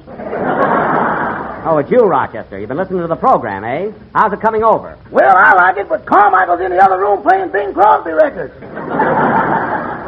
That bear hasn't got an ounce of loyalty. What did you call me for, Rochester? Well, I didn't mean to interrupt you, boss, but I'm working on my income tax and I ran into a snag. Income tax? Why, you didn't make enough money last year to pay tax. Oh, yes, I did, boss. Remember that big crap game I was in on New Year's Eve? Yes? Well, I naturaled myself right into the upper bracket.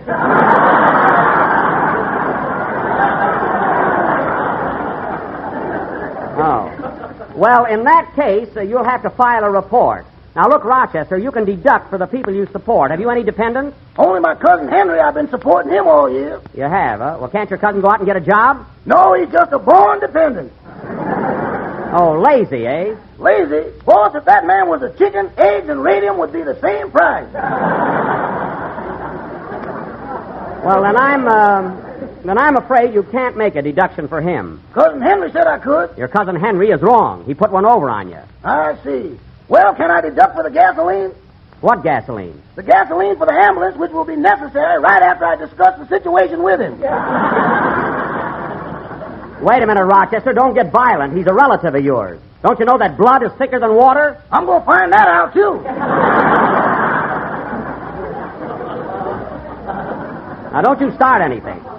Anyway, Rochester, as soon as I get home, I'll help you with your report. Goodbye. Goodbye. Oh, say, boss. What? There's just one more thing. I'm puzzled about that back salary you owe me. Well, it's only $20. It ain't the amount, but I don't know whether to put that down as income, outcome, or ain't coming at all.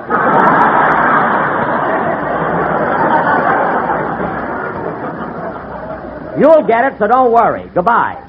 He should complain about his cousin Henry. My cousin Boo Boo hasn't worked since he drove a horse car in Waukegan. Play, Phil. That was Something or Other, played by Phil Harris, and his 18 deductible losses. And now, ladies and gentlemen, for our version of Mr. Smith Goes to Washington, which we will call Mr. Benny Goes to Washington. Aha, Benny. Pay up, Phil. I should have known it. Here's your $5, Mary. There'll be no gambling on this program. And now for our play. Take it, Mr. Narrator. Very well. The opening scene, ladies and gentlemen, is the railroad station in Waukegan, Illinois. Jefferson Benny, a local boy, has just been elected to the United States Senate, and the whole town has gathered at the depot to see him off. Listen to George Pritchard and his Waukegan Firehouse Band. Curtain, music.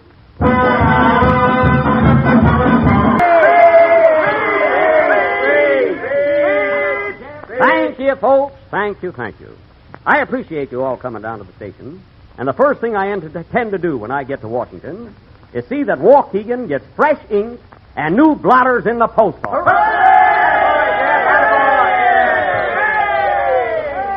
I tell you, my friends, this can't go on. Why, the ink they've got in the post office right now ain't fit to take home. Ain't fit to drink either. Shut up, Cousin Boo Boo. And those blotters. Those blotters, fellow citizens, are a disgrace to the fair city of Waukegan. Well, we're going to have fresh ink and new blotters. I was elected on this issue, and I'm going to see it through. Go on, that ain't nothing but promises. Oh, no, it isn't, brother. Remember my campaign slogan. I'm the gink that'll get blotters and ink, because I personally think that the old ones, well, you remember. Hooray! That's all, folks. I thank you. Well, that's my train, I guess. All aboard. Train leaving on track 1 for Baltimore and Washington. Richmond, Charleston, all points south. All aboard and shut my mouth. Aboard. Yep, that's it. Goodbye, folks. Goodbye, everybody. Goodbye, Jefferson.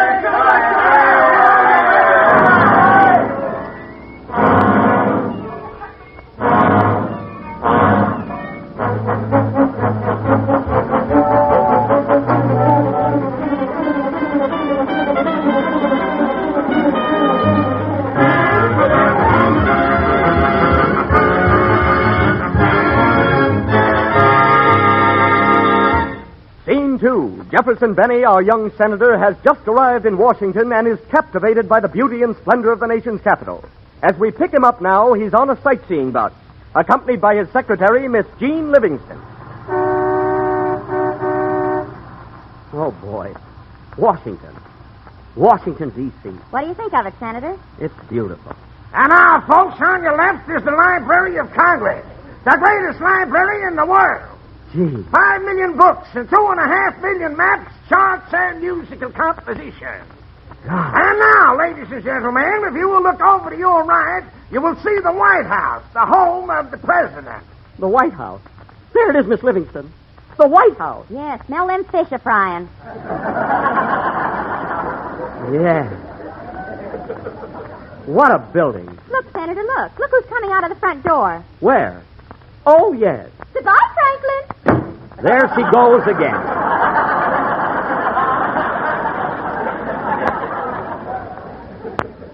Say, Miss Livingston, isn't that the Washington Monument over there to your left? It ain't a crack in your glasses. Gee, you can't mistake it. And now, folks, we're coming to the banks of the Potomac River. If you remember, George Washington once threw a silver dollar across this river, and it landed right over there by that rock. It did? Come back, Senator. It was found long ago. Oh. Anyway, it was not the Potomac. Washington threw the dollar across the Rappahannock. You try saying that all week. Well, it is a toughie. By the way, mister, is that the Capitol Dome way over there in the distance? I don't know. Hey, Eddie, is that the Capitol Dome? I don't know. Hey, Bill, is that the Capitol Dome? I don't know. Hey, Sam! Oh, let it go. I'll find out later.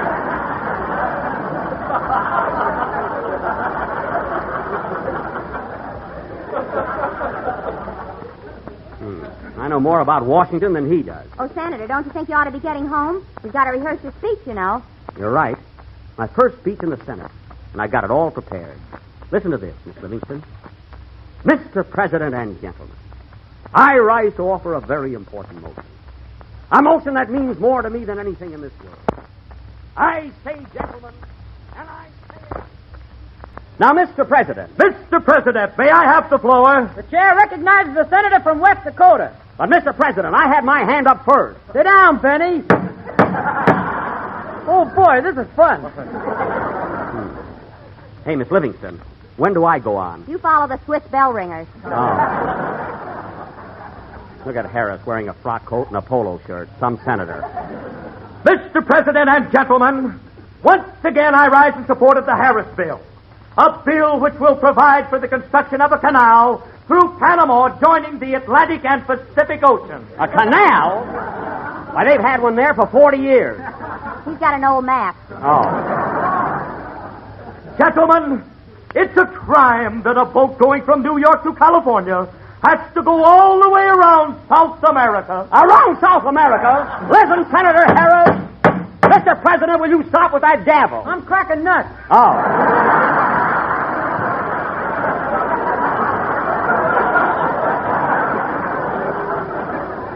Now listen. Listen, nothing.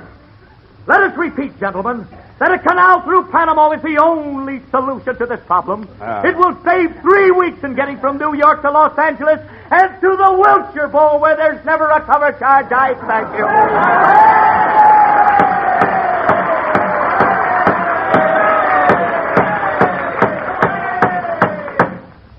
Well, Miss Livingston, I guess I'm next. Good luck, Senator. Now remember, they're going to try and beat you down, but don't let them do it. Under no circumstances yield the floor. Don't worry, I'll hold it. Gee, I'm nervous. Mr. President, may I have the floor? The chair recognizes the senator from Illinois.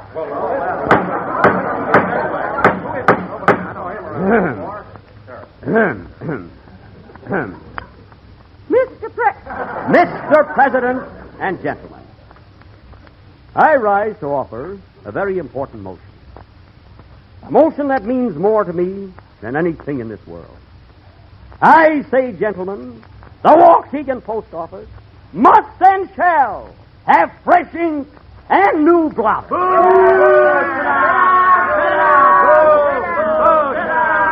Now, gentlemen, I'm not going to sit down until you realize the importance of this problem.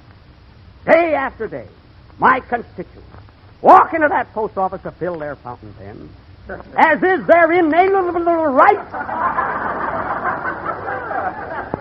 under the Constitution of these United States of America. Hooray! Gentlemen, close your eyes for a moment and picture that little post office in Walk Hill. 7 hours later, and Senator Benny still has the floor. Unable to make headway, he has started a filibuster. Gentlemen, I'm not asking for a canal. I'm not asking for battleships or a dam or a national park. All I'm asking for is a couple of bottles of ink.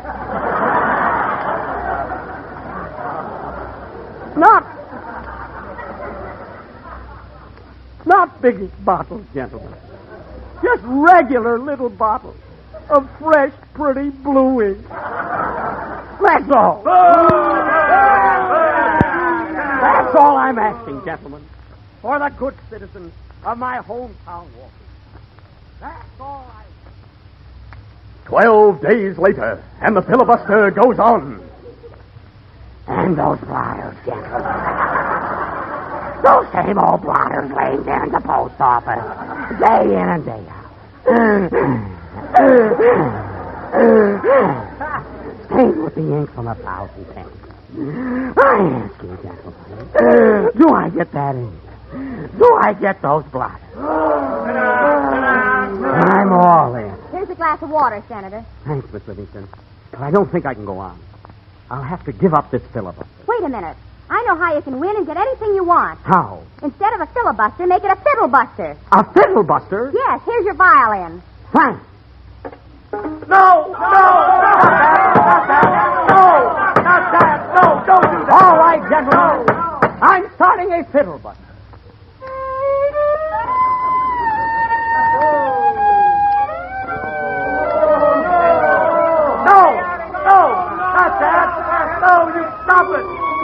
No, don't heckle, gentlemen. I'm going to fiddle till you bust.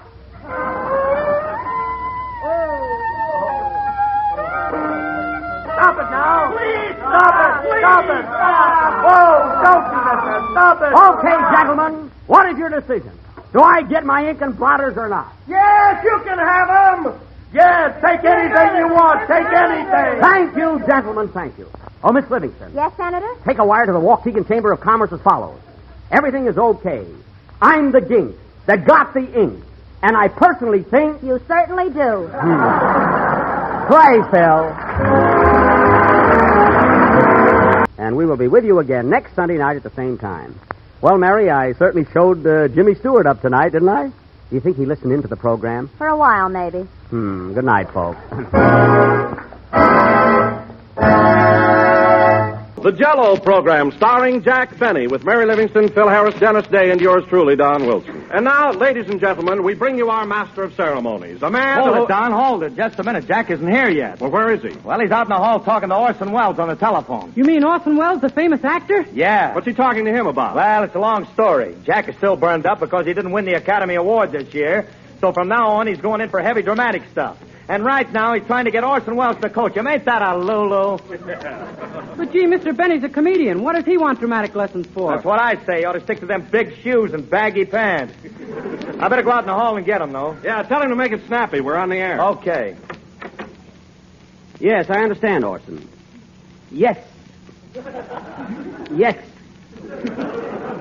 Quite. Oh, but definitely.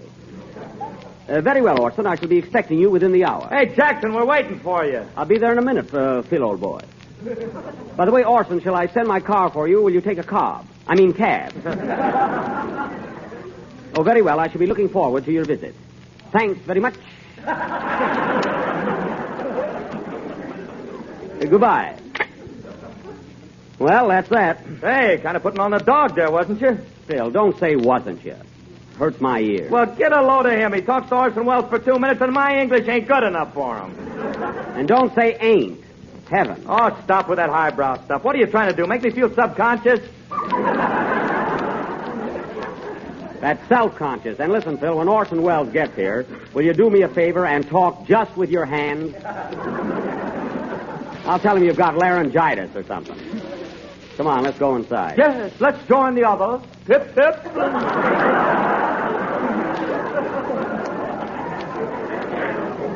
Gee, you're funny.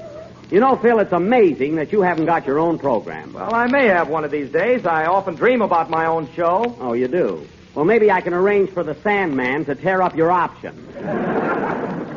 Come on, subconscious. Oh, hello, Dennis. Hello, Mr. Benny. Hello, Don. Sorry I'm late. Oh, that's all right, Jack. Shall I go ahead now with your introduction? No, don't bother. Let it go tonight. Well, no build-up for the star, huh? It isn't necessary, Phil. I think I'm fairly well known, don't you? You're darn tootin'. Everybody knows you, Mr. Benny. Why, your name is famous from coast to coast. Well, thanks, Dennis. That kid'll work next year.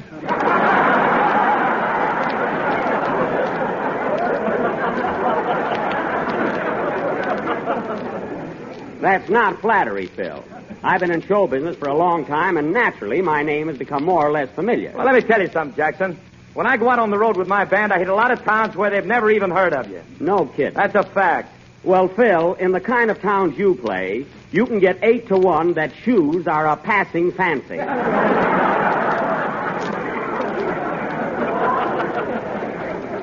You never played a town yet where you didn't have to get off a train and get on a bus, get off the bus and get on a horse, get off the horse and crawl through the brush. You've got the only band in the world with a folding bass drum.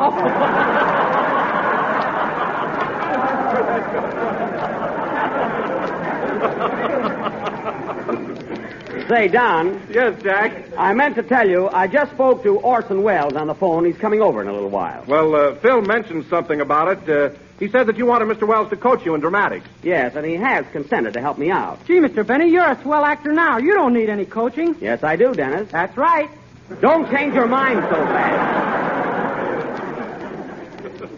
You know, Don, I've been doing comedy for a long time in radio and pictures, and, I don't know, comedy is all right in a way, but I've decided to go in for deeper things. Now, Dennis. Yes, please? Mr. Wells will be here pretty soon, so I think you ought to get your song over with. Have you got something ready? Yes, Mr. Benny. This being St. Patrick's Day, I'm going to sing a real old Irish folk song called Fill the Fluter's Ball. Well, that's very apropos. Go ahead, Dennis. Okay. Hey, Jack, I forgot to ask you, how's Mary getting along? Mary, she's much better, Don, but she'll have to stay in bed a couple more days. Well, I'm glad she's improving. Hey, what's the matter with Mary? Oh, she had a bad... Dennis, you can close your mouth. We're going to talk for a while. Okay. She had a bad cold, Phil. I think it was a touch of the flu, but she's getting along fine. Has Mary got a nurse? Yes, Phil, and she's gorgeous. Well, all right. And her husband, who was 6'4" and could break you right in two, isn't bad looking either. Sing, Dennis. I think there'll be no more interruptions. That was Phil the Fluter's Ball, sung by Dennis Day, a real Irishman. You know, Dennis, it's a funny thing, but you're the only Irishman I ever met that I can lick. Don't be too sure about that, buddy.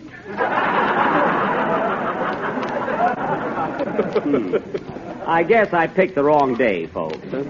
Say, I wonder what's keeping Orson. He ought to be here pretty soon. Well, Jack, you must remember that Mr. Wells is a very busy man. Between his radio program and directing, producing, and acting in pictures, he has plenty to do. Oh, I know he has a heavy schedule. In fact, I don't know how he ever finds time to come down here and help you out. Well, you see, Don, he and I are old friends. We went to high school together. High school together? Why, Orson Welles is only 24 years old. Phil, he graduated from high school at the age of 5. Don't you read the magazine?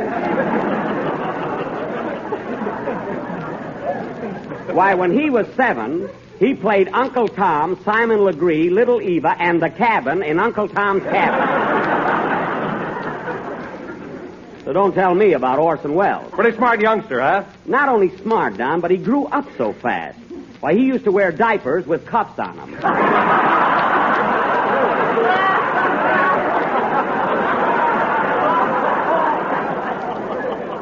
Oh, what a kid. Huh? So he's going to coach you, eh, Mr. Benny? Yes, Dennis, in dramatic art. And I'll tell you one thing, fellas. With his technique and my feeling for the finer things, who knows what results I can attain? Who knows where I can go? If Mary was here, she'd have a suggestion. No doubt. But I'm quite serious, Phil. Anyway, when Orson gets here... Oh, gosh, that must be him. Come in. Pardon me, has Mr. Wells arrived yet? No, not yet. I'm his secretary, Miss Wentworth. If you don't mind, I'll wait for him. Oh, no. Come right in. Thank you. Oh, Mr. Harris, will you please show Miss Wentworth to a chair? Sure, park the chassis here, babe. Phil, make yourself comfortable, Miss Wentworth.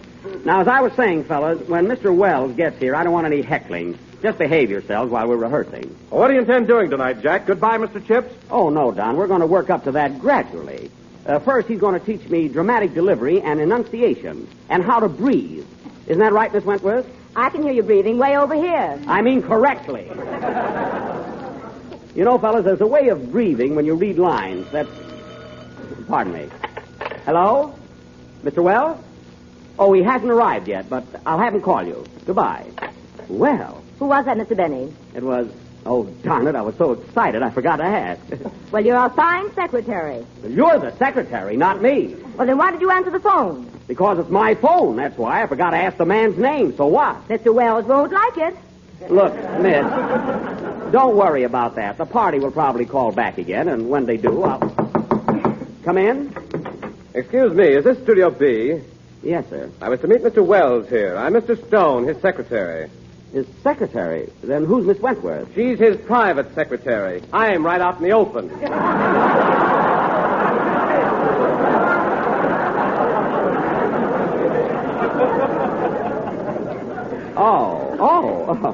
Well, come right in. Mr. Wells should be here any moment. Thank you. How do you do, Miss Wentworth? Good evening, Mr. Stone. Gee, that Orson's a pretty busy guy, ain't he? Phil, I warned you about saying ain't. Oh, that's right. He's a pretty busy guy, am he not? Just let it go, Phil.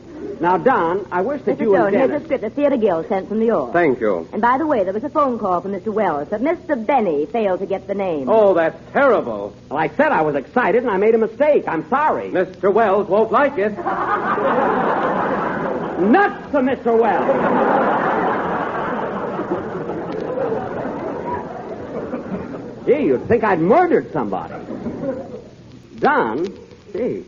Now, Don, as I was saying, if you and Dennis would be... Now what? Come in?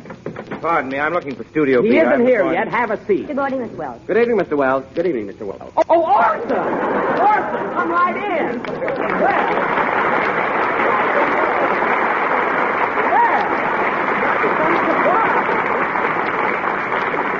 Well, I sure didn't know you there for a second. Well, I'm glad you were able to make it, Orson. I was wondering Mr. Stone, did Gabriel send in those sketches? The costumes for the picture will be needing them soon, you know. Yes, Mr. Wells. I received that script from the Theater Guild. Good. Let me see it. Here you are, sir.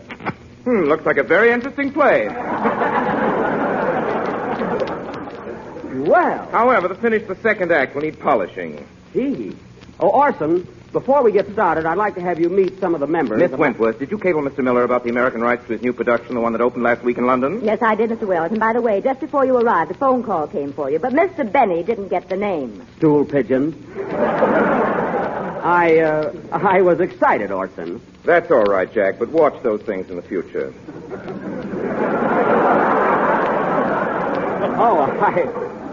I will, yes. Now, Orson, before we get started, I'd like to have you meet the members of my cast. This is our announcer, Don Wilson. How do you do, Mr. Wilson? It's a pleasure, I'm sure. And this is Dennis Day, our young tenor. Mr. Day? How do you do? Dennis, don't curtsy.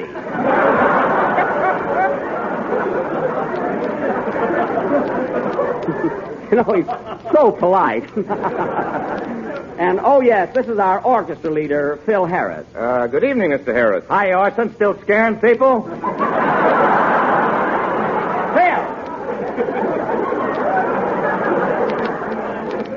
Don't pay any attention to him, Orson. He's always like that. Oh, I don't mind. He's rather amusing in his own barbaric way. Barbaric, that's very good. By the way, Jack, where's Miss Livingston? Oh, Mary's home in bed, Orson. She has a rather heavy cold. Oh, that's too bad. Has she got a nurse? I checked on that, Bob. No soap. Oh, what coarse language, Orson. I don't know where he picks those things up. No, just the same, he's a very interesting study. Don't you think? Oh, yes. Yes, I think, yes. Now, Orson, I think we ought to get started with my rehearsal. did you have anything in mind for the first lesson? First lesson, let's see. Benny. Oh, yes. You see, Jack, the reason you haven't gone as far dramatically as you feel you should is because you've been selecting the wrong vehicles. I have? Definitely. For instance, if your goal is the Academy Award, as you say it is, you should concentrate... Oh, pardon me, Jack. There's something I must do. Miss Wentworth. Yes, Mr. Wells. Take a telegram to Mayor LaGuardia in New York City. Yes, sir. You see, Jack, you should concentrate on the heavier and more legitimate type of drama. I understand. Now, what would you suggest, Orson? Dear Mayor LaGuardia. Received your telegram, and if I'm in New York on the 29th, we'll be only too happy to attend the banquet. Well. However, we'll let you know in plenty of time if I ain't coming. Hey! Why, Orson, you said ain't! Oh, Orson! I'm surprised. Well, Jack, the use of the word ain't is sometimes permissible. You see, in this instance, by using ain't, I saved a word in a telegram. Oh. That's all, Miss Wentworth. Yes, sir. Now, Jack, where were we? Well, you were about to suggest a proper vehicle for me. Oh, yes. Now, the type of play that would offer you the greatest scope for emotional histrionics would be a literary classic, something like The Hunchback of Notre Dame. The Hunchback of Notre Dame? You mean Charles Lawton's part? Yes, exactly. Well, gee, that would be swell. Mr. Christian, come here!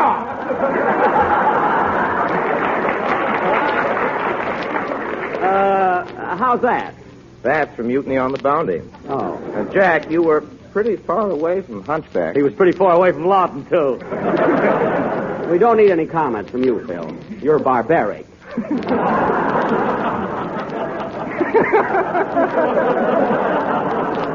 Well, Orson, if The Hunchback is a play you feel I ought to do, let's try it out. I'm your obedient servant. Shall we get started? Yes. Mr. Stone, did you bring the script of The Hunchback with you? Here it is, Mr. Good. Now, Jack, here's a scene that we can start out with, which I think will give... Pardon me, Orson. Come in. Excuse me, is Mr. Wells here? Why, yes, he is. It's your tailor, Mr. Wells. Oh, come in, Max. You might as well measure me right now. Okay, Mr. Wells. Mark this down, Sam. Right. Now, Jack, I think we can take this scene where the King of France meets the gypsy dancing girl, Esmeralda. Now, let's glance at it a minute. Neck, 15 and a half. 15 and a half. Chest, 42. 42. Waist, 36. 36. Legs, 29. 29. Come on, Sam. Goodbye, Mr. Wells.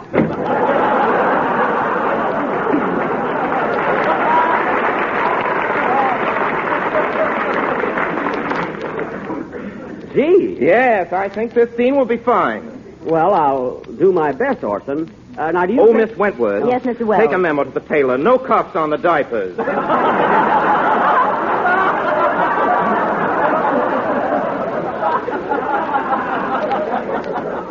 Now, Orson, as I was saying, do you think I ought to give my own interpretation of The Hunchback, or should I mimic Charles Lawton? In other words... Oh, darn it. Excuse me. Hello? What? What? London? London, England? I think that's for me, Jack. Gee, London. Hello? Oh, hello, Miller. So nice of you to call. Yes.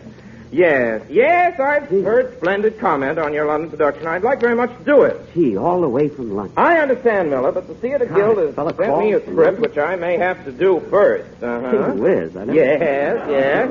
Phil, you better play something. This may take all day. Yes. My goodness, what a busy man. Now, here's the point, Miller. I'm committed to the Guild till May 30th. However, if you could arrange to hold the American rights... That was Woodpecker's song played by Phil Harris and his orchestra, accompanied by Orson Welles on the telephone. And Phil, I'm very glad to see... Phil, I'm very glad to see that you're not a hypocrite. What do you mean, hypocrite? I mean, your music was the same as always. You didn't play good just because we have a distinguished visitor. Well, Orson, shall we get started with The Hunchback of Notre Dame? Or Dame? What did you do, stuff a pillow up your back? No, that's my knapsack. I'm going to a scout meeting later.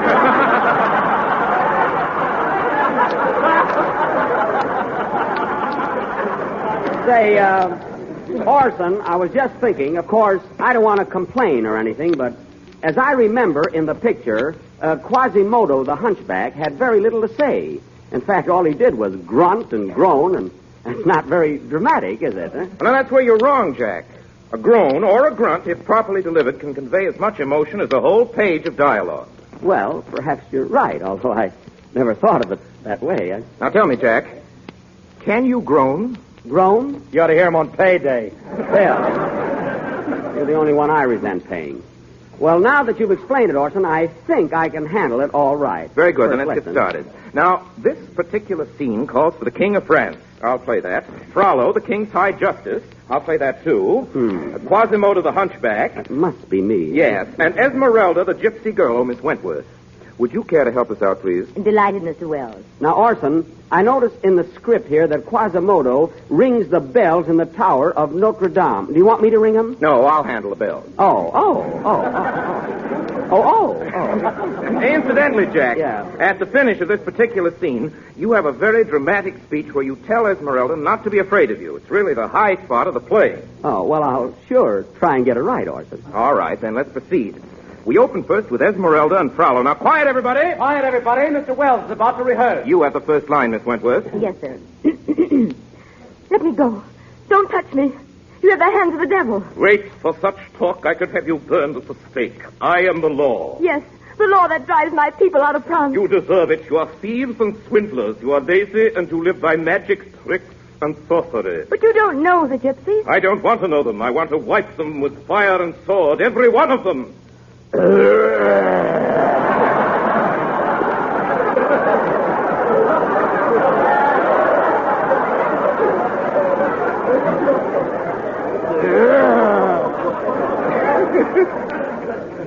How was that, Orson?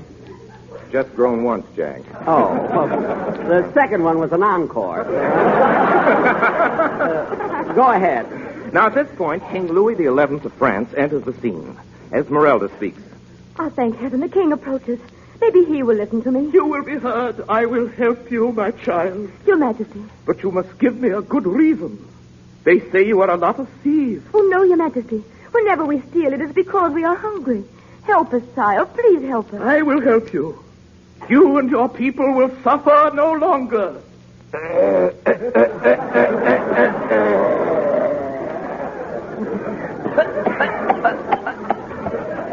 Back to your people, my child, and tell them that their king will see that they have food and shelter, and that in the future they shall be unmolested.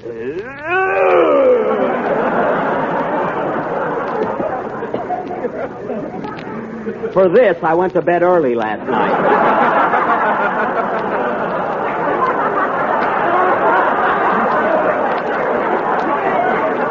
Now, look, Orson. Yes. Orson, I don't know what's wrong.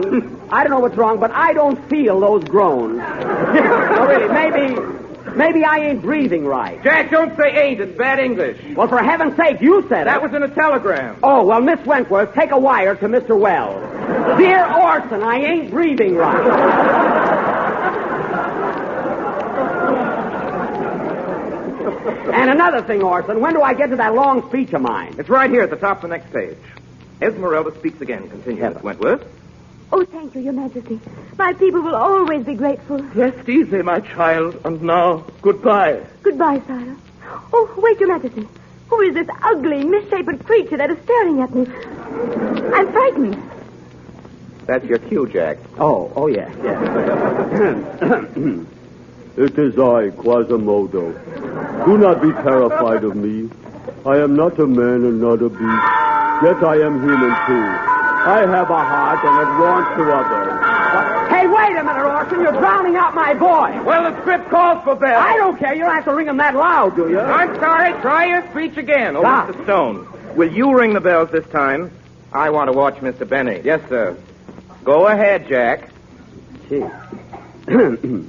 It is I, Quasimodo. Do not be terrified of me. I am not a man and not a beast, but more look down upon Hello? the leader. Yes, he's here. Yes, For you, I Mr. am Wells, human, you're too. calling. Thank you. I have a heart that warms to hello, others. Harrington. But people drive me off as though I were the When do you evil think I'll one get those because my proofs of the soul book? is imprisoned in an Now, ugly see body. here, you promised that It 2 weeks reaches, ago. the This more is the elevator. painfully to all that is Harrington. beautiful. That is why I look at you. You are very beautiful. And when you pray for me inside, why not me inside? Help for crying out loud. How can I act with all this going on, for heaven's sake? Oh, Mr. Wells, your suit is ready for a fitting. Thank you, Max. I'll try it on here. Oh, the heck with it. Play, Phil. What I go through for a career. And we will be with you again next Sunday night at the same time. Say, Orson, I'm sorry I blew up the way I did, but I would like to become a dramatic actor. Well, Jack, those things take time, but I'll tell you what. Come over to my show next Sunday. We're going to do June Moon, and there's a swell part in it for you. Well, gee, I'll be glad to. Will I have to groan much? No, Jack. There isn't a single groan in the entire play. Oh, gosh, and just when I had it down pat. Good night, doll. The Jell-O program starring Jack Benny with Mary Livingston, Phil Harris, Dennis Day, and yours truly, Don Wilson. And now, ladies and gentlemen, I bring you a man who last Sunday gave us his interpretation of the Hunchback of Notre Dame. Now, I will not say that his performance surpassed Charles Laughton. Well, no. I will not even say that his performance equaled Charles Laughton. Well, In fact, let's forget about Laughton and bring you Jack Benny. Thank you.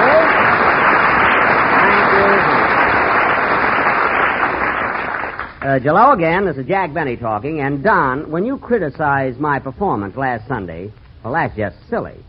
That's like trying to run down the Gettysburg Address. It can't be done. In other words, Jack, you feel that you made history last Sunday night. Definitely. Now, I'll concede I can't become a great dramatic actor in 1 week, but you'll have to admit that when I played Quasimodo the Hunchback, I got off to a flying start.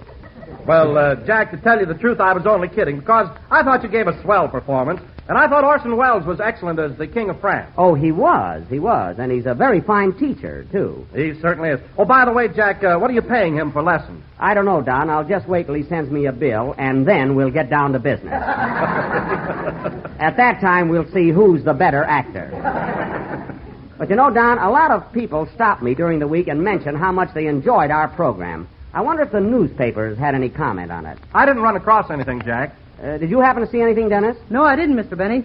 Well, you'd think that... Say, Phil, you didn't see anything in the papers about our last Sunday's broadcast, did you? There was nothing in the racing form about it.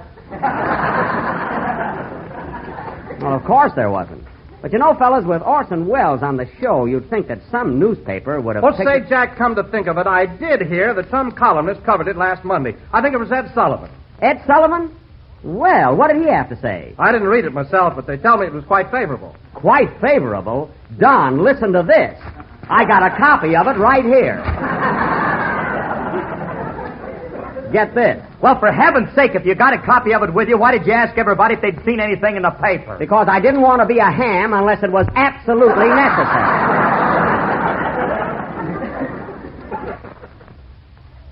Now, get a load of this. Here's what Ed Sullivan says. Says the Jell-O program last night was highlighted by the appearance of Mr. Orson Welles, whose performance as the king in the Hunchback of Notre Dame was, while Jack Benny gave a vivid characterization as Quasimodo the Hunchback. Mr. Benny's groans and grunts were the greatest thing since Strangler Lewis retired. How's that? Gee, that's swell, Mr. Benny. You're darn tootin'. That Strangler Lewis was no slouch. There's a lot more here, fellas, but that gives you an idea. That's very nice, Jack. I'd like to have a copy of that review. Here, Don, take this. I happen to have another one in my pocket. Here. May I have a look at it, Mr. Benny? Yes, Dennis, you can have this other one. Hey, Dennis, let me have that clipping when you get through with it. I want to pass it around to the boys in my band. Okay. Here, Phil, I happen to have 7 or 8 more copies with me. Pass these around. Oh, boy, what a guy. He gets his name in a column and buys every newspaper in town. I didn't do it to be egotistical. I just bought those papers because I believe in buying things. You know, I'm trying to bring back prosperity. Well, if you ever loosen up, you're just the guy that can do it. Oh, stop, Phil. You're just jealous because I got a little publicity. Now, let me tell you something, Phil. You'd get good notices, too, if you try to improve yourself like I do. I mean, instead of giving us those hot swing tunes all the time, why don't you play something more elevating? You mean them classics? Them or those. That's what I mean. Would add a little dignity to the program. Well, I can give you that kind of stuff. Just name it. You want something from William Tell or Rigoletto or Fawcett? That's foul.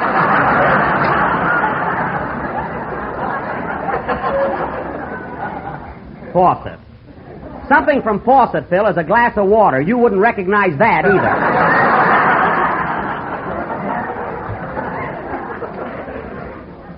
What a band.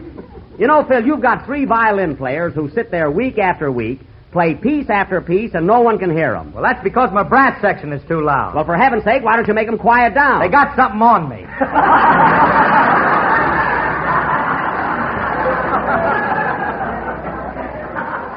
Well, as long as you're on a spot, I forgive you. But it just seems a shame that you have...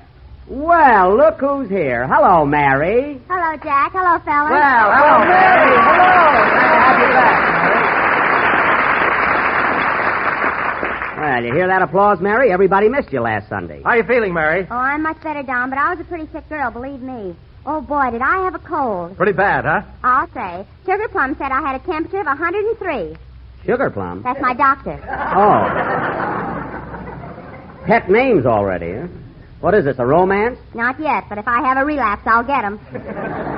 I see. So you're kind of stuck on your doctor, eh, Mary? Gee. Right now, I wouldn't eat an apple for $1,000.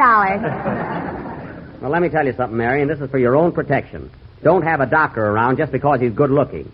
Does this fellow know anything about medicine? Does he? He graduated from Warner Brothers. Oh. Well, that studio is practically the Johns Hopkins of the West. But I'll tell you one thing, Mary. You better take care of yourself from now on. Yes, sir. We need you on this program. That's right. Yeah, you should have been here last Sunday, Mary, and watched Jackson make a monkey out of himself. Make a monkey out of myself? That's right. Dennis, you don't have to agree with everybody. Say, Mary, you heard the show last week. I did all right with that Charles Lawton part, didn't I? Sugar Plum didn't like it. Who cares about Sugar Plum? I asked you what you thought of it. I thought it was all right, but gee, Jack, ever since you got this acting bug, you've gone haywire. What do you mean? You should see the way he walks around Beverly Hills, fellas, all dressed up and carrying a cane. A cane? Why, certainly I was carrying a cane because I hurt my leg in Yosemite. What were the spats for, bandages? Mary, I went in the store to buy a cane, and there was a special on. Cane spats and a pound of peanut brittle, $4.50.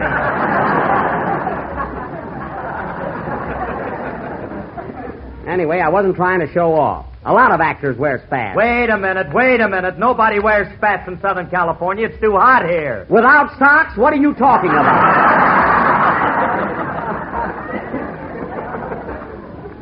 Besides, this had nothing to do with my performance last Sunday. Say, Mary, did you see one of those clippings about Jack from Ed Sullivan's column? Did I? Jack pasted them on Easter eggs and hid them all over my house. Mary, I just did that to take your mind off your sickness, that's all. Now, Dennis. Yes, please? Let's have a song and put an end to all this heckling. Gee, I meant to tell you, Mr. Benny, I got a pretty sore throat today, and I don't think I'll be able to sing. Oh, that's too bad. So why didn't you tell me sooner? Fine time to tell me. Now I can't bring in another tenor. Yeah. I'm not so dumb, am I?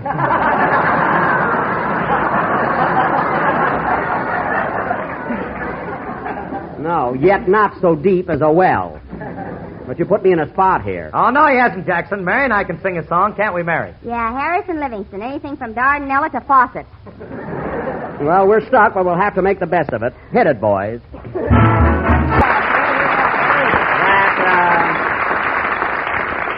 That was Holy Smoke, played by the orchestra, with a vocal refrain by Harris and Livingston. This sterling team will appear tomorrow night at Barney's Beanery on the Dollar Dinner.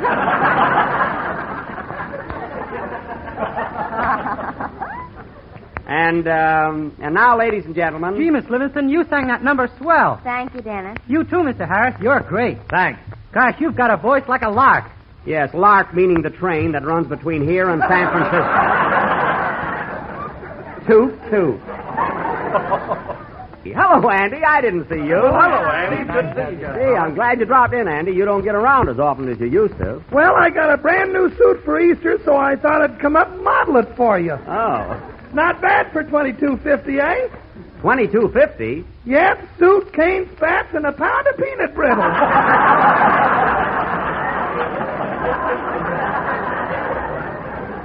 I believe I know where you got it. Say, Mary, what do you think of Andy's new suit? He looks like he fell off the cover of a Rube joke book. He does not. He looks very smart. Although the pants seem to be a little tight. Aren't the pants too tight for you, Andy? Tight? I went out for some fresh air this morning, and when I bent over to tie my shoelace, I got it. Well, the audience didn't, but let it go.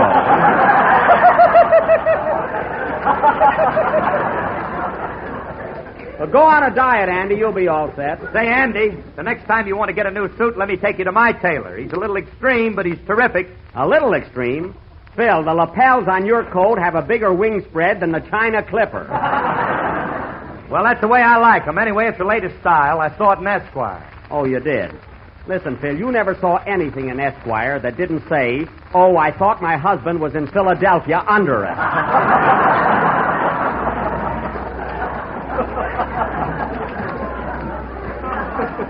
Now, Andy. Hey, Andy, where are you? Here I am, Buck. Oh. Now, Andy, the next time you want to get a suit of clothes, let me take you to my tailor. He'll not only do a great job, but he's one of the sweetest and most lovable guys in the world. Why didn't you say that for Father's Day? Mary, I'm not referring to my father. He never made a suit in his life. And what was he doing in the store in Waukegan with his legs crossed? Playing Indian? Oh, don't be smart just because you had a cold. He wasn't playing Indian. I knew an Indian once that wore a blanket with a belt in the back. That's very interesting, Dennis. Now, go sit down. So much for your dialogue. Now, Andy, stick around. Phil's going to play in a minute, and then we'll have some fun. Sorry, Buck, I can't stay. I'm taking more and part of the Trocadero. Why, Andy, the Trocadero is temporarily closed. The Trocadero bowling alleys? We were there last night. Oh, that's different. I didn't know your Ma and Pa bowled. Oh, Ma's all right, but Pa can't stay out of the gutters. So long, Buck. So long, Andy. So long.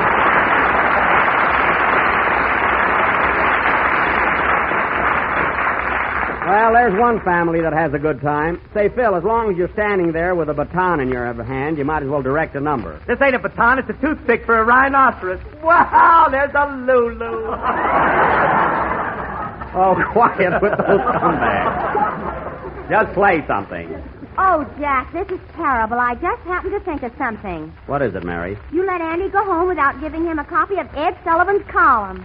Gee, I sure did. Oh, keep still. Play, Phil. Everybody thinks they got my goat. That was Do I Love You, played by Phil Harris and his independent orchestra. Independent meaning it's every man for himself, and the last one in is a rotten egg. Blues. I guess that'll take care of you, Mr. Harris. Well, it's just like they say in the East. Benny tries to be funny, but he's nothing but a straight man for Orson Welles. What? Who says that in the East? You know who said it. He's on the air every Wednesday night. Oh, you mean the voice of Salapatica? Well, I happened to hear Mr. Allen's program last Wednesday, and I'd much rather be a straight man for Orson Welles than a perch for an eagle. Did you hear his program, Mary? Yeah, and what do you think of Fordham University giving him a bronze plaque for being their favorite comedian? It was very nice.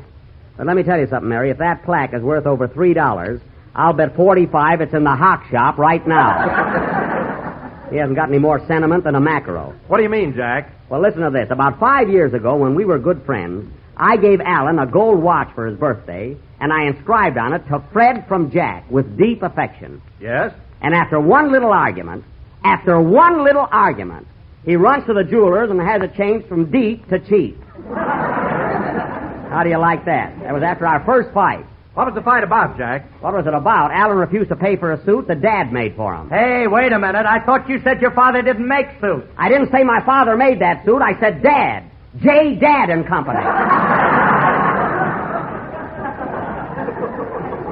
Fifth Avenue. Well, if it wasn't your father, why fight with a guy over a strange tailor? Because I worry about everything and shut up.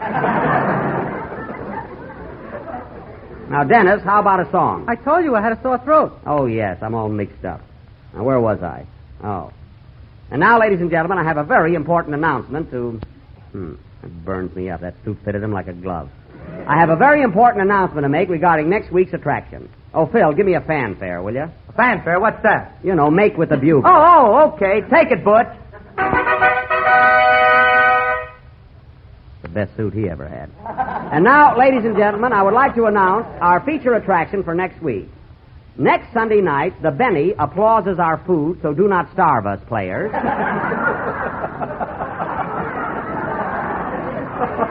Will present their version of the greatest children's classic of all time. None other than Walt Disney's superb Technicolor production. That immortal fairy tale. That pen and ink masterpiece, Fred Allen. I mean Pinocchio. Now, inasmuch as Pinocchio will be one of the most important efforts in our current season, we would at this time like to give you a few of the highlights from this great production. First, pardon me. Hello? Hello, Mr. Benny. This is Rochester.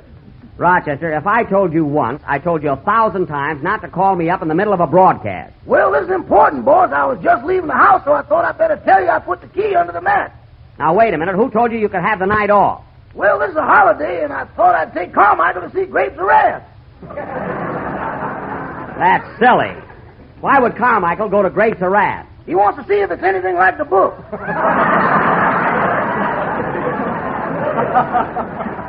Now, don't give me that stuff. If you want to go out with your girl tonight, you should come right out and say so. Okay, can I go out with my girl tonight? No. Can I go out for just an hour? No. Well, can I invite her over to the house? No. We're in a rut, boss. Let's start over. Now, Rochester, I don't want to seem harsh or cruel or anything, but you know you were supposed to stay home tonight and mail out those letters. Oh, boss, do you have to send Mr. Sullivan's column to everybody you know? My friends are interested, believe me. I want those letters mailed out tonight, every one of them. And as soon as you're through, you can go out with your girl. That may be too late. She ain't the truest thing in town.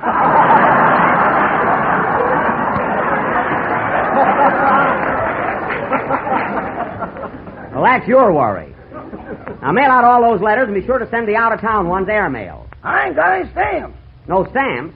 What did you do with that $10 I gave you this morning to buy them with? Well, I'll tell you, boss, I was on my way to the drugstore this afternoon to get them, and all the way over I kept saying stamps, stamps, stamps. Uh-huh. And just before I got there, I stopped in the garage where a friend of mine works. Uh-huh. And the next thing I knew, I was on my knees saying 777.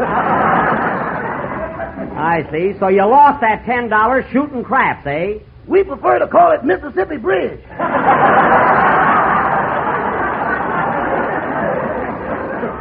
I don't care what you prefer. My $10 you lost is coming out of your next week's salary. The whole $10? Yes, all of it. That's a neat trick if you can do it.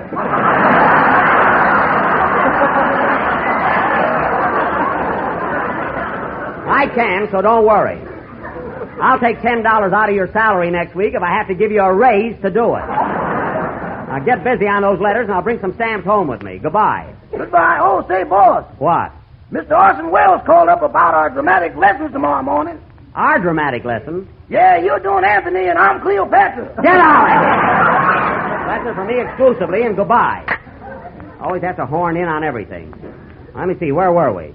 You were about to give us some of the highlights from Pinocchio, but there isn't much time left. Oh, well, anyway, folks, be sure and tune in next Sunday night for our supreme novelty of the season, Pinocchio. Take it, Don. See the wooden puppet who becomes human.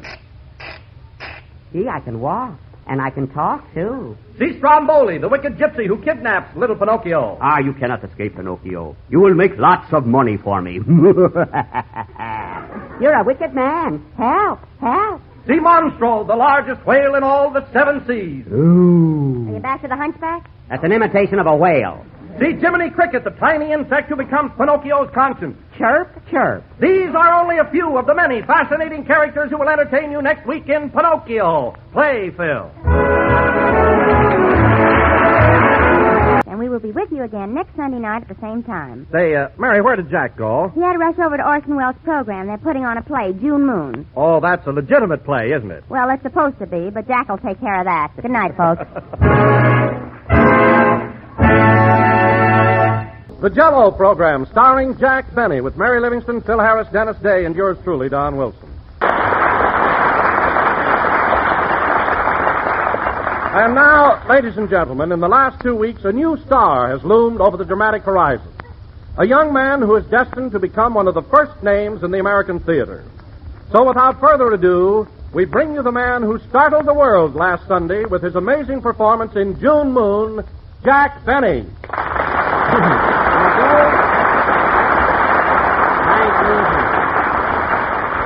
Thank you. Jell-O again. This is Jack Benny talking. And Don, thanks very much for that fascinating introduction. When you use words like that, you charm me. I mean, I feel that I'm a cobra and you're a flute. A flute? Yes, Don, a big fat flute.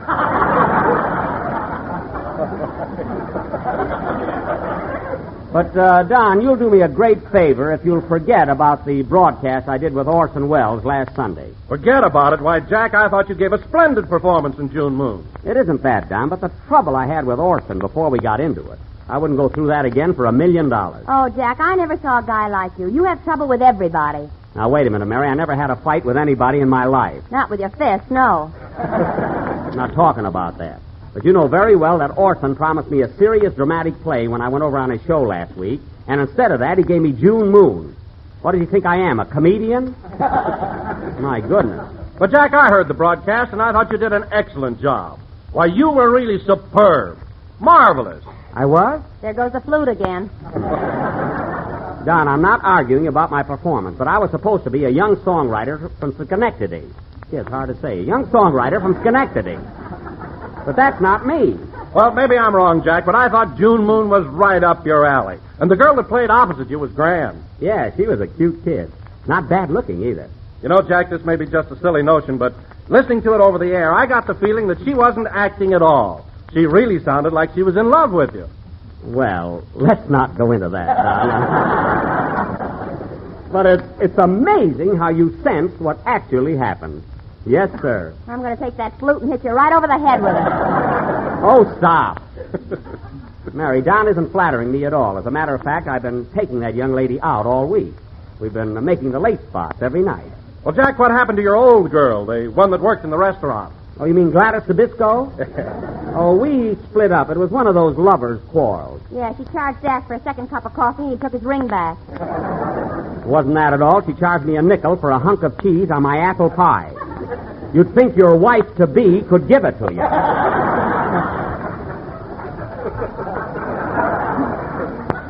But I'm just as happy. Oh, hello, Dennis. Hello, Mr. Benny. Did you get the telegram I sent you about your swell performance last week? Yes, I did, Dennis. It was very thoughtful of you, but we were discussing that a little while ago, and I don't think that June Moon was heavy enough for me. Gee, it sounded very heavy to me. What I mean, Dennis, that I'm trying to get into the dramatic branch of show business. I want to become a real actor. Well, if you ask me, Jackson, I think you're a little bit off the beam. You're going completely haywire. Hart, can that be the voice of the no-cover charge philosopher?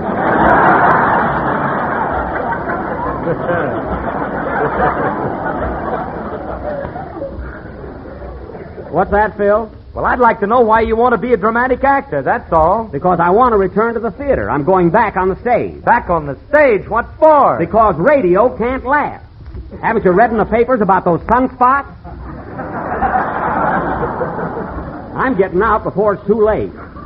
You know, it may even be the end of the world. Why, Jack, that's ridiculous. You can't believe that the world is coming to an end. He can't, eh? He's been building an ark all week. You guys can laugh, but don't say I didn't warn you. What's this all about, Mr. Benny? Well, Dennis, those sunspots started last Sunday. You see, all over the world, radio, telegraph, and telephone communications were suddenly and without warning paralyzed. It was a terrible thing. I'll bet Orson Welles had something to do with that. Well, say, maybe he... Oh, it couldn't have been Orson. I was with him all day. Although, come to think of it, it was just about a year ago that he pulled that other stunt. No, it couldn't have been Orson. No, he wouldn't dare monkey around with the sun.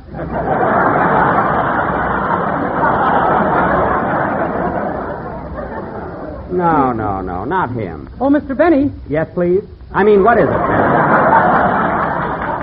What is it? Speaking of Mr. Wells, I saw him last Sunday around 12:30, and he had the funniest look in his eyes. He did?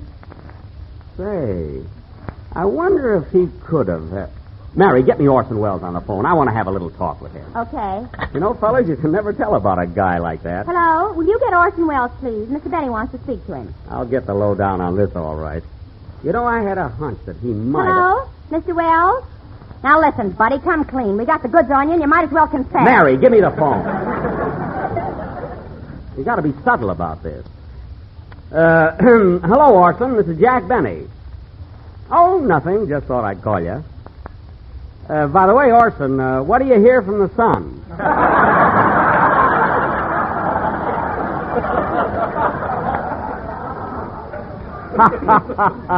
You devil. He's making off. He doesn't know what I'm talking about, fellas. Now, look, Orson, where were you between the hours of 12 and 1 last Sunday? What am I driving at? Look, Orson, cut out that baloney. You started those sunspots last week, and you know it. Yes, sunspots. But...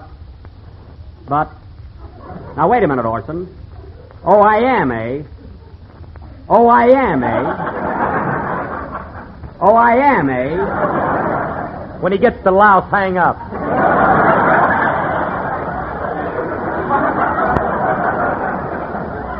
He passed that.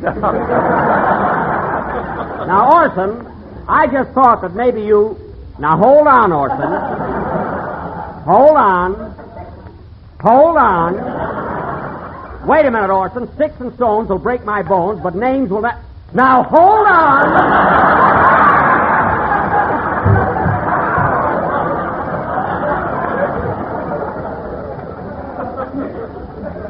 Well, if that's the way you feel about it, it's all right with me. Goodbye. I still think he had something to do with it. He can't fool me with all that yelling and calling names. But I can't understand Orson not letting me in on it. Play, Phil. Yeah. See, you'd think that being together like we were, he'd have said something to me. I can't. That was Relax, played by Phil Harris and his musical Troubadours. Troubadours meaning musicians that travel from place to place. So what are they waiting for?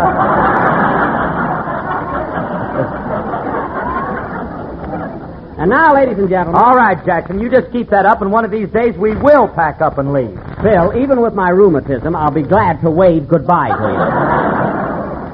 And now, ladies and gentlemen, as we announced last week, for our feature attraction tonight, the Benny, How Do They Ever Think of All Those Jokes players, will present their version of Walt Disney's full-length Technicolor production. That favorite of young and old. That immortal fairy tale, Pinocchio. Thank you, Fudge Cake. Now, in our version of this fairy tale, I will play that lovable little wooden doll, Pinocchio. At the beginning, I am nothing but a marionette. But as the story progresses, I become a real live boy with red blood in my veins. Well, send out for some and let's get going. Never mind. Now, Mary Livingston, that funny girl, will play the part of little Mary Cricket, who lives next door to Pinocchio. You see, folks, I'm changing the story here and there. Hey, Jackson, why don't you leave the play the way it was? Walt Disney did a marvelous job. Because I'm trying to improve it, Phil. You know, fix it up. You're the kind of a guy that would draw a mustache on the Mona Lisa. I would not. Anybody that would put a mustache on him ought to be shot.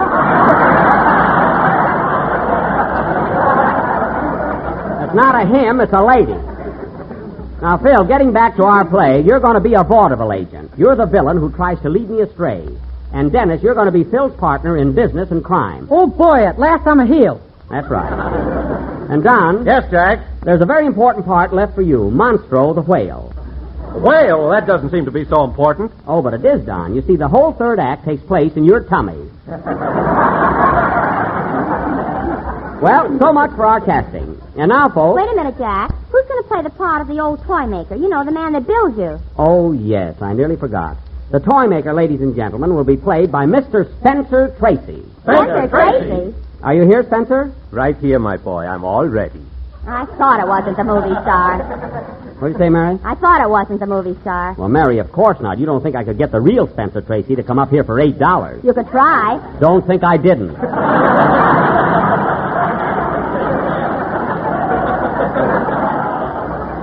And now, ladies and gentlemen, in a few moments we will take you away to the land of make-believe and give you our interpretation of that delightful fantasy, Pinocchio. Dennis, set the scene, please.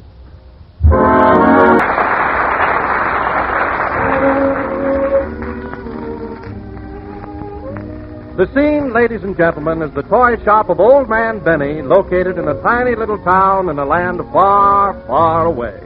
A bright fire is burning on the hearth, and in one corner of the room, the old toy maker is busy putting the finishing touches on a beautiful new doll. That's me, folks. It is evening, and the silence is broken only by the tick-tock of many musical clocks. Listen.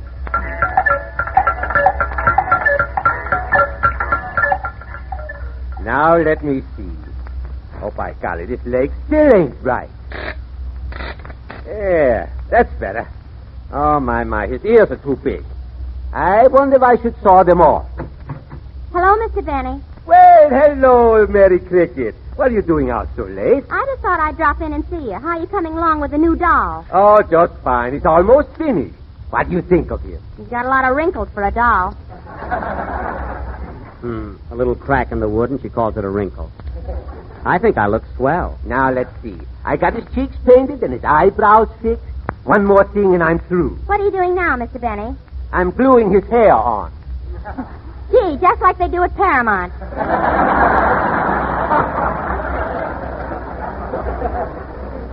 That's so. Yeah, he's all finished, Mary. My little wooden head. What should I name him? How about Fifi? That's a girl's name.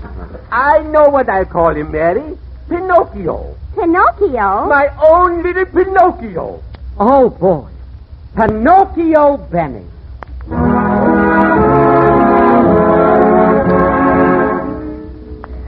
Look, Mary, isn't he a beautiful doll? And he looks so real. He sure does. My, I wish he was alive and could walk and talk. I wish he was my son, my own little boy. Come in. Mr. Benny? Yes? I heard what you just said, and you've given so much happiness to others. I'm going to make your wish come true. I will give life to Pinocchio. But how can you do this? Who are you? I am the Blue Fairy. The Blue Fairy? She's the fattest fairy I ever saw.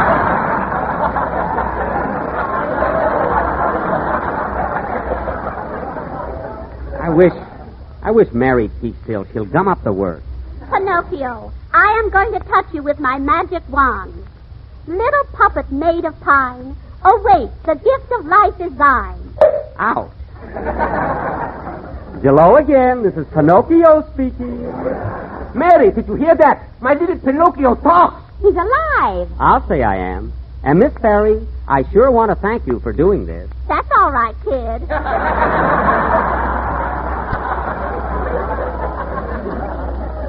Gee, I'm alive. I'm a human being. Well, I gotta run along now. I must fly back to the stars. Why? You better have the wind with her.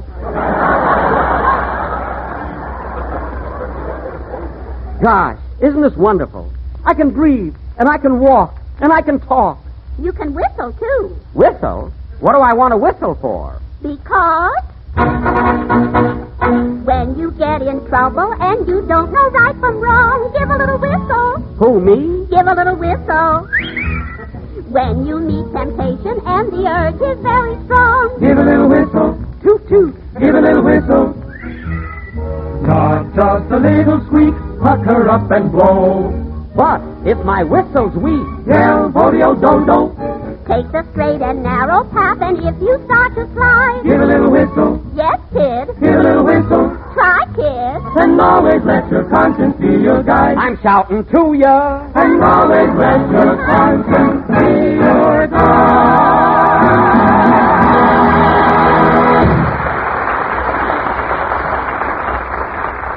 Scene 2 the following morning. Pinocchio Benny is on his way to school, accompanied by little Mary Cricket. Gee, Mary Cricket, I'm so thrilled going to school and meeting all the little boys and girls. Tell me, what other children go to school besides us? Well, there's Betty Davis, Robert Donat, Barbara Stanwich, Clark Gable, Greta Garbo, and Paul Muni. Oh, boy. Am I going to be in their class? Never.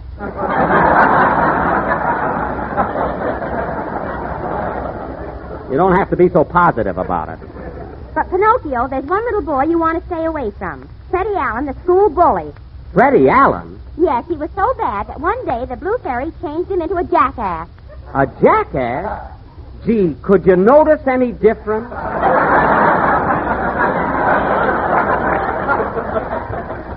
Anyway, I won't be scared of him. Oh, look, Mary Cricket. Who are those two men coming towards us? That's Harris and Day, a couple of vaudeville agents. You stay away from them, Pinocchio. Why? They're always trying to take little boys away from school and put them on the stage so they can make money out of them. Oh, well, I can take care of myself. Well, look at here, Day, a new little boy in town. Well.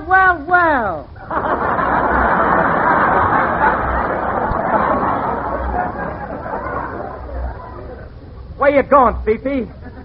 We picked a different name. It's Pinocchio. I'm on my way to school. School. Now, look here, Bob. You're a chump to go to school. Come along with me, and I'll put you in vaudeville. Vaudeville? What's that? He asked what it is, and he helped kill it. I did not. What's vaudeville, mister? The theater, the stage. Be a comedian and make easy money. No fool. Why, sure. Let's give him a sample of it, partner. Okay. Now, get this gag, Bob. You know, Day, my girl walked 35 miles last night. For goodness sake. I'll say it was. Wow, another Zulu. Gee, mister, if I went on the stage, could I tell funny jokes like that? Just about. Oh, boy. I don't want to go to school. I want to go into vaudeville. But Pinocchio, remember what the Blue Fairy told you. Take the straight and narrow path. I don't care, Mary Cricket. I want to go on the stage. I want to be an actor. Hi, diddly-dee, an actor's life for me. I'll promenade with a big cigar and drive around in my Maxwell car. Hi, diddly-doo, an actor's life for you. You'll tell those jokes and you'll surely flop. You'll lay those eggs and you'll sweep them up. You'll have the audience yelling, stop! An actor's life for you. Hi, diddly-dim, an actor's life for him. He'll get a job and he'll be a hit, but don't quote me, I'm an idiot. Hi, diddly-do. Good old Pinocchio. He'll tell those gags and he'll make them roll. And if he flops, then upon my soul, I'll get him a job at the Wilshire Bowl. An actor's life for me. Scene 3. So Pinocchio Benny went into vaudeville under the management of Harrison Day. And after flopping in Philadelphia, laying an egg in Evansville, and being tomatoed in Toledo... I was not. Pinocchio decided there was no place like home. As we pick him up now, he is back in the toy shop where he discovers that his father is missing and the place is completely deserted. Hoo. Where can my father be? There's dust and cobwebs everywhere. Way up on the ceiling and under the chair. Boo, hoo. I wish the Blue Fairy was here. Hello, kid. Why, it's the Blue Fairy. What are you crying for, Pinocchio? Because I ran away and went into vaudeville. I know, I caught you in Kenosha. And when I came back just now, I found that my father has disappeared. I wish I knew where he was. Pinocchio, I have sad news. Your father went looking all over the world for you, and his boat was swallowed by Donstro the whale. Donstro the whale? Good heavens. Is my father still alive? Yes. So go, Pinocchio. Find him, and I will watch over you. Gee, thanks. Goodbye, Blue Fairy. So long, kid. Here I go.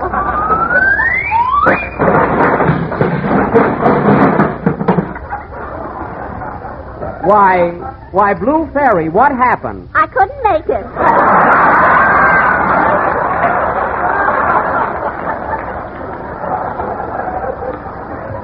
Oh, that's too bad.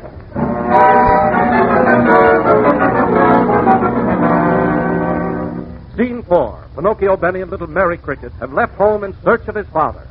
They are now at the bottom of the ocean trying to find Donstro the whale. That's me, folks.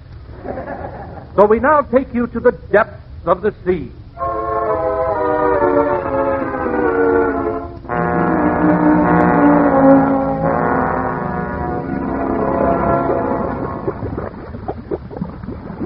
Gosh, it's wet down here. Imagine 3 days underwater. Yeah, I wish I had some soap. I'd take a bath. Look, Mary Cricket. Look at that school of fish there. See, and they're all the colors of the rainbow. Yeah. Now follow me, Mary. We must find Donstro the whale. Gee, I hope we meet him soon. Sweet Adeline. Whoopee! What's that, Pinocchio? A pickled herring. And oh boy, is he marinated. Let's go this way, Mary. Oh, Mary, look! Look! Look at that big black shark coming towards us. That's not a shark, that's a whale. You're right! It's Donstro! He's got his mouth open. He's going to swallow us. I'm scared. Here he comes. Hold my hand, Mary. We're going in. Gee, Mary. We're inside the whale. Yeah, isn't it dark in here? Turn on the switch. There it is by his third rib. Okay. Now stick close to me. Gee, what a big place. Gee, what a big place. Listen, Mary. There's an echo in here. Hello, Echo. Hello, Echo. I'm looking for my father. I'm looking for my father. Is he in here? I don't know. Hey, Eddie, is he in here? I don't know. Hey, Bill, is he in here? I don't know. Hey, Sam! Oh, never mind. I'll find out myself.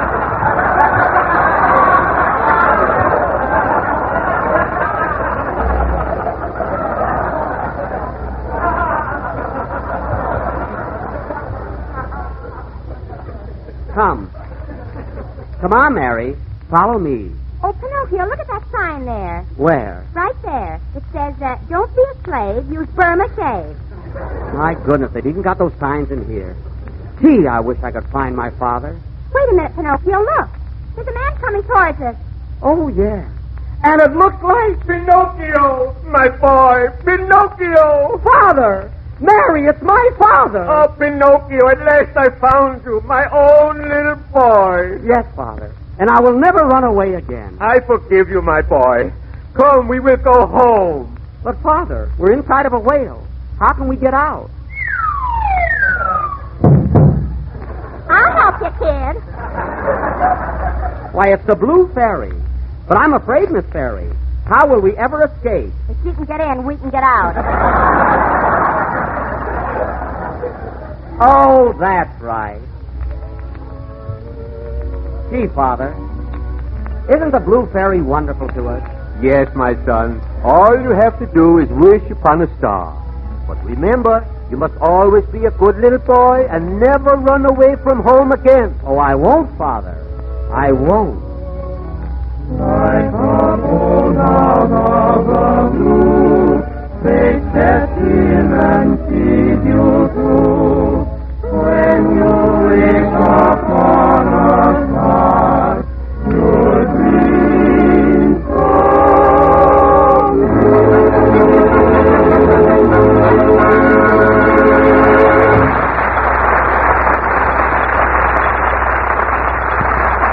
We're a little late, so good night, folks.